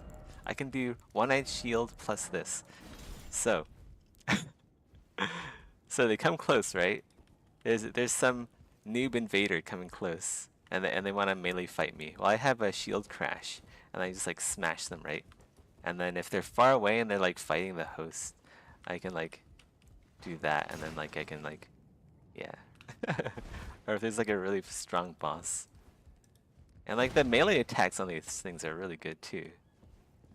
So this might actually work out. I'm gonna try doing this. Yeah, this is gonna be cool. One-eyed shield plus fingerprint stone shield.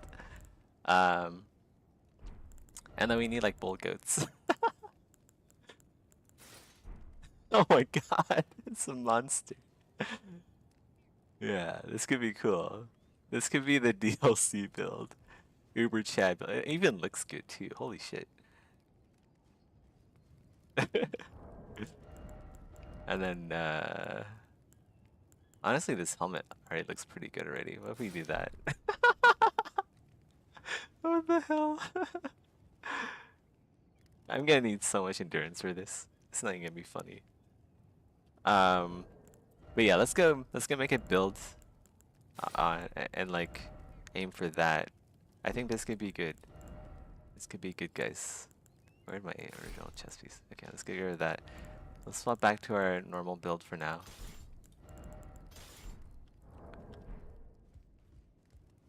But yeah, we have a ranged option, and then we also have... But man, it's gonna be slow as fuck. Okay. This also is gonna be really heavy. Like these weapons, they're gonna be really damn heavy. This is gonna be... Yeah, maybe it's gonna be too slow. Like, the good thing about pulley crossbow is that it's really fast.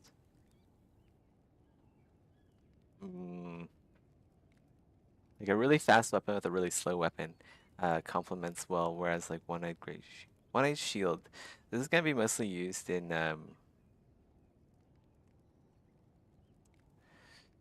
yeah, I don't know. That's 20 weight for a really expensive skill. 28 FP. And the weight is 20.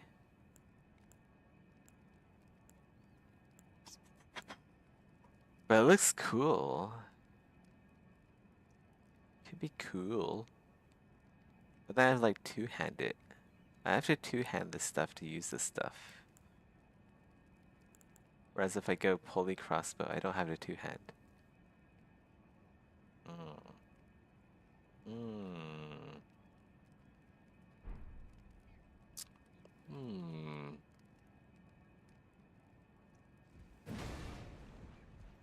Fat rolling all the way into the DLC. Why do I get vacuum slice? Hold on, I heard. Whoa, wait. Man, I did that thing again. Give me a sec. Okay. Why do I get vacuum slice? Let me go check. Because I can get vacuum slice on. I can put this on the sacrificial axe. I can use the sacrificial axe as like a main weapon. It'll give me mana back, and also it matches this fingerprint stone shield. Oh, but then I still have to two-hand the shield if I want to shield bash.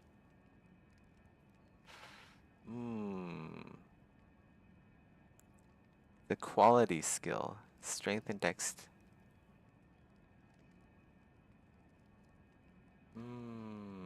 Ashes of War. Where are the strength scaling ones?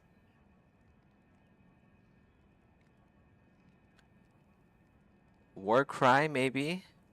We can be like a build. Why? Why? That could be fun. Where do I get War Cry? Night Bernalis. I already have it.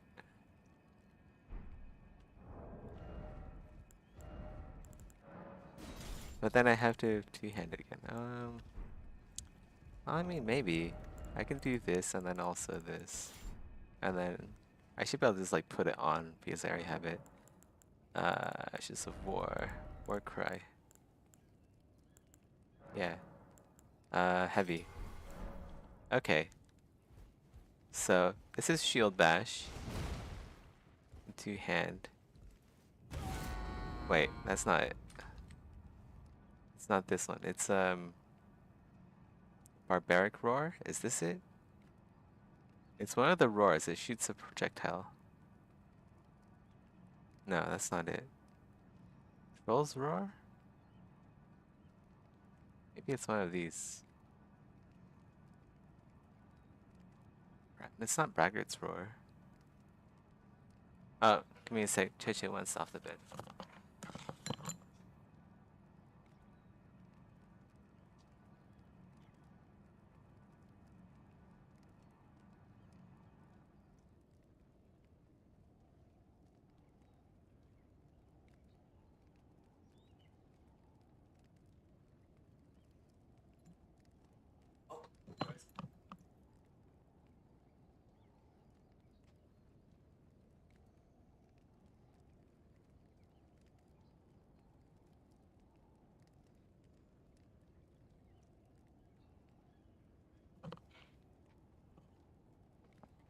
Okay, I'm back.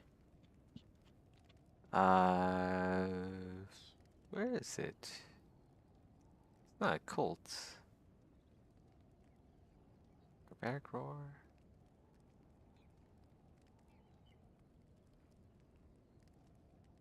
Beast Roar, here we go. It's a keen. It's keen though. It's a dex build. Man.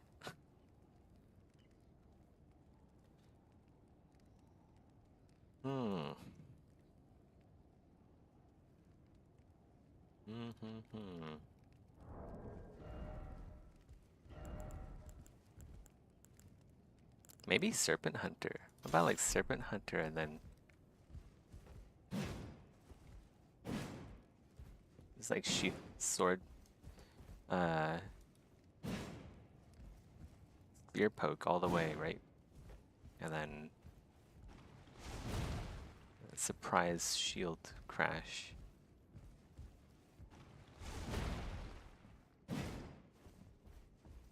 This could be cool.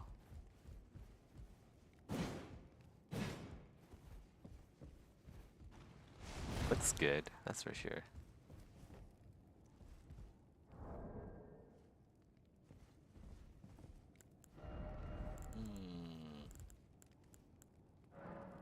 This is still like a really funny combo though. This could be so good.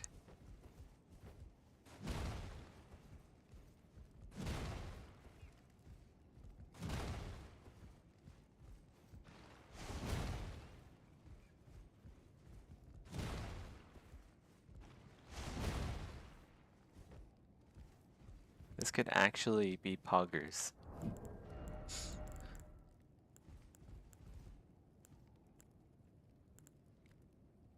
I kind of need to wear this though, like that, and then also that. Maybe this one. It does kind of match. The poop armor kind of matches the red on the shield, but Bolgus is just straight up better, but it's heavier too, so I don't know. It's heavier by 3 pounds. Yeah, let's just go Bolgus. Then we need like a gray colored head. Gray colored helmet. Not more bull goats. I don't like the bull goat helmet. This kind of looks cool, but like the faces, if the visor was down, this would be one of my favorite helmets. But no, the visor had to be up for some bizarre reason.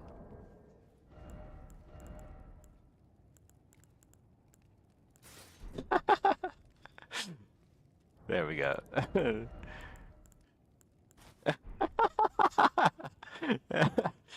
Yeah, I don't know about this. Oh my god, that is crazy looking. What the hell? Maybe Silver Tier. I heard Silver Tier has pretty good defense, even though, well, it lowers physical damage. That's not great. We could use the wolf mask, but it's like slightly green, so it doesn't match color-wise.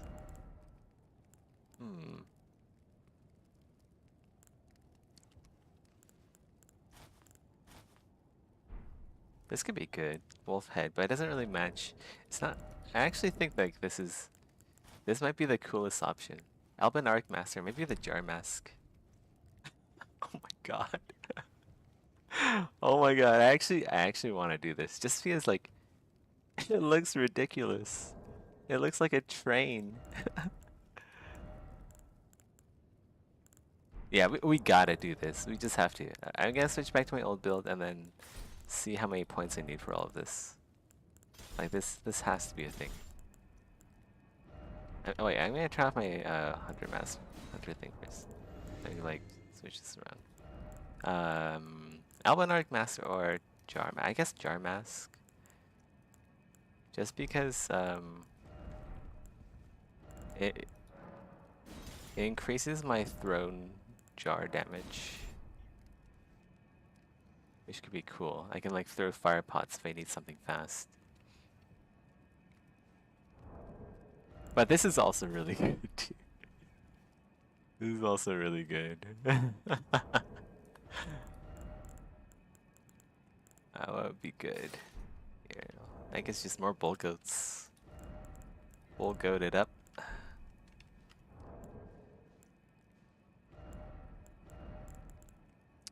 But this is stone, so it works even better. I don't know. Plus it has the damage bonus. I think this works better. It makes me look more like a tank.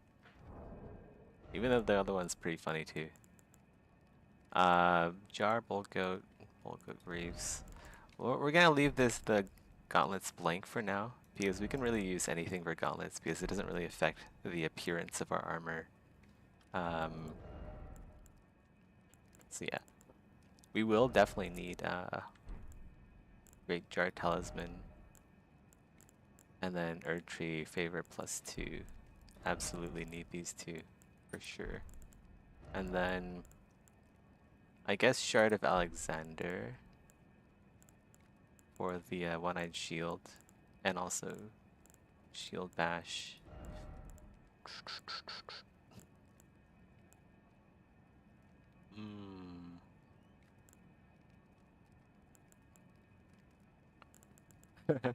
Volget's Talisman again.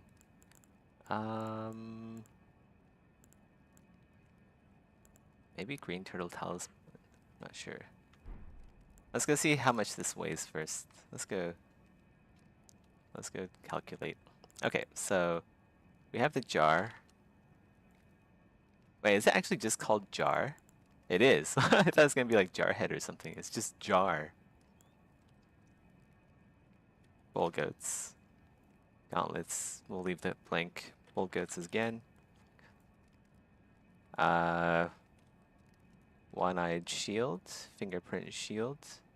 Okay, that looks pretty good. Overloaded, obviously. Great Jar's Arsenal.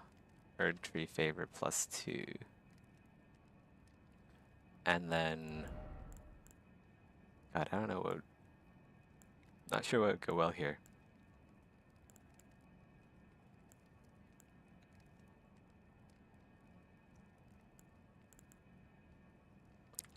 The issue is the shield, right? The shield doesn't... It doesn't synergize well, like talisman-wise, with the Fingerprint Stone shield. Well, I guess Shard of Alexander does. And then I guess we'll just use like Carrion Filigree because it'll affect both. Yeah, we'll just do that for now. But then we won't have like the insane multi-hit power of the Rotten Wing, Millicents, and then also like Lord of Bloods. The Fingerprint Stone Shield for a shield crash. I mean, we can just do Shield Bash, I guess. That could be good too. Yeah, Shield Bash might just be fine for this.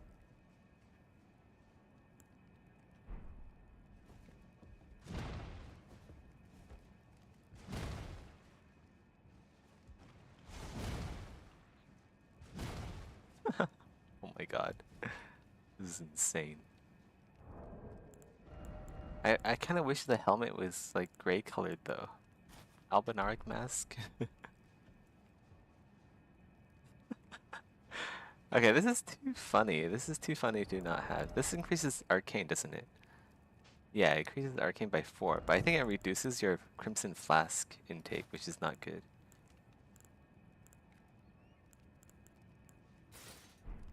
We could just go with the Bloodhound Night Helm, actually.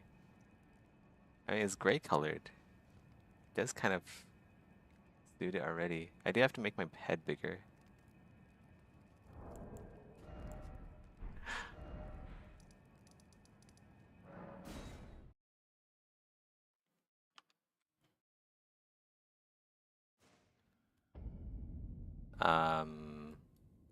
Shard and Carrion. Okay, how much endurance do I need for this? We'll just zero it. Whoops. Zero everything out first.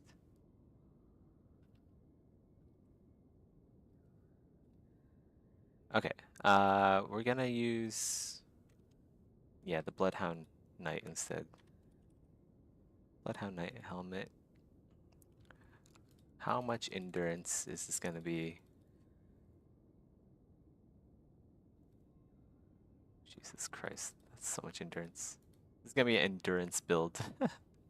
Okay, that, and then we need, at the very least, 48 strength. And then 60 vigor. Wow, that's actually not so bad. And then we can put like the rest. We need you do 2 faith for whatever, and then 23 mind. So that actually does work. I can actually make a level 150 build like this. Is it good though? I don't know.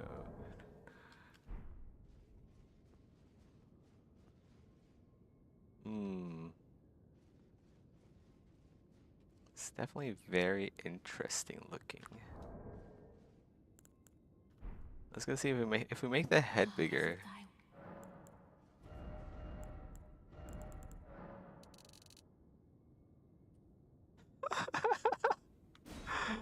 Okay, let's go do that. And then we switch over to a different head. We go with that one instead.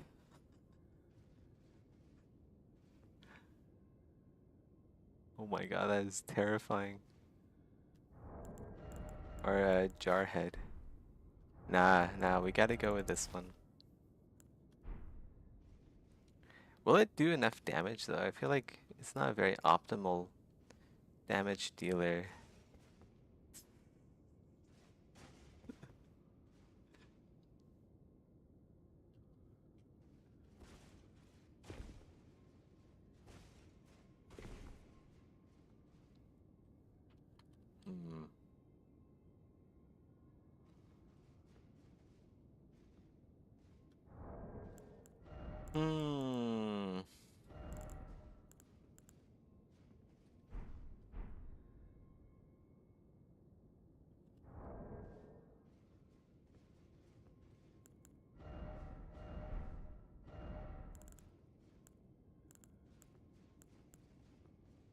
Yeah, I don't know.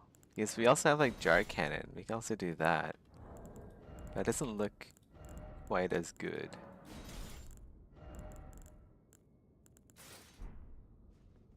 Made the helm a little bit. What if we make the head really small?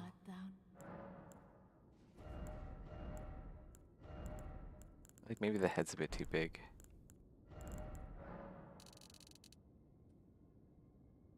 Yeah, it looks better if the head's smaller with this helmet. Something like that.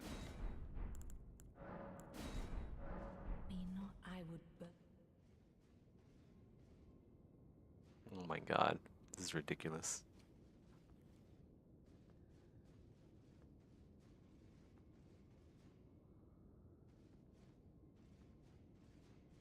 Yeah, it's just not a really optimal build if I'm spending so much points into endurance. That's 56 points in endurance. Jeez.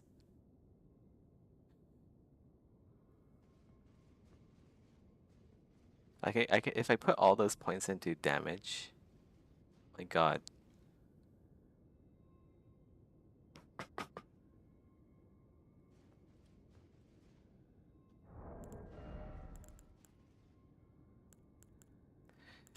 Is there anything ranged that procs multi-hit talismans? Ranged multi-hit build would be pretty insane.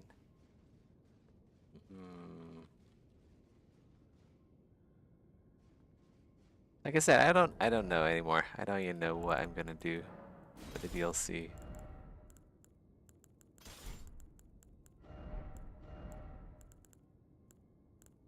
I should really just get some work done. I spent the entire stream just like figuring out what I'm gonna play as in Elden Ring.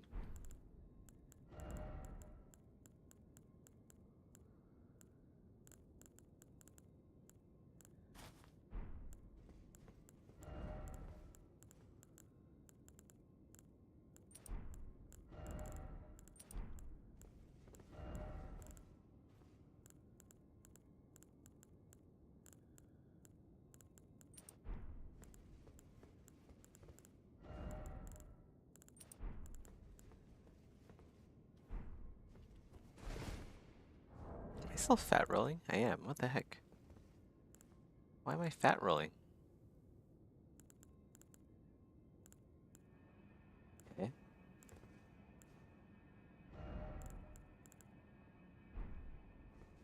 Why am I fat rolling? I'm not supposed to be fat rolling.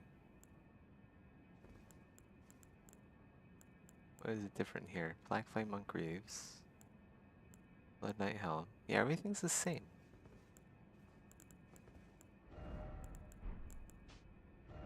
What the heck? Did I have on like a... Oh, did I have, yeah, I didn't have Lord of Bloods. I had, Great Jars. Yeah, there we go. Okay. Yeah, I only had the successive attacks. Talismans. I didn't have the Lord of Bloods.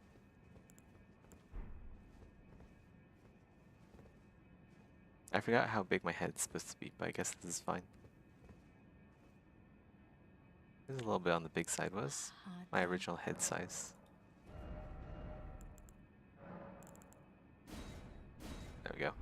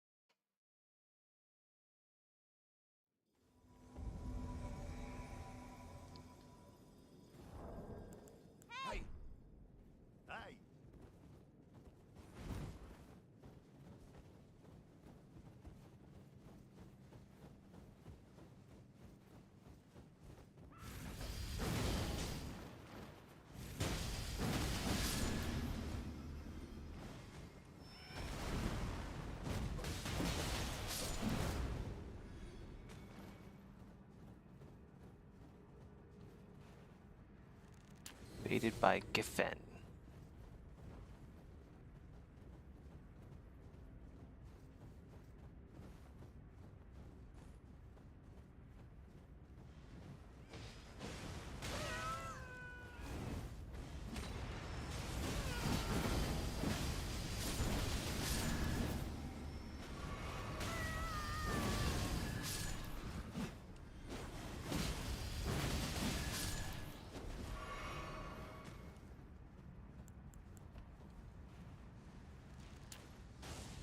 Oh shit, what is that? Oh my god! There's a dastard somewhere with a bow. Are they chasing him? I think they're chasing him.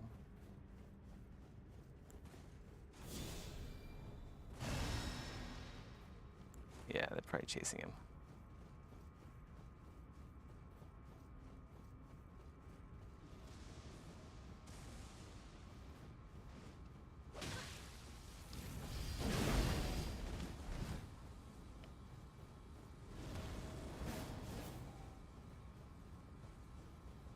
Oh, this is a twink. Okay, let's go use the rot pots then.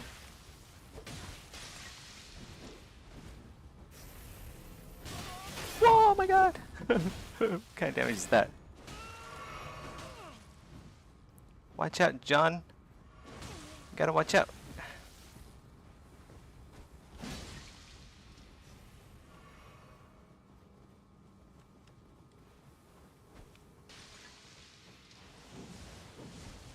Yes, accept the rotten you.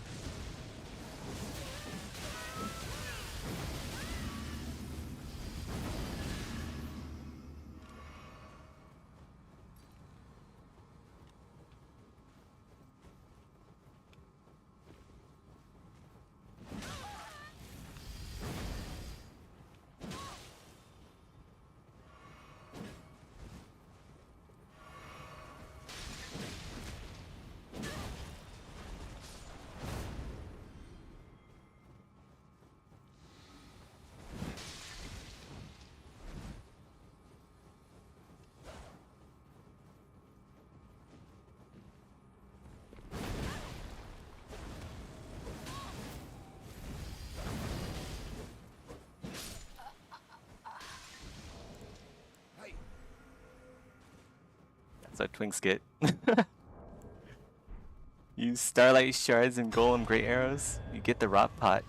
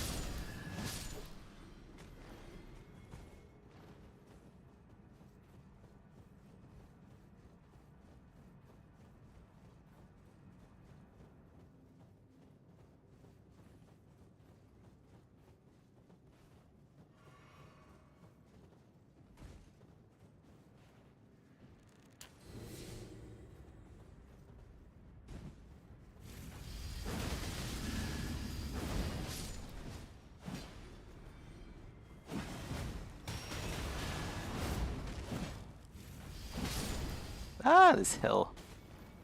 Nemesis. Nemesis of my life.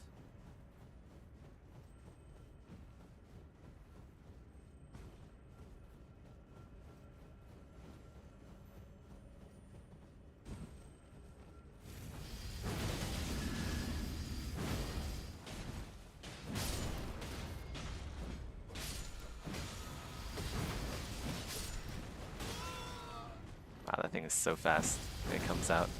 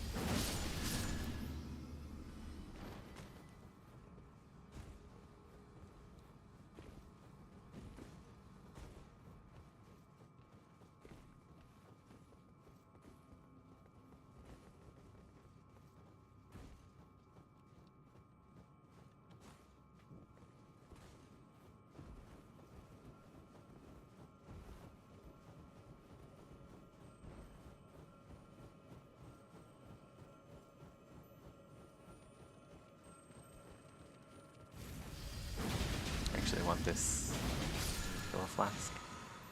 Ah, shoot, I forgot to drink though. Oh well, look at the next one.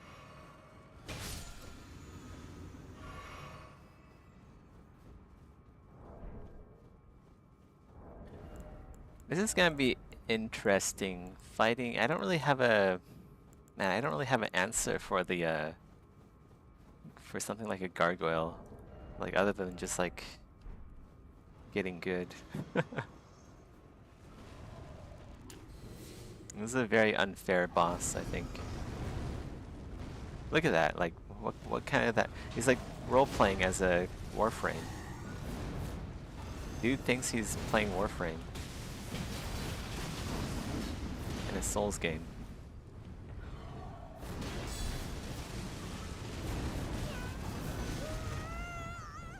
Like, what are you supposed to do against that? I just don't even... Like, the hitboxes are just crazy. Like, what the fuck?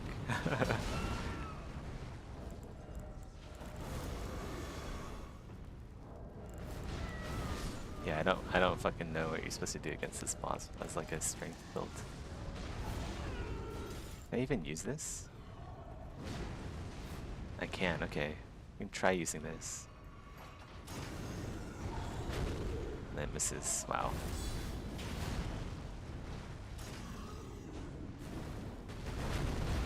It does no damage because I'm not spec'd into it.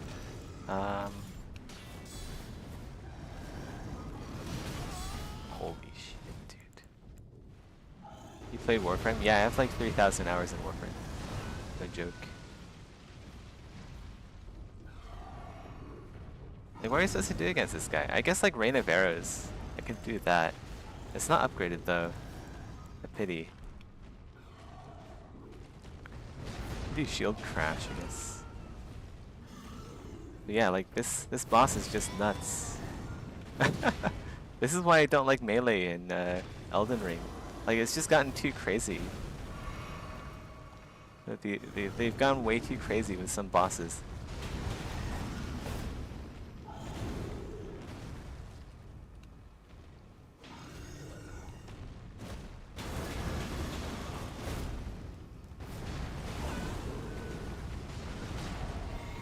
That almost hit me.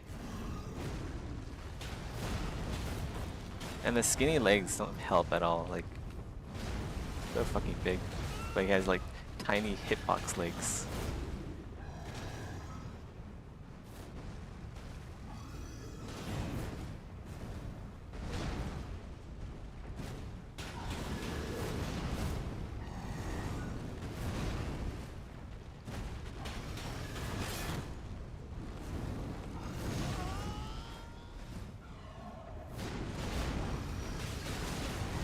What the fuck?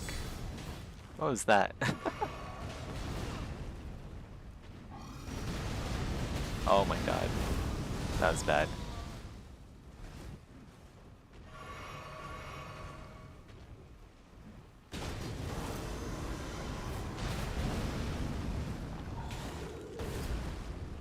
Aw, rip. Tried. Yeah, definitely need an answer for bosses like this.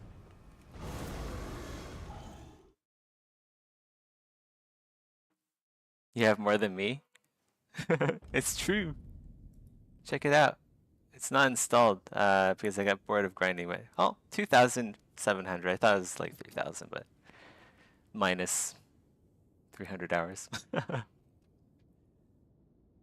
Yeah, it's just too much grind, and actually it wasn't too much grind. It's because it was just like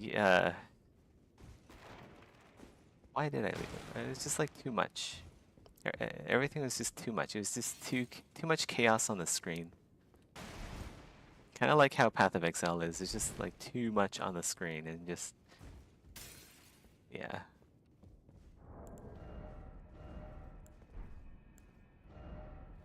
But yeah, what is my answer for a boss like that? It has to be like Rain of Arrows. Rain of Arrows is really good. Rain of Arrows. If I need 20 decks. Yeah, it has to be like Rain of Arrows or like Familial Rancor, one of those. It has to be like a multi-hit high damaging spell that's ranged.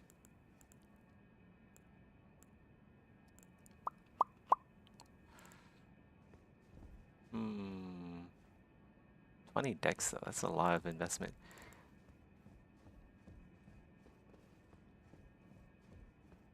Maybe like a quality build, but then I don't really... Warframe is the game I can't convince anyone to play. It used to be really good, but now it's just too much, man. It's just too much. Like they keep releasing new Warframes every single day, it seems. I'm like, man, do I really want to go back and grind all that? Really?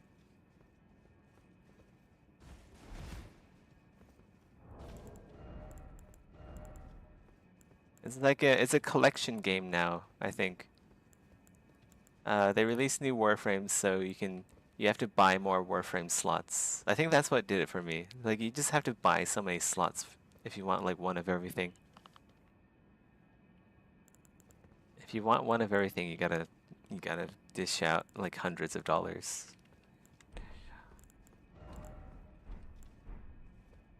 It got better though with the roguelike aspects. Yeah, kind of. I don't know. I feel like their lore is a bit all over the place too. Like the writing is just like, and then this happened, and then that happened, and then oh my god, everything happens. It's a bit too fantastical and not very grounded.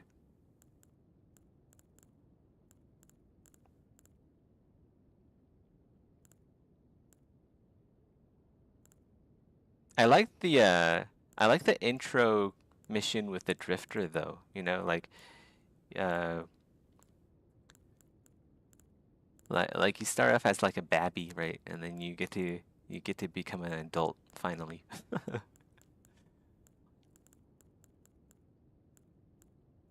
Yeah, what to do.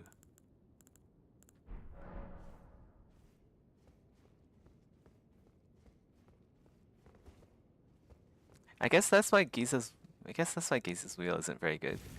Like the really only useful attack is this one attack here. And if you're gonna do that, you can basically hit. That's like what any other weapon can do. Any other weapon can like smack and then deal good amounts of damage and stagger. But like the flavor and stuff is just so good for this.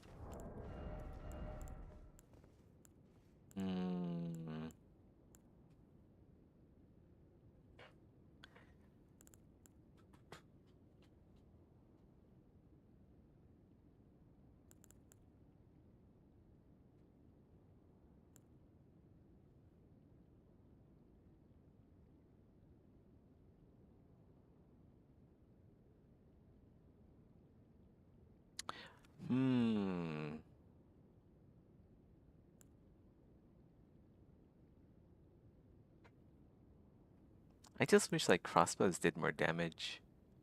Like you bring a crossbow into like any of the areas after Leyendell, or even Leyendell itself, it just does like really middling damage.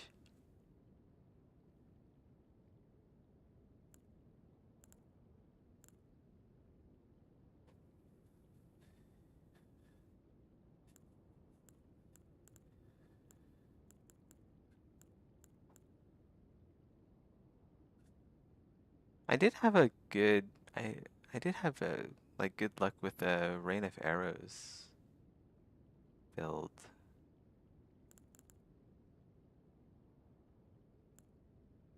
Rain of Arrows is just so damn good. Like Rain of Arrows is the boss killer if there ever was one. If you need to kill a boss and you need to kill it fast, Rain of Arrows every single time.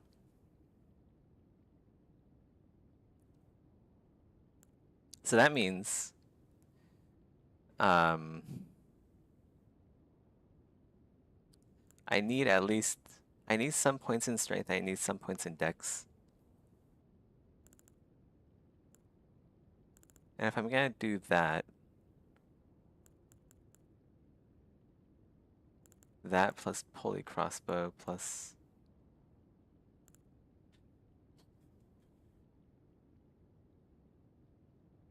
It's not even the warframes, it's more the weapons. Yeah, yeah. They just put out so much stuff. It's every time they add new stuff, it dilutes the pool of stuff that there is. What I think they should have done is release fewer weapons, but over time make those weapons better and like more fun to play with, and fix their bugs. They have so much tech debt, it's ridiculous.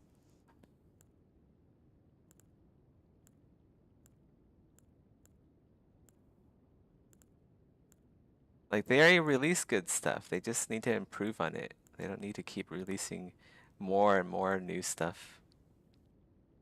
Like, some new stuff is great, but man, it's just like too much.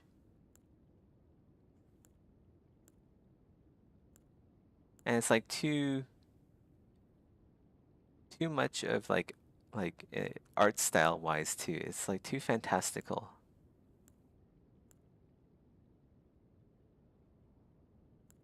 It used to be so much worse though. I mean, there was like a period where there was like no content. There's like 3 years of like content drought. So yeah, I mean, it used to be the complete opposite, right? There used to be like nothing. And then players would complain, "Oh my God, this is like the longest content drought ever." But now it's like completely off in the other direction.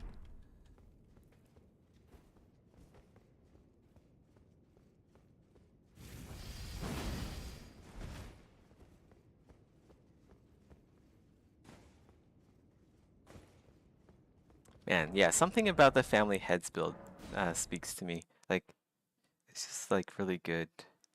If I'm not doing that, then I might as well just like do the glass cannon build, just like wizardry. But at the same time, like, it's such a bad melee weapon too.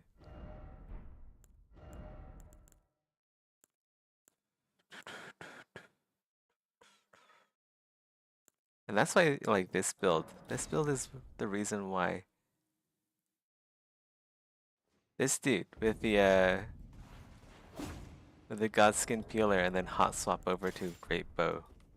This really is the best, most versatile build. It kills bosses, it kills PvP, it kills everything.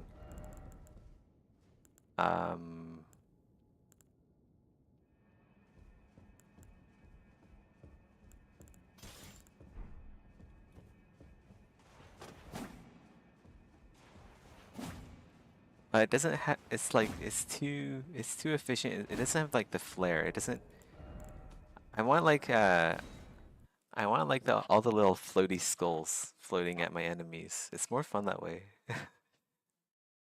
It's like a huge trail of just like slow moving death. It's so cool.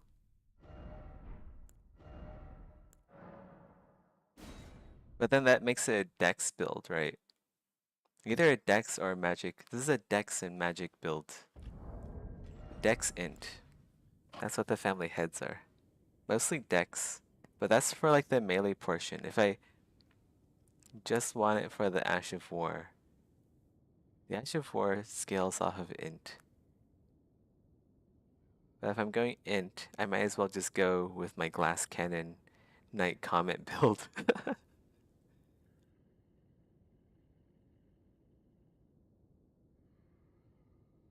Have you seen the trailers for the Elden Ring DLC? I have. They're pretty cool. You gonna walk? Will you walk with us, Zura?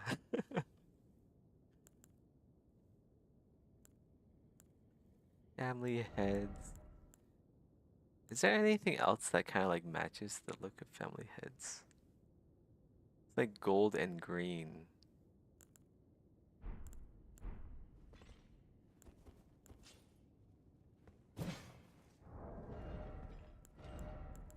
Man, I want this to be a good melee weapon so bad. Just think, I don't know, just as that, just it's not a very impressive melee weapon.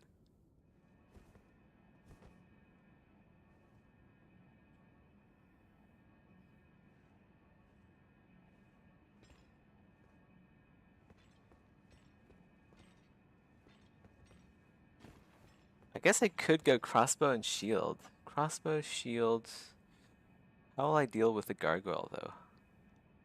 Like that's why I need Rain of Arrows. Rain of Arrows. I think they'll all die. Yeah, I think so too. How else are you gonna get their armor? They have to die. They have to die for the sake of drip. There's no other way.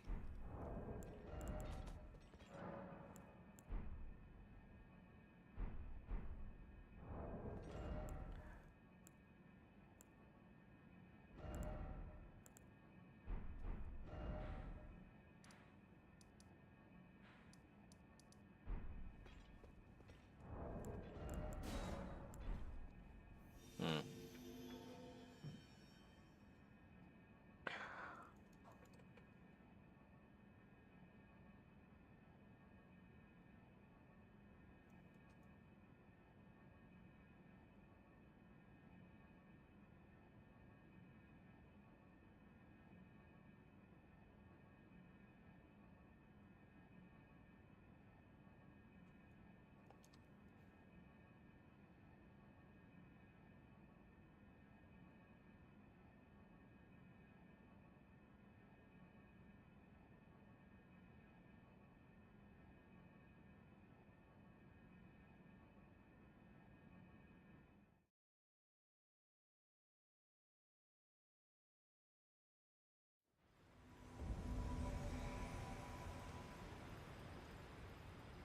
Subterranean shedding grounds. Okay, alright, let's do this.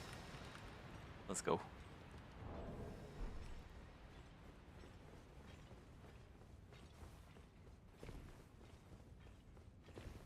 Familial Rancor is also good against Moog. Moog the Omen.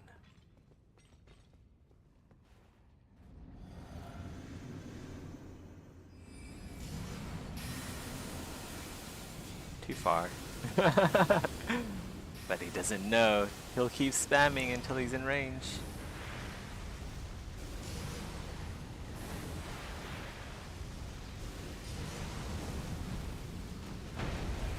Go, my minions. Go. Ah! Burns. Spicy Tabasco sauce water.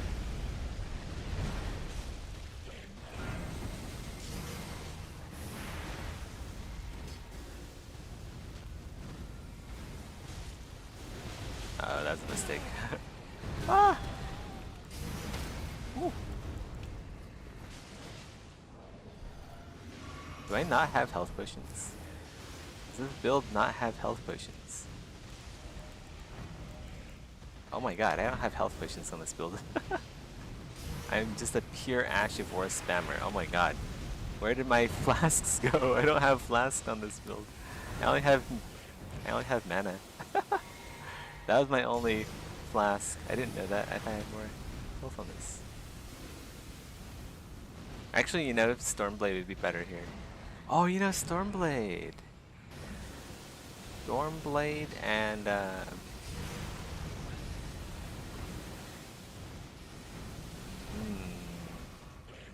I could do like a Stormblade fingerprint shield. Ouch. There goes the host. Well, rip.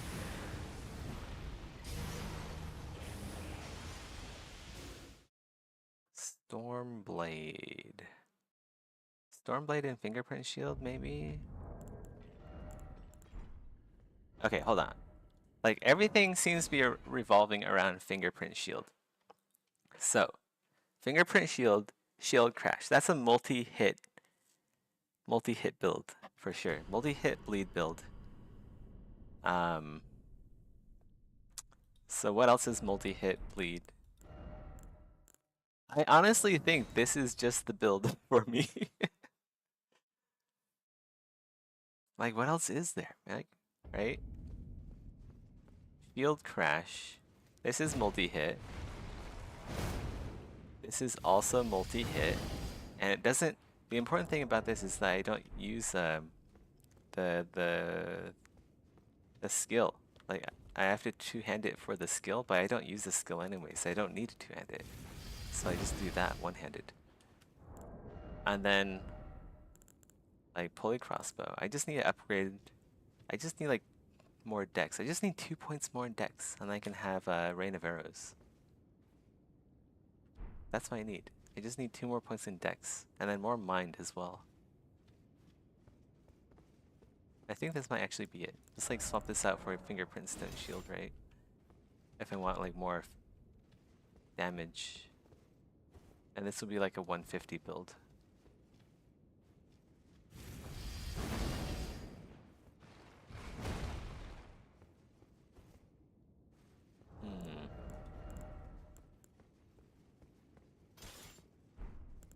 Or I can just like keep with the Palisade shield, and that's fine too. It doesn't have the same level of guard boost though, not at all. It's only 60 compared to 84.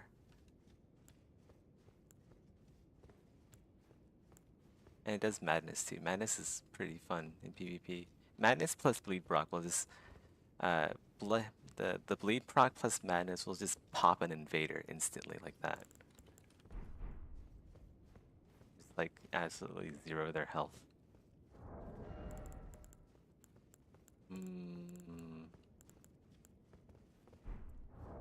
Do I want to bring this guy up to level 150 though? Like it's level 90 meta, right? Level 90 is good for co-op. At least for now.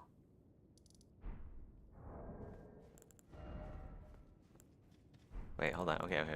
Let's what character am I bringing up to level 150?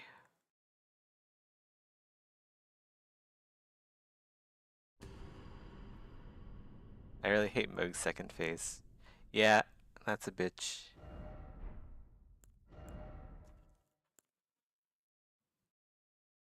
So clean rock Kaitos and Zethras. I guess I'll just log in as Zethras. I don't really. I think I have more items on this character. Like my oldest character.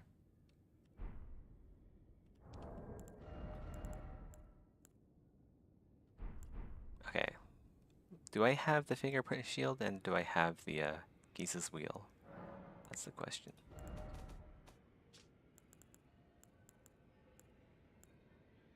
Mirai Executioner's Sword is also multi-hit. Oh. But then I have to use the I have to use Aokade's Dancing Blade. That costs FP. So it's not like something I just press and then have multi-hit.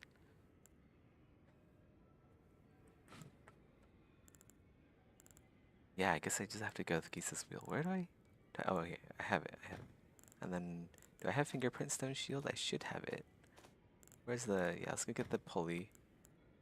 And then Jar Cannon 2, sure. I should have the Fingerprint Stone Shield on this character. Yeah, I do. I do have it. Spike Palisade is already upgraded as well, so let's go grab that just in case.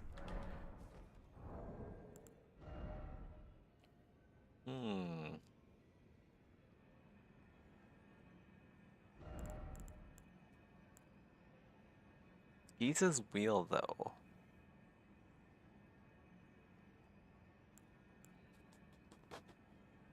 What else is like multi-hit? I know Twin Blades obviously are multi-hit, and they're really good for that.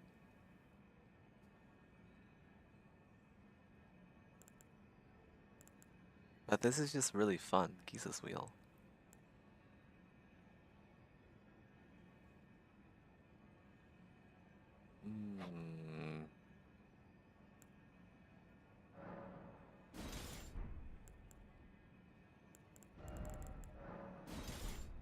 Do I do this?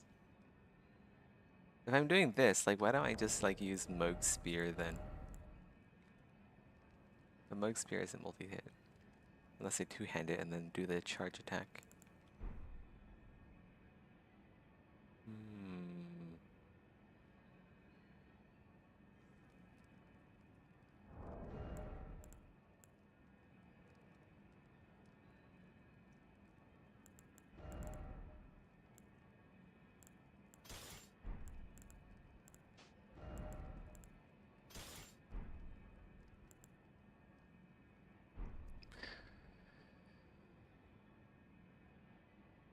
I don't even know anymore. I don't actually even know. I'm just gonna work. I need to stop playing Elden Ring. I'll sleep on it.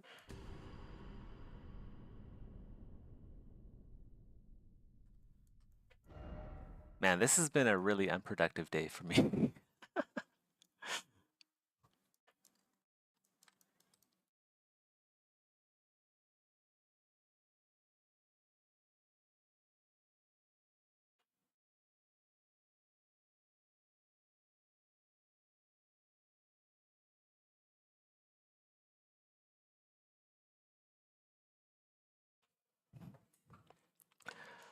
I guess I'll go respec and get the 2 points into strength or into dex so I can use Rain of Arrows. At least be of some use for those crazy gargoyle bosses.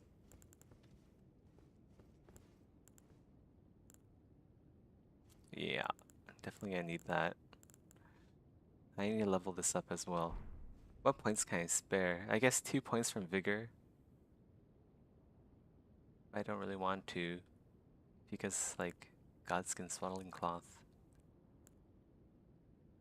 2 points out of it. 58 is probably fine. Right. They have 3 flasks.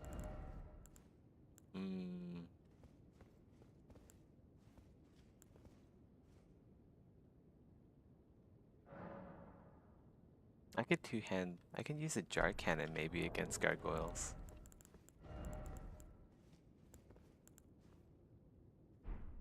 Meh, I don't know. I don't know.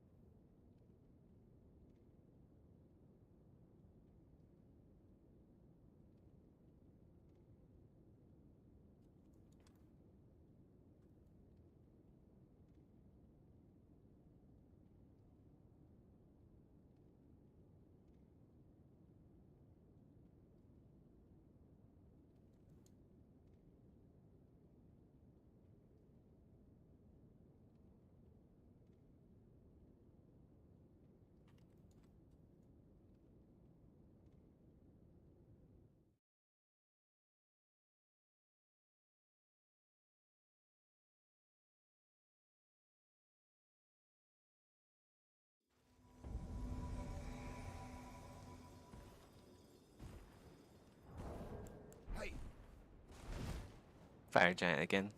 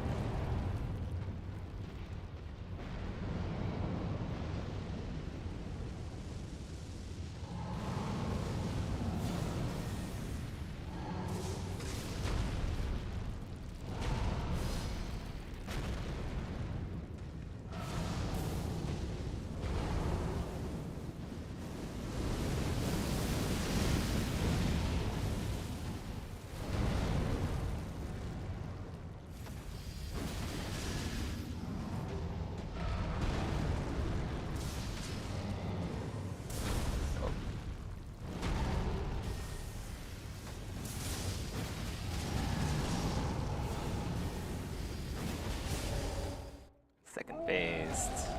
Pretty fast.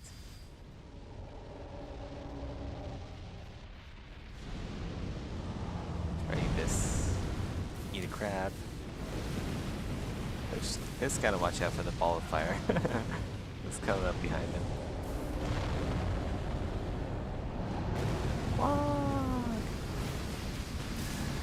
Get the other foot. We'll saw the other foot off.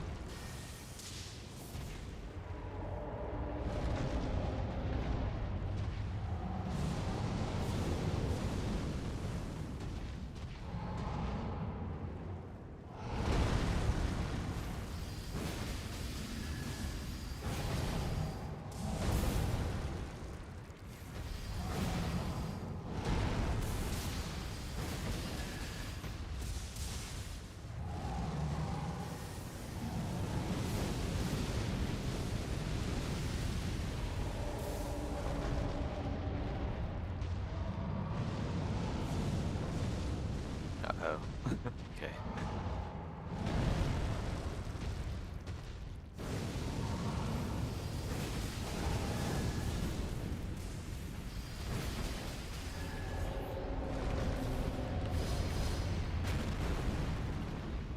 Don't die, beast. We're close. Got this.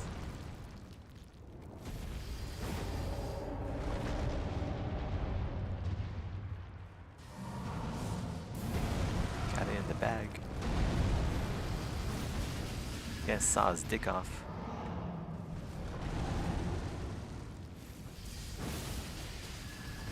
Right in the grundles.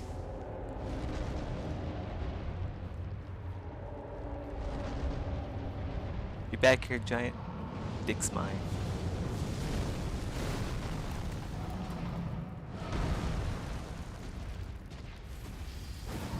Oh.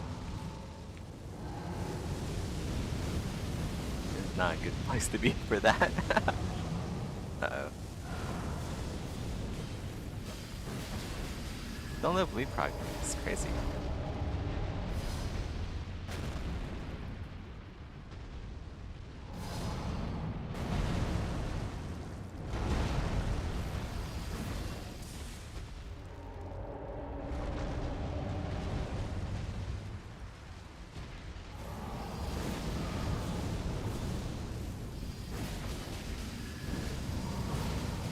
Wow, still no bleed proc. This guy's like immune to bleed or something then. The fuck? What?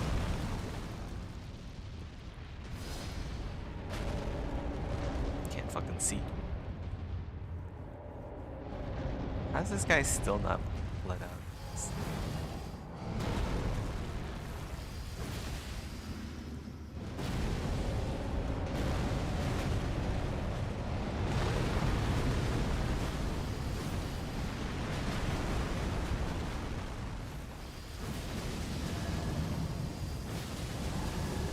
There we go, finally. Gee. Enough of that.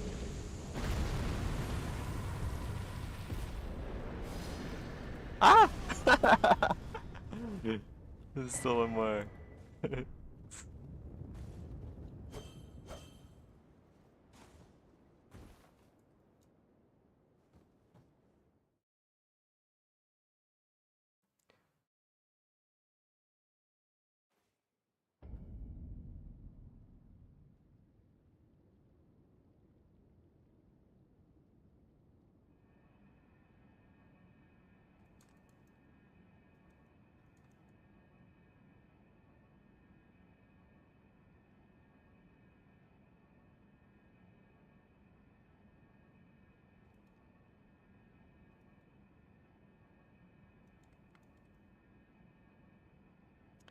When you sculpt stuff, do you just do it like it seems it would look good, or do you study like the anatomy?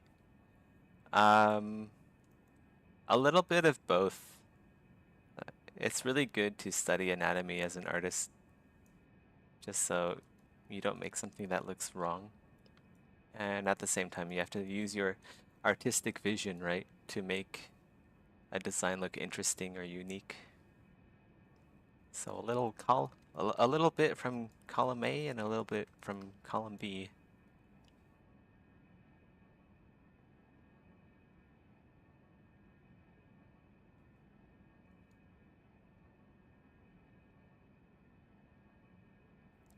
But yeah, it's really good to understand like anatomy. Even armor has anatomy if you think about it, right?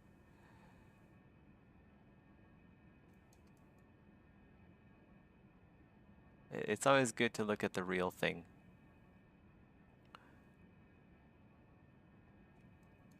The more you know about a subject, the better your art will be when you're making something of that subject.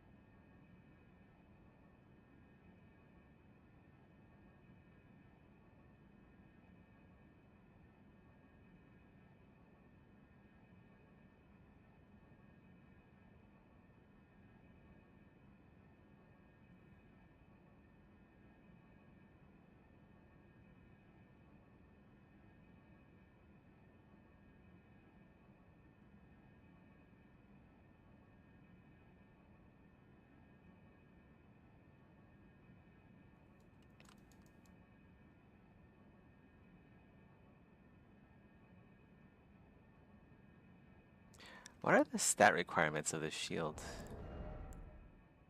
20 strength. Ah! Okay. So if I use this shield, 20 strength. Great bow is also 20 strength. You know, I might just make a crossbow and shield build, honestly. Because this crossbow here is 16 strength. Like, these are some really low requirements. If I have this, and I have that, and then I use great bow.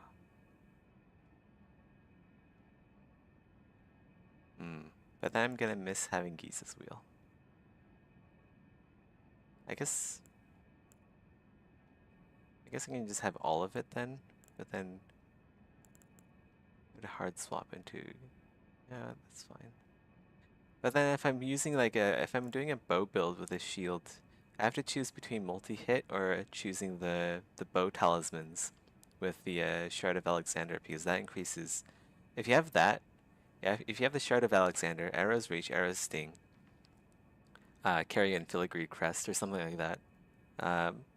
Rain of Arrows does insane damage from probably the farthest distance you can imaginable. Like you can snipe Rain of Arrows from across maps. It's actually insane. It's extremely good.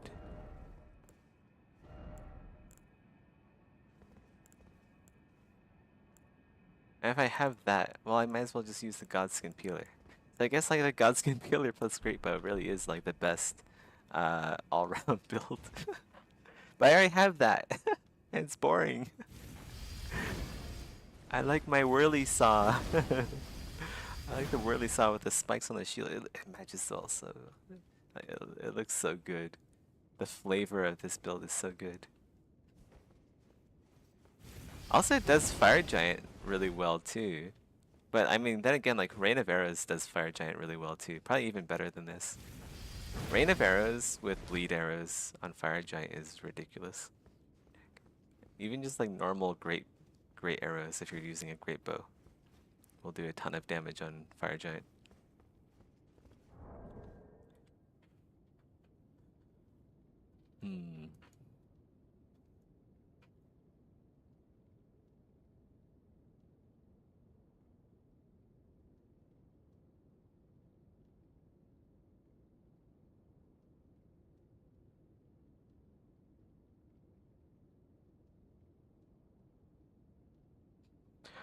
The choices.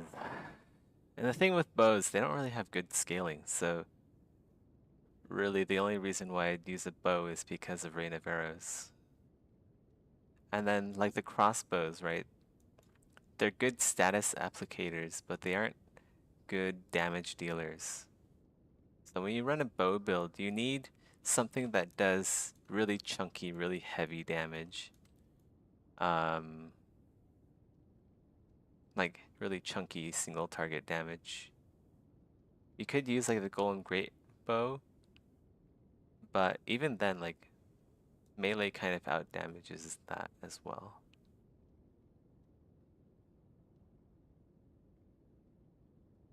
So I guess that's where Shield Bash comes into. And then Shield Bash is multi-hit melee. It doesn't use any of the talismans that a bow build would use.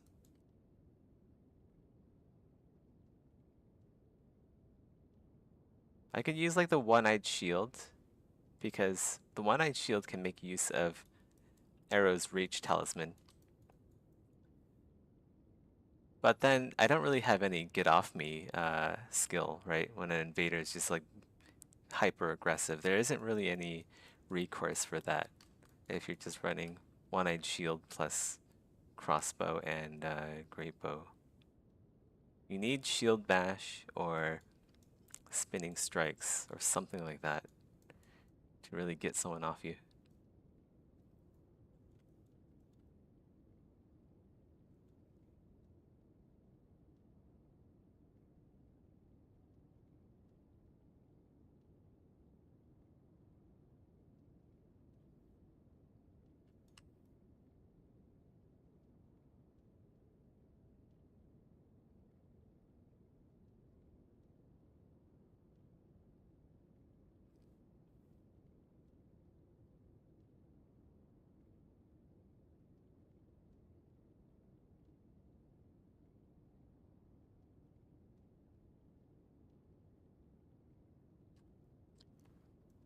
Ranged multi-hit.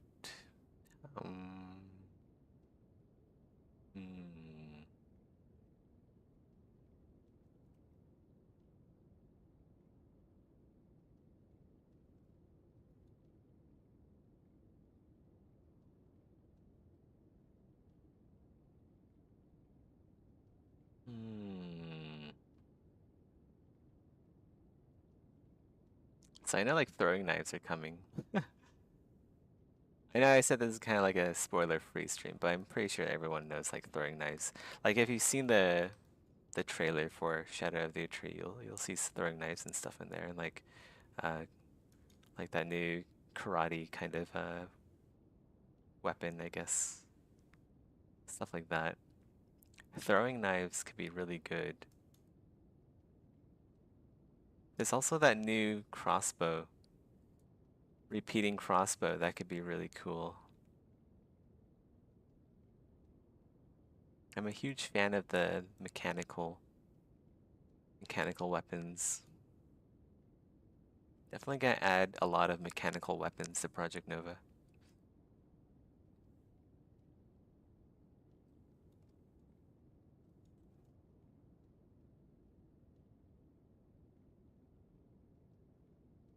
Maybe more than throwing knives, maybe. I'm sure there's gonna be a lot of new stuff. I just don't want to spoil myself just yet.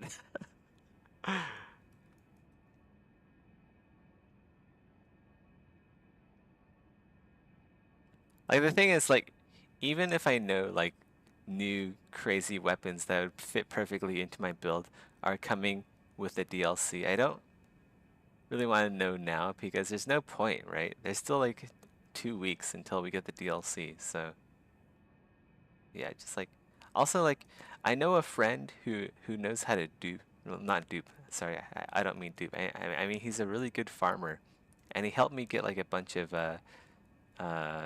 larval tears. Yeah. Don't ask me how. It just happens. So it's not like I'm limited in respects or anything.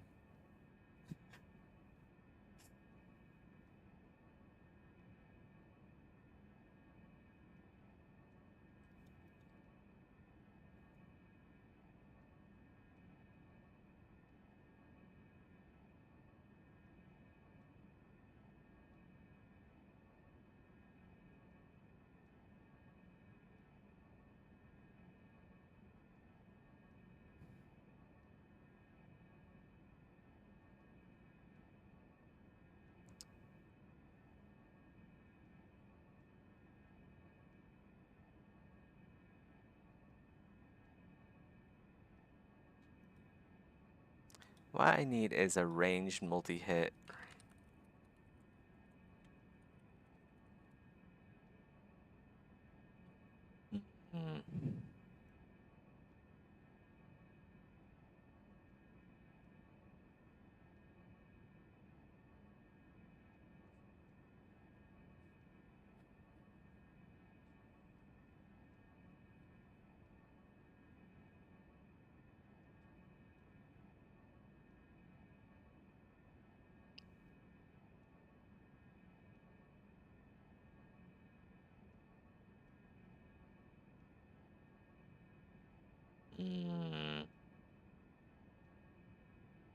I'm looking up stuff.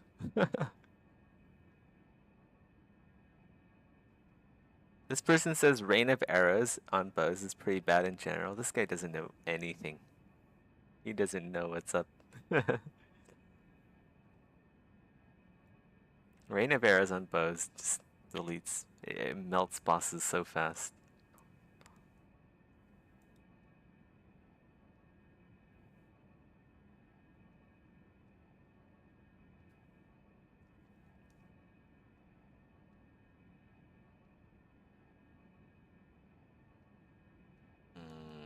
I don't think there's any ranged multi-hit. Fortunately, I'm just gonna have to go with. I mean, that flail. Flail is like Dex int.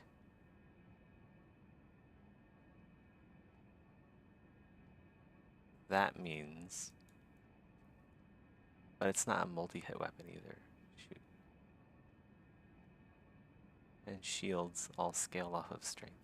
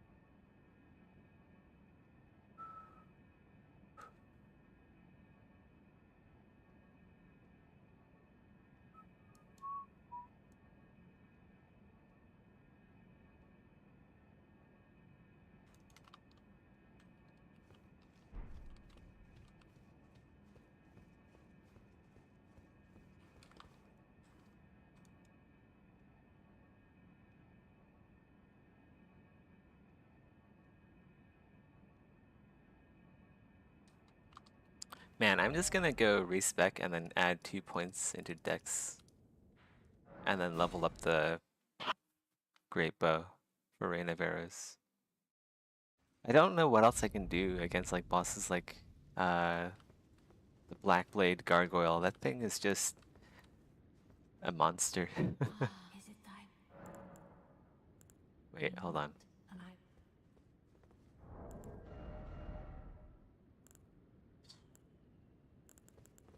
What if I use Jar Cannon though? I don't know. Jar Cannon is not.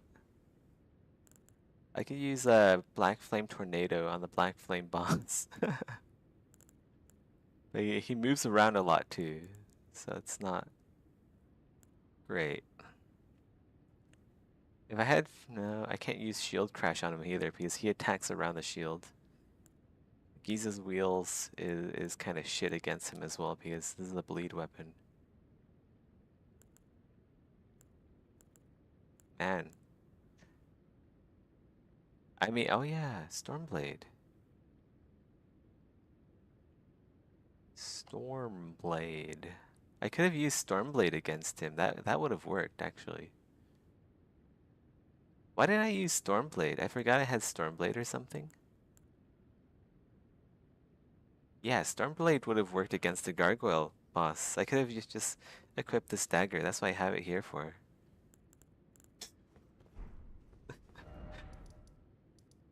Well, that's embarrassing.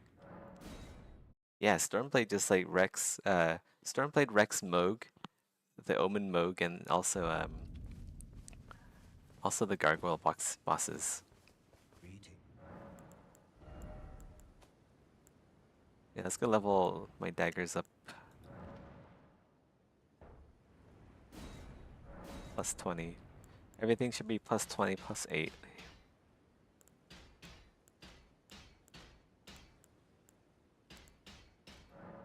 Let's just do like the offensive ones for now. I don't know if I have enough money for everything.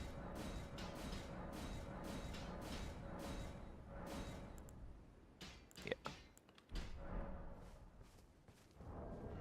Yeah, man, I could just like equip the dagger and just like Stormblade the heck out of there we go.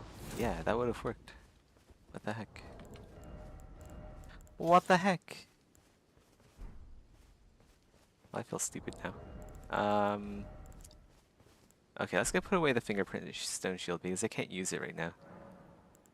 I actually think maybe, yeah, the fingerprint stone shield, that's definitely a level 150 build. It just requires too many stats, unless I just use the shield as a shield crash build, then I'll work at level 90.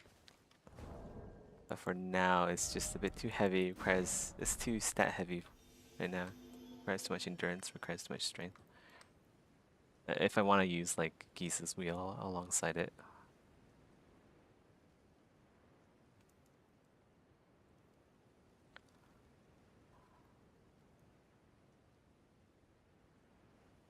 Ugh. I would like to get these horns done before I go to sleep. Gotta do that. Gotta do at least that.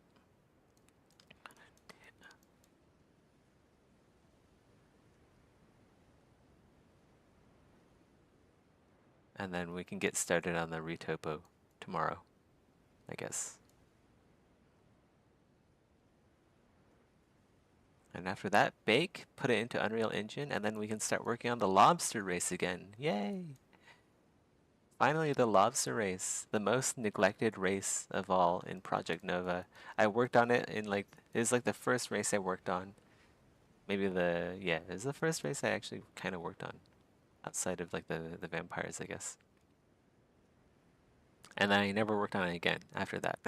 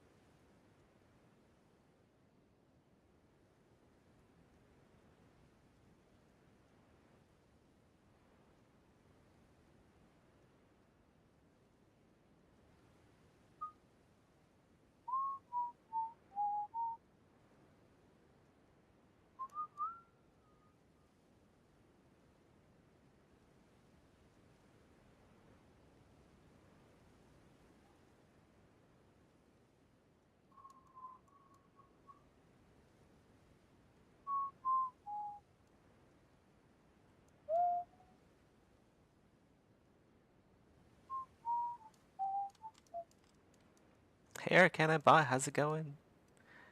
Welcome to the stream. Looks insane, thank you. I feel kind of bad.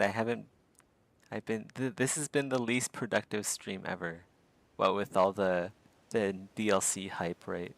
And me trying to figure shit out for my builds. I probably only worked maybe like 30 minutes, it feels like, on this sculpt.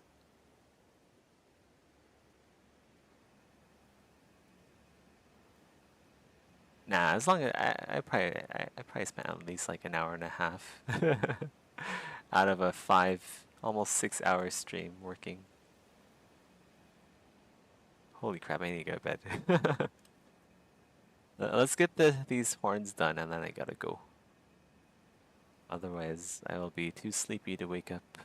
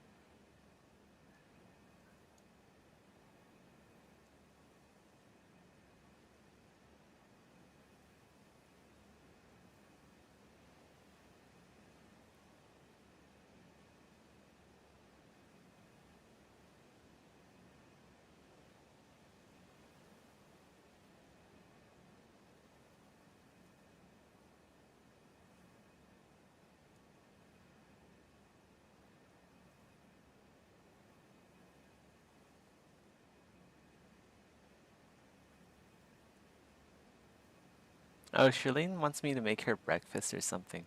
So maybe I'll stay up a bit. Maybe I'll stay up a bit and then make her breakfast.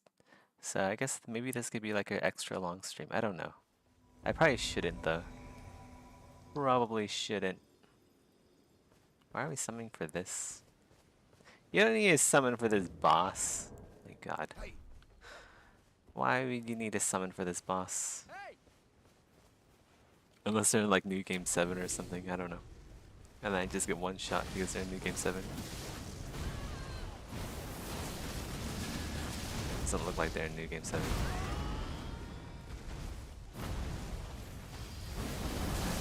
What? Oh, bow build, huh?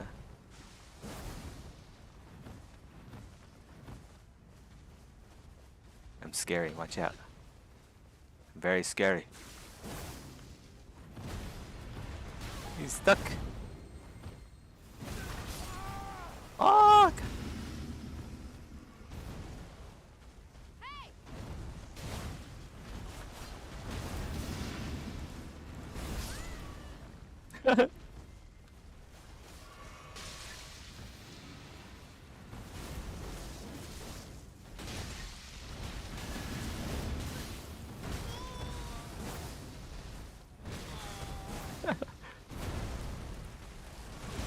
Fuck!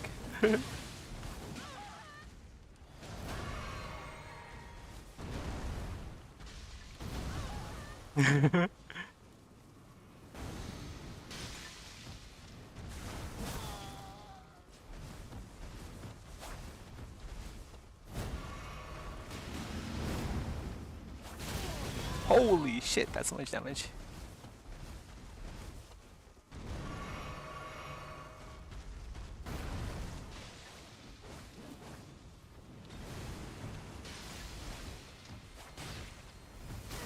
Ah!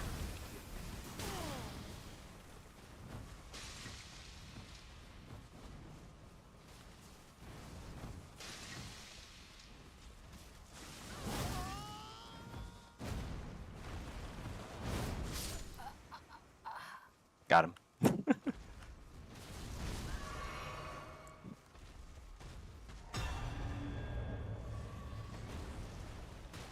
You guys bought this game and the DLCs.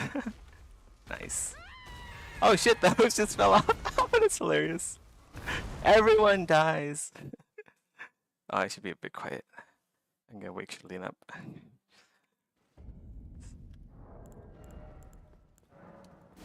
a bit too loud.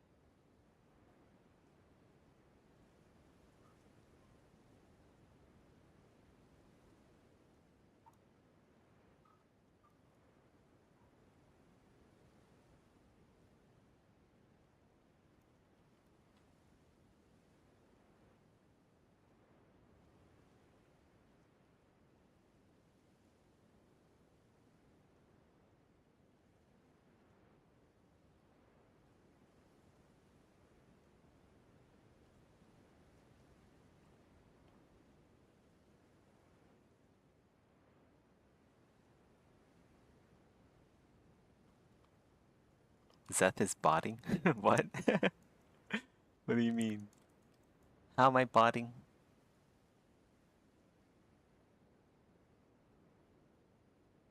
I have 5 views. There's 5 people in here, including me. And you, Rusty. That means there's only 2 other people here. Besides the usual.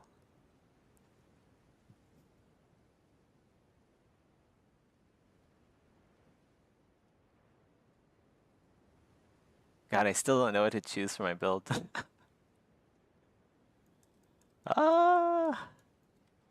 Like Visage Shield too. Like I love the Visage Shield. It's so good. Do I have it on me?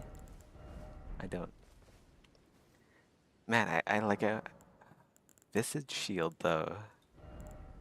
Visage Shield. This is so much fun, this shield here. I miss using the shield. Can I use it? No, I can't. Yeah, like this. Maybe this plus 44 strength though. This plus like crossbow. Or like jar cannon.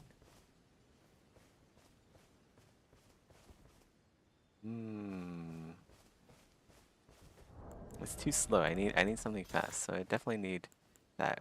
But like hand ballista, you know what would be really cool? Like hand ballista. If I can fire this one-handed, that'd be so cool. Like I can like block and then fire this one-handed. That would be the ideal build. But I can't. I can't.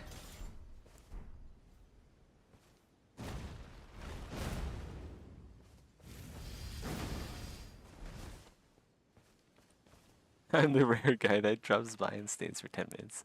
Yeah, fair enough. Oh, I just realized your name is Arcana Bot. That's why Rusty was like, "Oh my god, you're botting." Sorry, I'm very slow on the uptake.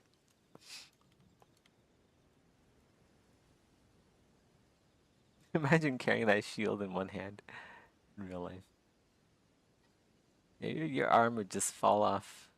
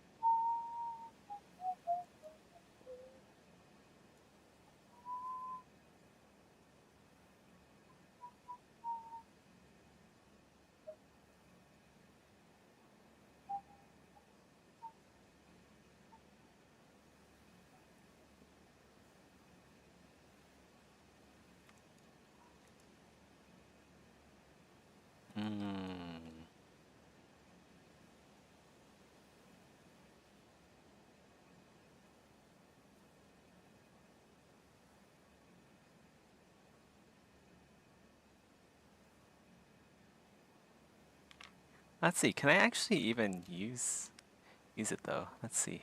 Where is the builder? Let's go reload this. Clear everything. I want use as wheel, and then I also want visage shield. Very heavy load at 10 endurance. So does wait? I don't think visage shield. I don't think it like procs multi-hit talisman though with tongues of fire. Yeah, it's just not very good unless you're like building for like pure fire damage. It's like a completely different build to multi-hit. And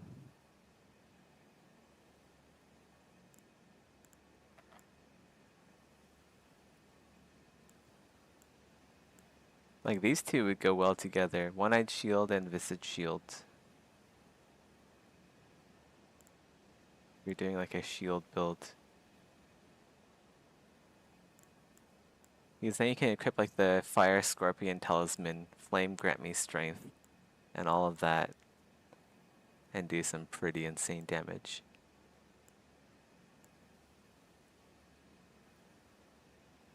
What if I just like not use, what if I just like not use Giza's Wheel? Let's just try that.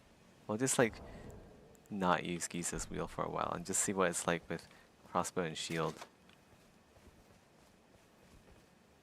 It could be good. Like I'll be relying on shield crash more for the melee damage. Oh, I just wasted some bolts.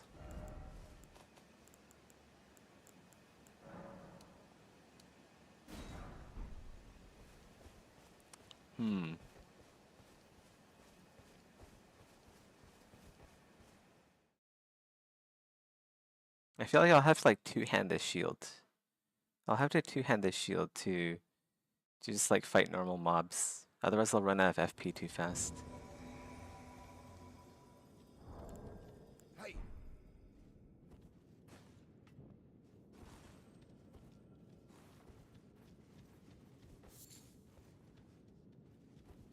if I'm doing this, I might as well just like use the fingerprint stone shield. Or, well, or I can just like use the visage shield again. Like, I did this build originally was a pure visage shield build. Oh, there's no mobs. Okay, he's cleared out everything. This is a dedicated PvEer. He doesn't want to get invaded. Wait, am I going the right way? I am. Okay. I was going backwards. Maybe a visage shield plus a crossbow. That could work. How would I kill Gargoyle with a visage shield? I guess, wait, I guess I can use Stormblade. Yeah, I can use Stormblade because visage shield, it'll use the same... It uses the same talismans as like Ash of War increasing. Wow, that is really good. What the fuck? Look at that damage there. Holy crap. Maybe I'll just use like maybe I have the best build here. Look at that, that's insane. I like towards like Crystallians. This is pretty low level too. This is level 40. I'm level 90. But if I have like the strength to use the Visage Shield, I'll obviously have strength to like use a melee shield as well. I can like smash with the Visage Shield. Let's go do that. We'll use Visage Shield again. We'll be the flamethrower dude with a pulley crossbow. So, but we have to be able to like one-hand the Visage Shield. Otherwise, like,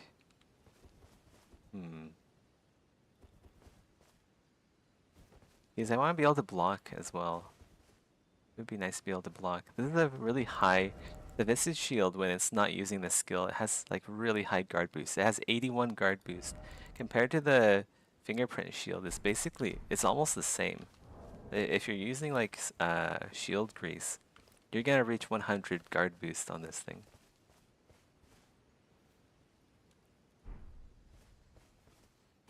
So it is a really good blocking shield as well. 44 strength. Let's see.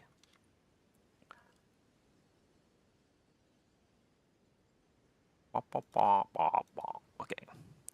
We're gonna have to say goodbye to Gisa's wheel.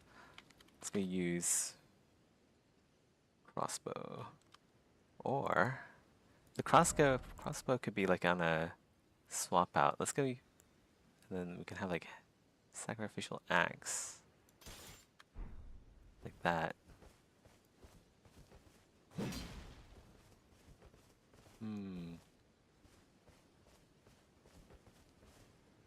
Tongues of Fire. Tongues of Fire does so much damage. It's a damage powerhouse, but you get guard broken so easily with that. A bit scary. Shield crashes 12 FP. It's shield 5.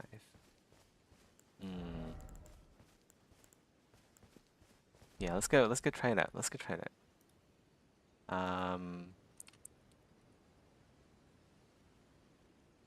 There we go. 44 strength. Okay, we're basically already there.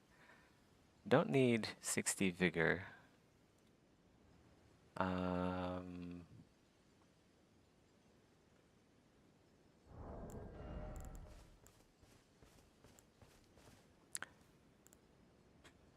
I need to figure out if the skill procs multi-hit. Let's go get some more strength. Can I like dual? Yeah, I can. Okay. Let's go see if my damage numbers, if I get the red buff by using this. Do I get the sparkly red buff if I use it on the troll here?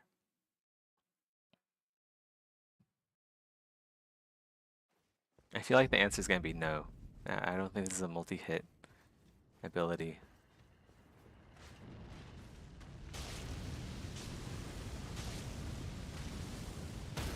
it's not. Oh.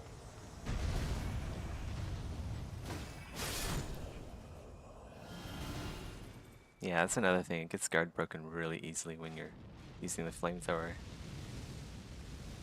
This is so cool.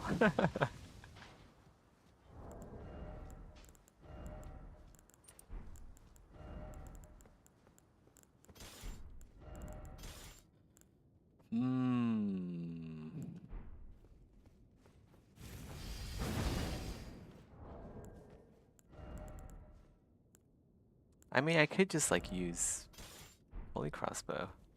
I could just use the Shield Bash.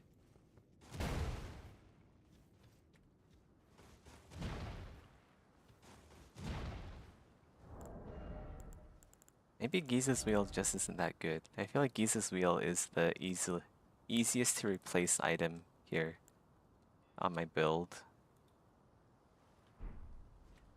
Like if I'm gonna replace anything, it's gonna be Giza's Wheel, unfortunately. It is good, but it also misses a lot. It's not like the most fun thing to use.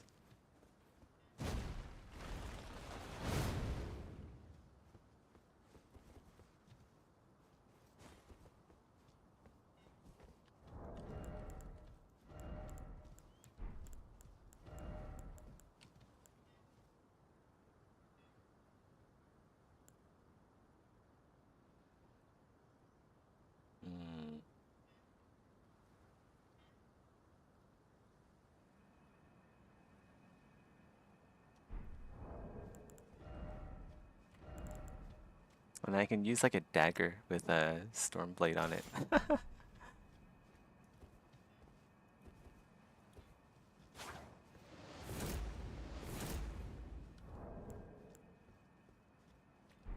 Alright, see you later, Akanabot. Good night.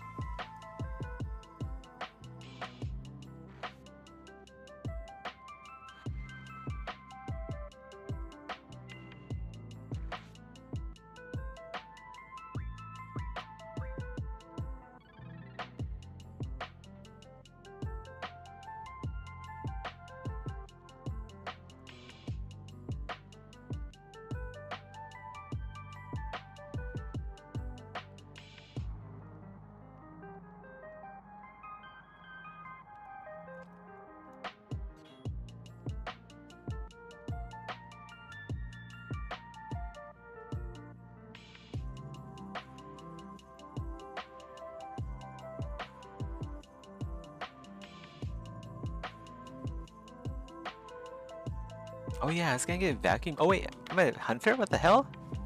I didn't know that. I didn't even hear the summon sound at all. What the hell?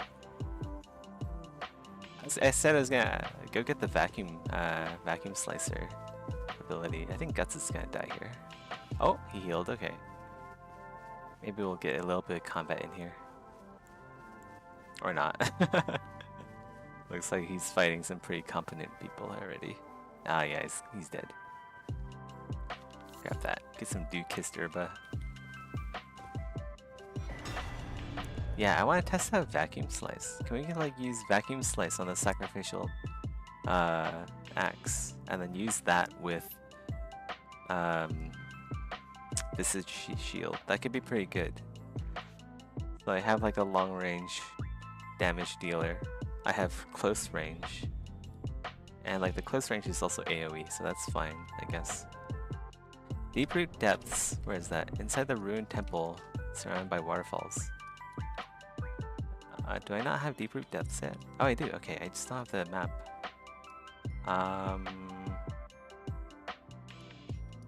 Root facing cliffs. Maybe across the waterfall. Maybe that's the one I want. I think this one is a bit. Yeah, it's a bit high. Let's go down to here. I forgot where the map is for this place. I always end up picking it up. I'm not exactly sure where it is. I don't come down here very often.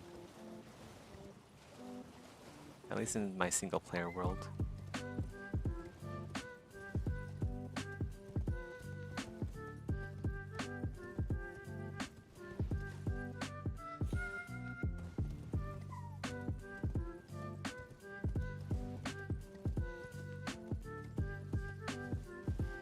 What's up, ants?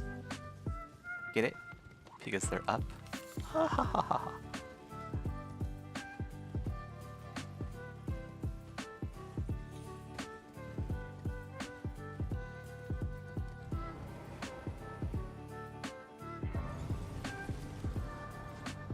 Is it better though, Vacuum Slice? Is that better than Stormblade? I feel like Stormblade's a lot better, but I've never tried Vacuum Slice.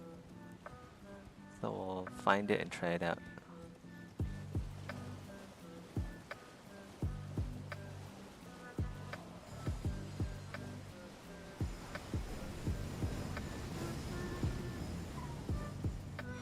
Oh, there it is. That's the map. I think that's it right there. That should be Vacuum Slice.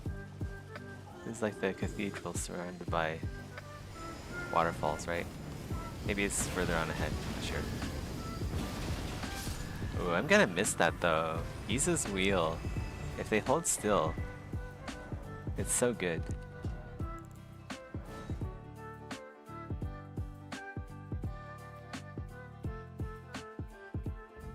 Okay. Let's go get like a dagger or something and then...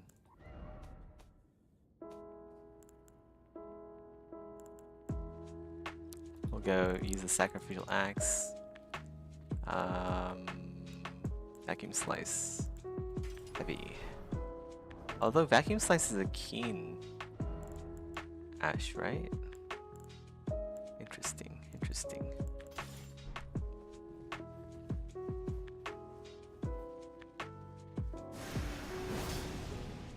Can I charge this? No, I can't. Ooh, that's some pretty chunky damage. Whoa, what the heck? Did it just go to the air? Look at that damage though. 721. Holy crap, that's a lot of damage for 14 FP, and it's fast too. Oops.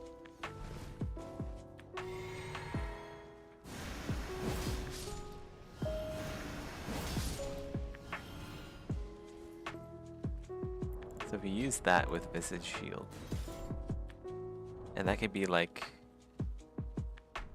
my PvE combo. If there's a player that invades, I switch over to Pulley Crossbow with Bleed Bolts. Could work.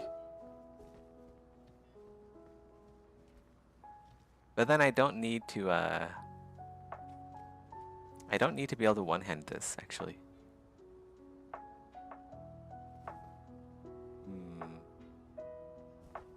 Although it would be nice to be able to one-hand it, so I don't need to constantly two-hand it. Oh, I didn't pick that up. There's a golden seed here I didn't pick up.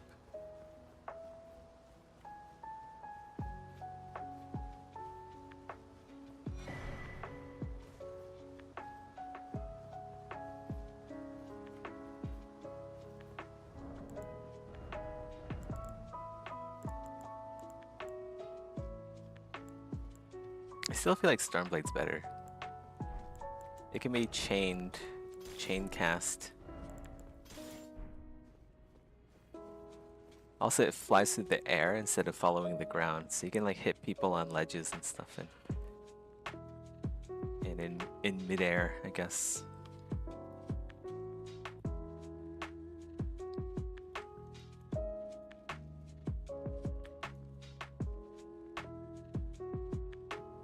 What is that? 721 damage versus Stormblade. I think it does. Stormblade does less damage. I know that, but how much less?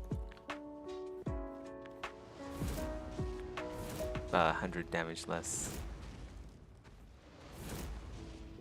Wait, a bit more than that. Like almost, yeah, like 200 damage less. It does a lot less damage actually. Vacuum Slice is a lot better, damage-wise. But then like Stormblade also has the it's like really good at PvP too. This is a really good PvP/PvE Ash.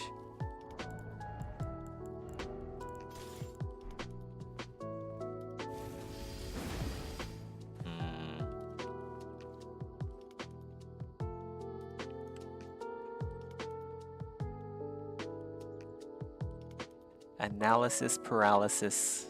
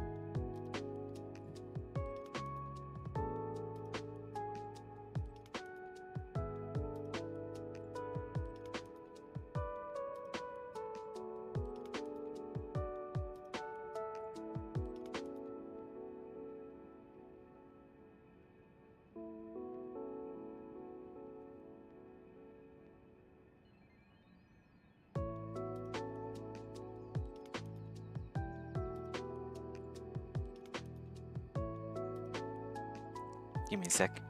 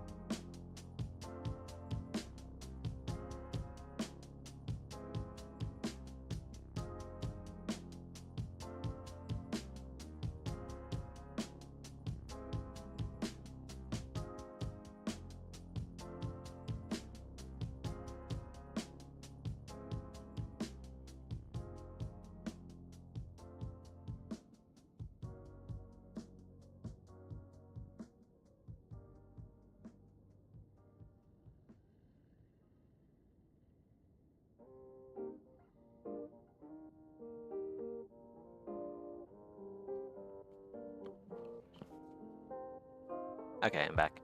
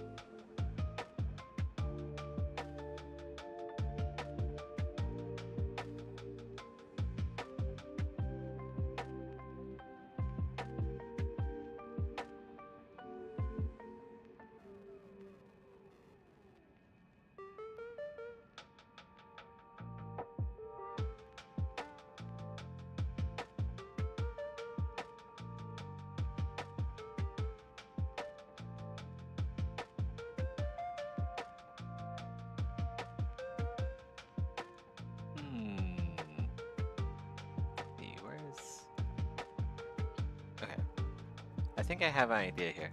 Let's go do fingerprint, stone shield, and then also the crossbow. What is it called again?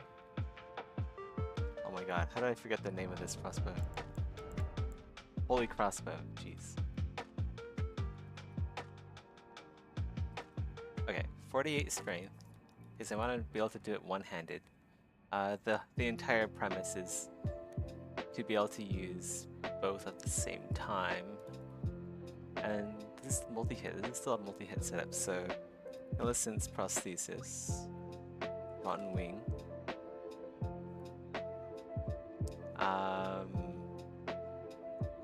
currently have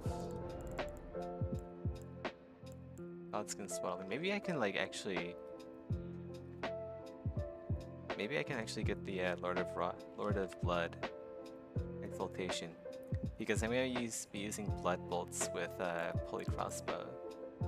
Just need 1 dex for that, and okay, is it doable? I can subtract. I guess I don't actually need that much mind. Ah, there we go. Yeah, this could work.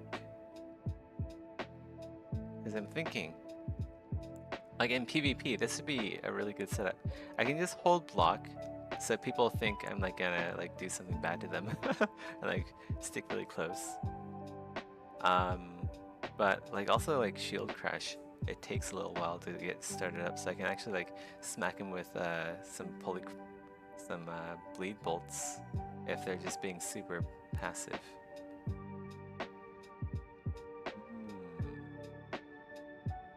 Not a lot of endurance for blocking though. That kind of sucks. Also, I'm heavy load. Uh-oh. Okay, I can't. I'm not gonna be able to use like Godskin Swaddling. I do think like Lord of Blood's gonna be better. Probably.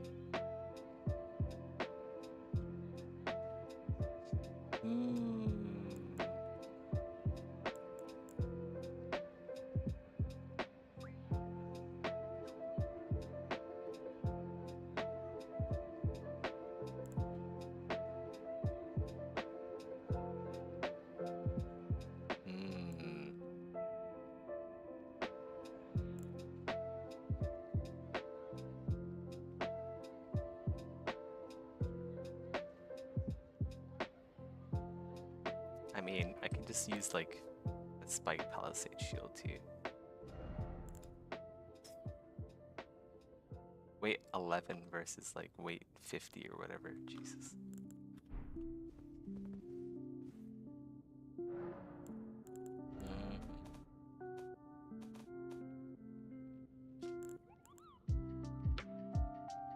Yeah, this is so freaking heavy.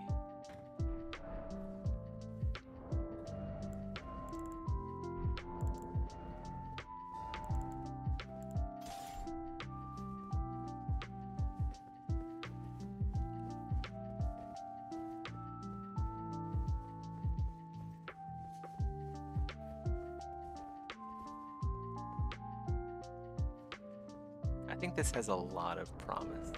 Yeah, I can still keep all of this too. I don't need 18 decks. Why do I have 18 decks? Oh, it's for Giza's wheel.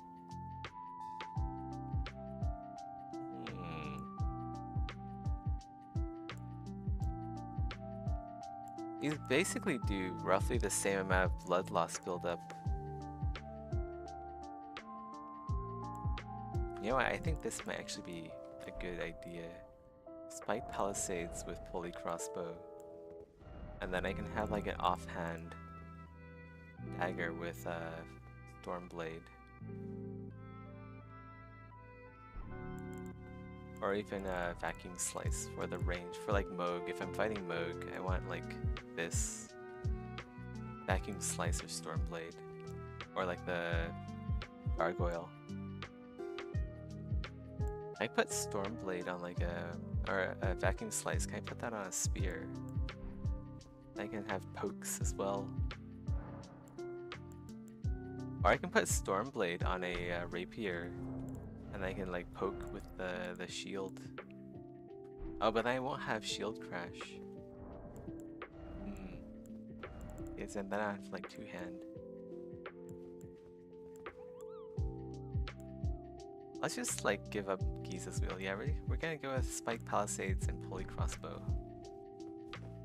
But we need more mana for Shield Crash because I'm gonna be using Shield Crash more often in absence of Giza's Wheel. And then I need like normal bolts as well, just for like trash mobs.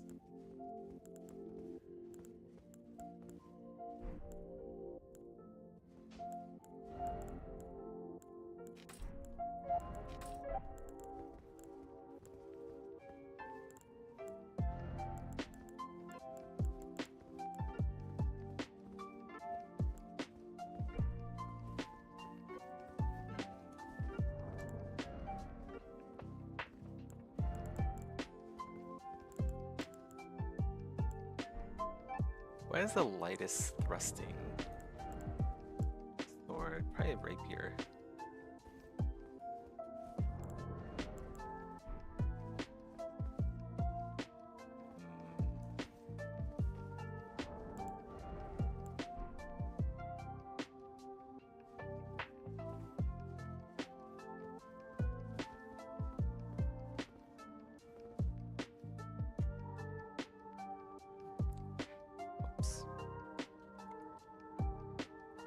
Gotta go, good night. Alright, see you, Azura.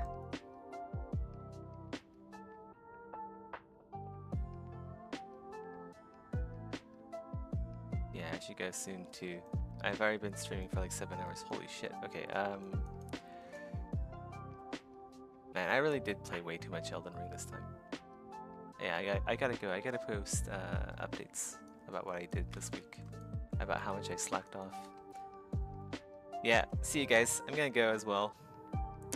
Maybe do a bit of poly paint touch up here and then... Yeah, well, let's just finish this. Let's finish this. We gotta finish this. We have to. That's why I said I was gonna finish this at the end of the stream.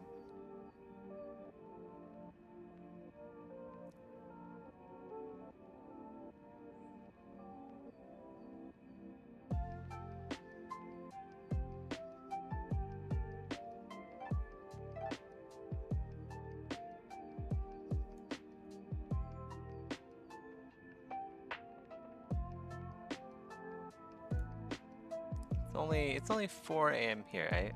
I've gone to sleep later than this before. It's fine, it's fine. I can keep streaming. Just because I went over the 5-hour mark doesn't mean anything.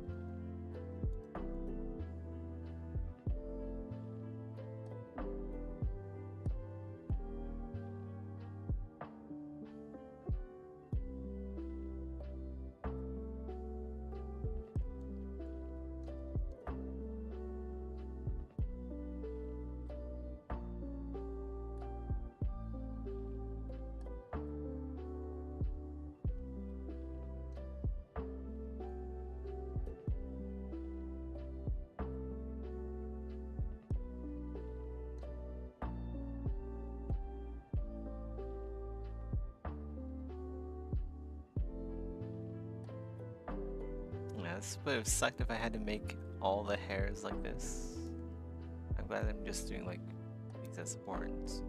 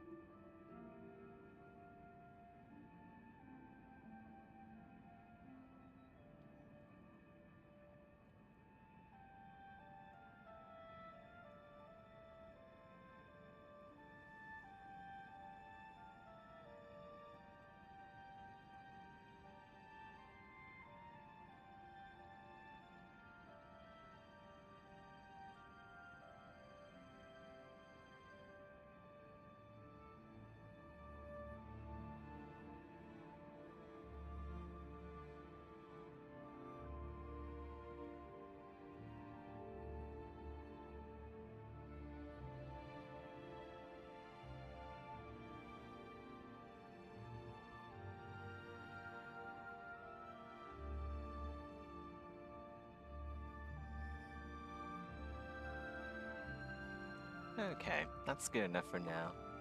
Alright, let's get back and sharpen up the details a little bit later. Gonna do the poly paint, and then still need to make some posts. Actually, I need to post my update. Post the progress that I've been doing on the Discord and Polycount. I've been thinking about posting some on ZBrush Central as well.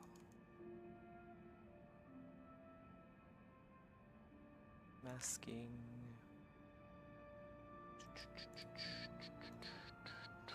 Mask by cavity.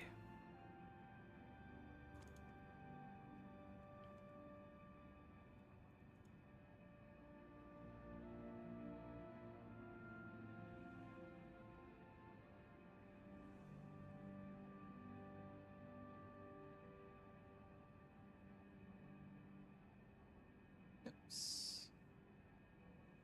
Grab this color spray. So it's not like perfectly pink.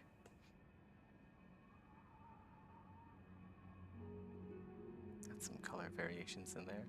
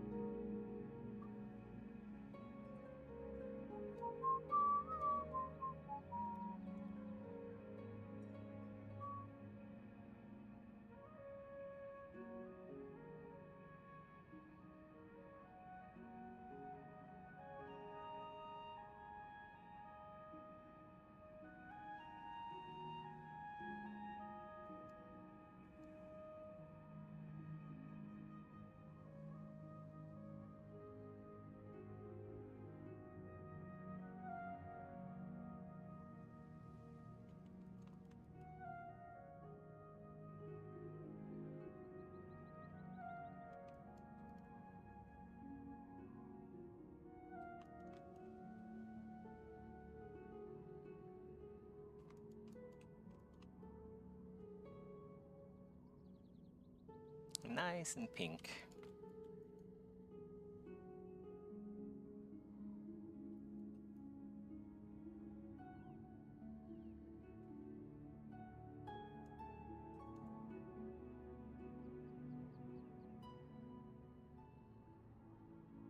Alright, now let's go do the other side. That's by cavity. Blur it.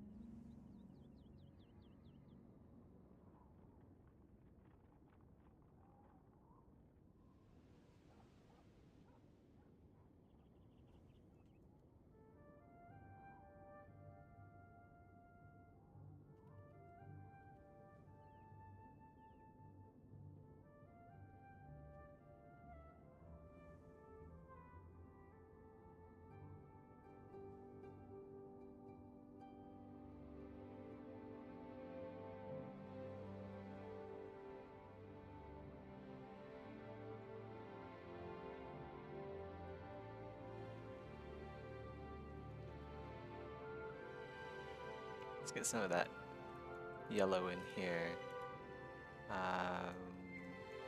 Where's a nice patch of yellow here, I guess. Just grab that.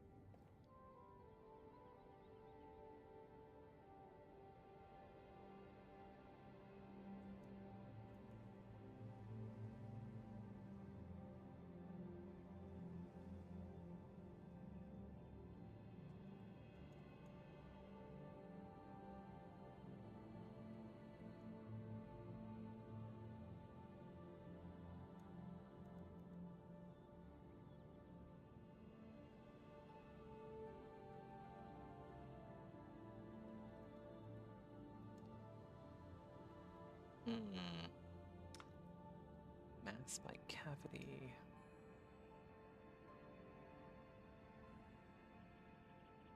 Needs to be like wider in some areas. Almost is like this is a different material. What's going on? It's weird.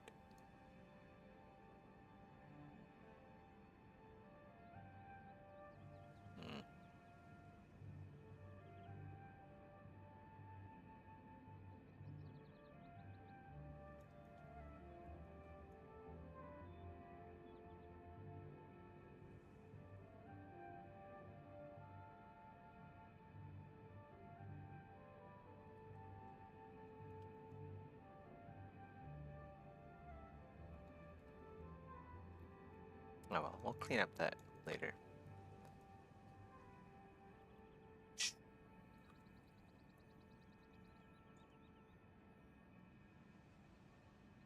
Gotta get to sleep. Alright guys, I'm gonna call it here. I still have to like take screenshots and stuff. So bye. Night Rusty. You're still around?